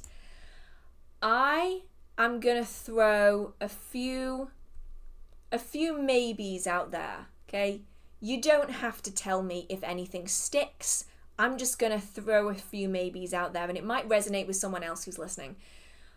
Are you from a background that was highly religious? This is often something that I find in people who come from backgrounds that were either highly religious or very, very fearful of everything spiritual. Yeah, I often find it a lot because there is this deep foundational fear, this fear-mongering that is a part of these traditions and religions that really messes with people. The other thing that I'm just gonna throw out there is perhaps a lot of bad reputation from horror movies. That's another one that I see a lot. So I think what's probably happening here is that there is a lot of subconscious influence here. So even if you might have shaken the kind of religious background, even if that is not something that you necessarily resonate with anymore, if we are growing up in an environment like this, it sticks to us, and it sticks like glue. And it is so hard to get past the fear of that because it's so deeply ingrained in is rhetoric the right word, of these religions. It's very much witchcraft is evil. You will go to hell if you do this. Bad things will happen to you if you do this. You'll open a portal. Spirits will latch onto you. Demons will come after you. Like all of this like fear-mongering shit. Let's be honest, it's absolute shit. And that's really, really hard to shake. And I suspect it's probably that kind of bubbling up under the surface. So in which case, I would try to find the root cause of the fear. What is it that you are scared of? Is it that you are scared of, once again, you don't have to say anything. I'm just kind of going to throw stuff out there. Is it the fear of spirits, the fear of demons? Is it the fear of damnation? That's a big one for a lot of people. Is it a fear of the unknown or things going wrong? Because if you can find the kind of core of it, you can definitely deconstruct it. It's not going to be quick, but you can definitely get there. It's about finding out what the core fear is, because for a lot of people it's the fear of spirits, and in which case then I would suggest keeping protections, having protections on you, learning how to carry out protections, using protective bubbles, just to keep spirits at bay, so you can just kind of tiptoe your way into the practice without deep diving straight into spirit work, which you don't have to incorporate anyway if you don't want to. If it is the fear of kind of damnation, then that's a trickier one to deal with, because that's a very difficult thing to deconstruct, simply because we have no idea what comes next. We have no idea. Nothing might come next. Something completely random might come next. We might discover that we are some alien child school project.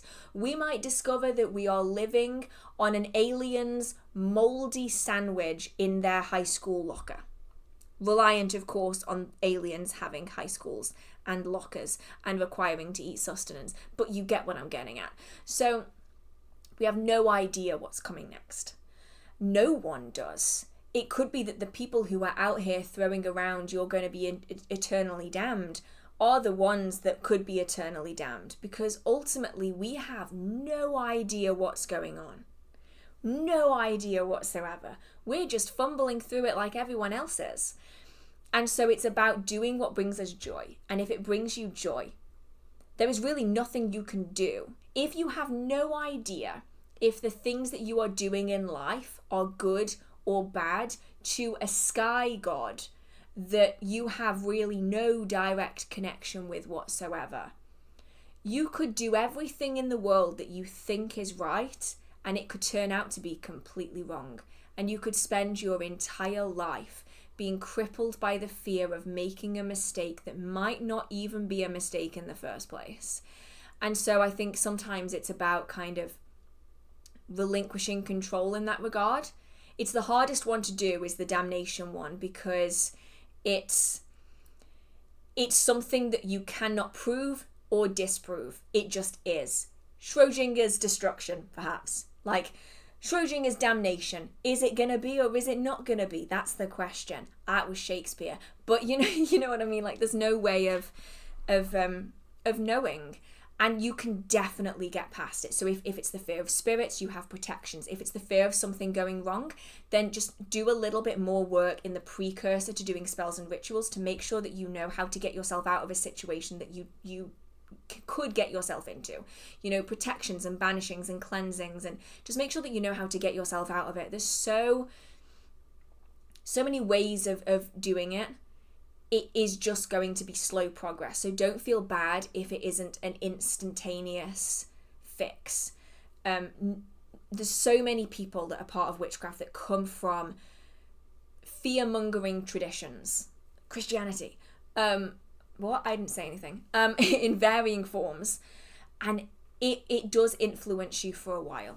And it will do. And it is slow progress. But as time goes on, I think you'll quickly realise that one day you will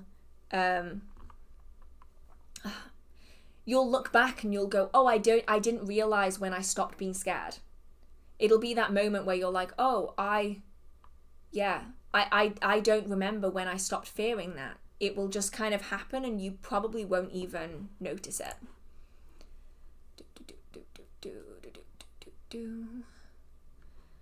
Right. I am somewhere around here. Can familiars take on physical form, or can they appear to you so you can actually see them? So if they are, it ultimately depends on how good you are at sensing and interacting with spirits. So you're unlikely to be able to physically see them like you would see a pet or a person, but some people can sense them more easily because they have specific psychic abilities. They can also come through in dreams, meditations, and everything like that, where they can appear to you in dreams like, say, a pet was coming through to you, or a person. Like, it's going to look very different to everyone, but they will be on like your level. Do you have a video on familiars? At the moment, I don't, but I can always work towards one if that sounds particularly interesting. Follow up to that, say that a deck I own got beat up, faded, damaged, and I'm struggling to shuffle them. What do I do with the old deck if I want to get a new copy of it? Any ideas? So if you want to, if you want that energy to kind of pass over, then it's a case of perhaps getting a new version of that deck, and you would, or at least I would, have the new deck stacked on top of the old deck. And I would leave them like that for quite a while to get the energy to kind of cross over. And then once you feel like the energy is all crossed over and you feel like you've got to know the new deck, you can cleanse the old deck to remove any energy, and then you can dispose of them accordingly. A lot of people will burn them. Mostly to return that energy, to release it out again, to kind of set it free. And also it's a lot easier to dispose of a tarot deck that way than it is for it to end up in landfill. Like, that would just be a shame.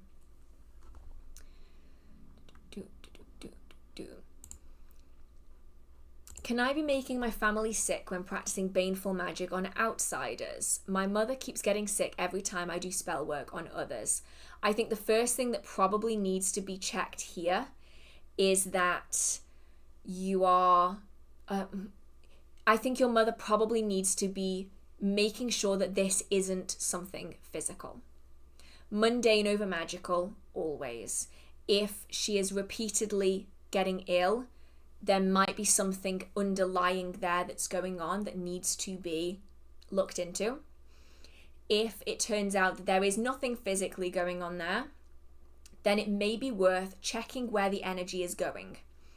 Because if you are not fully releasing that energy, then it is lingering in that space and it can influence other people. So it could be worth making sure that you are fully dispersing that energy, and if you aren't, make sure that you are, or cleanse your space afterwards to double, triple, quadruple check that no one else is going to be influenced by it. Thank you so much, very happy Mondays. Parting is such sweet sorrow, but I'm psyched to rewatch this replay tomorrow. Thanks so much. Oh, thank you so much for joining. It was a pleasure having you. Thank you so much. So, let's have a look. Where am I? Do you like Snickers bars? Oh, they're horrible. Ugh. No. No.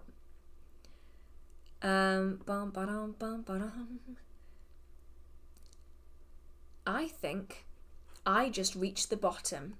Besides some questions that I've already answered, like way further up, I think I have maybe like 2 more that I haven't already answered. Let's have a look. What's this one? I didn't grow up religious in any way. Now, when I want to work with deities, I feel awkward because I don't know how to cultivate a relationship with a god. Do you have suggestions?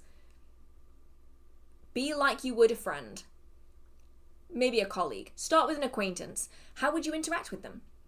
You'd spend time with them, you'd ask how they are, you would interact with them in a friendly way, open up to them, learn about their mythology, their folklore, their legends, learn about their stories, their history, where do they come from? Learn about who would worship them in the past and in the present. Get to know them as a person and then build that relationship from there. So, unfortunate. So in answer to this question, it's sadly more complicated than it seems. So would you please consider expanding your shipping to the rest of the world? I know it's a struggle to ship breakable stuff, but I'd be willing to pay expensive shipping for your products. Unfortunately, it's not as simple. So when we went through Brexit, it basically wrecked the postal system. It's now so difficult to even ship things to Europe that we had to take off European shipping because almost every one of our packages that we would send out would be returned to us, and then we'd have to pay out again to have it shipped out again, and then it would get stuck in customs, and then it would come back to us. And sometimes we were having to ship out parcels like 3 or 4 times, and we weren't even covering bare basic costs, let alone anything else. And then now shipping worldwide, the insurance to do it costs so much that I just can't afford to do it. Like you're looking at a couple of £1,000 just to be insured to ship. And that is just an outlay that I can't afford to do, which is a problem.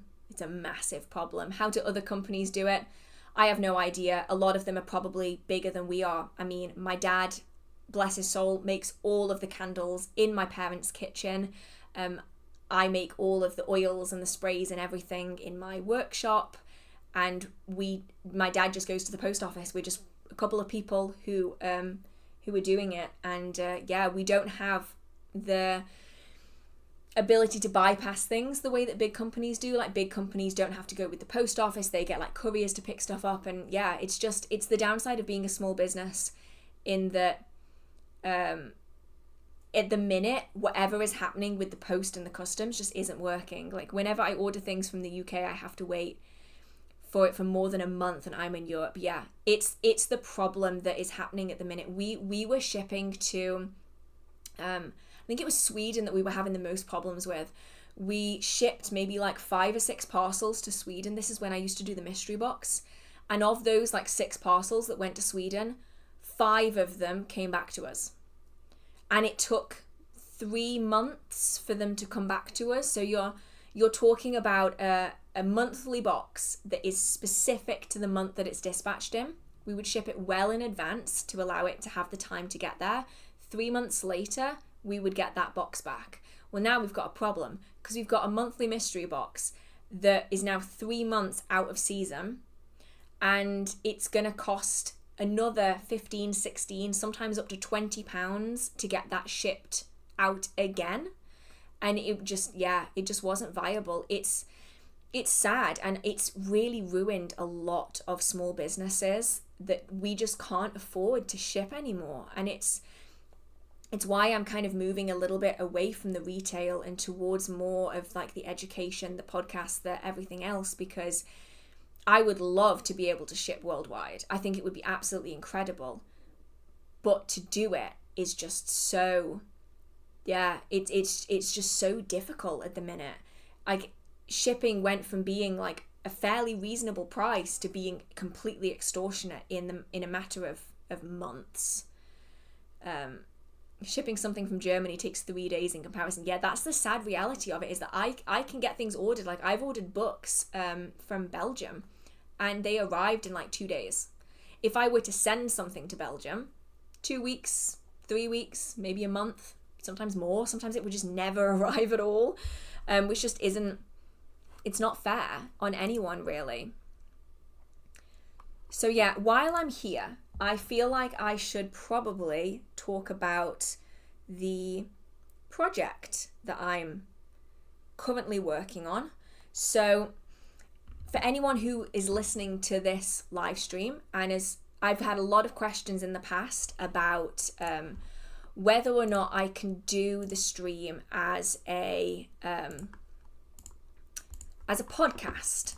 So I've been asked if I'm able to create it in an audio form so that people are able to listen to it while they are driving, while they are cleaning and cooking and all of these other things. And so for the last week or so, I have been trying to edit podcast episodes. So the plan is, we are now going to be putting the live streams into a podcast, so that if you are wanting to listen but don't necessarily want the video and the hindrance of that, you can listen on Spotify. Now the podcast is live. We are starting, I am starting in January 2024. So they're going to be working slightly behind. They are edited versions of the live stream, so it cuts out a lot of the filler of me like losing where I am, of me like figuring out what question I'm on, and they are going to be released hopefully in weekly installments. So each episode is going to be about an hour to an hour and a half, and then the next installment will be the same live stream, just the next section. And I'm hoping to do that so that anyone who doesn't want to have the video on and whatnot is able to just listen, and it's a slightly more streamlined way of doing it. So I'm going to link it in the chat. I'm just going to make sure that that link actually works. Let's just double check. So let me just get this up.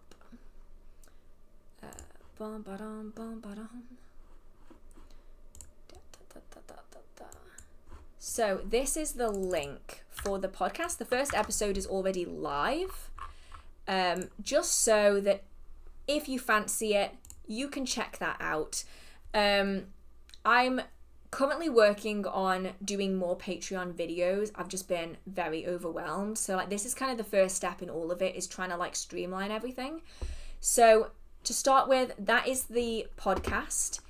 It is hopefully going to be good for people who want that kind of setup, because I've been asked for months now to do an audio version of the live streams. So that is what that is. I'm going to work slightly behind. I might end up putting older live stream episodes on the Patreon, when like the live streams that basically, as I do more live streams, previous live streams get privated, because obviously information shifts and I don't want everything to just kind of repeat itself. So it's like a constantly moving conveyor belt. So some of the older episodes I might edit and then they might go on the Patreon, but I'm not certain on that just yet. So I'll let you know what's happening. But yeah, I'm just going to do the last few questions, and then yeah, I think that is almost the end of the stream for tonight. See, what else have we got? Some of the questions I've already, I think unfortunately it has now jumped. Of course it has. So I want to say a massive thank you to everyone who has joined me on tonight's stream. Thank you so much. I really appreciate everyone taking the time out of their day to sit and listen to me talk. Thank you to all of the mods who have massively helped the stream just to keep everything flowing as usual, and to everyone who has donated or liked or left a comment or whatever it is that you do. It massively means a lot to me. If you want to support me and you don't want to donate or do anything like that, just give the video a like. Genuinely, it means a lot to me. If you want to go even further, just stick some like cute emojis in the comment section, because YouTube absolutely loves comments and interaction that way, and that just, it massively helps my channel and it just supports the live streams that I do and everything like that. So thank you so much for joining me tonight. Make sure that you have something to eat, have something to drink, stay hydrated. And yeah, I should probably take my own advice because I've been sitting here talking for 4.5 hours. So yeah, I will see you next week. It may or may not be a Lammas video. So yeah, we'll see how that goes. And I hope you have a marvelous, magical day. Oh, the live stream will be posted after as well on the channel. So if you've missed any of it, you can like go back and check it out. And then the edited version will be up on not Patreon, on Spotify in a couple of months. I think it's going to take me a while to get there. So anyway, I need to stop talking. The link's not working. Oh no, the link's not working. Is the link working for anyone? I'm gonna need to figure this out just before I go, because otherwise that would be really bad. The link's not, can I click this link myself? I can get it to load up. Huh. Yeah, okay, what I'll do is I'm going to be posting it on the community tab anyway, because not everyone is obviously going to be watching these. So anyway, yes, thank you so much. I hope you have a marvelous, magical day. I hope you're all staying safe, and I will see you in the next video. Okay, bye, and end screen.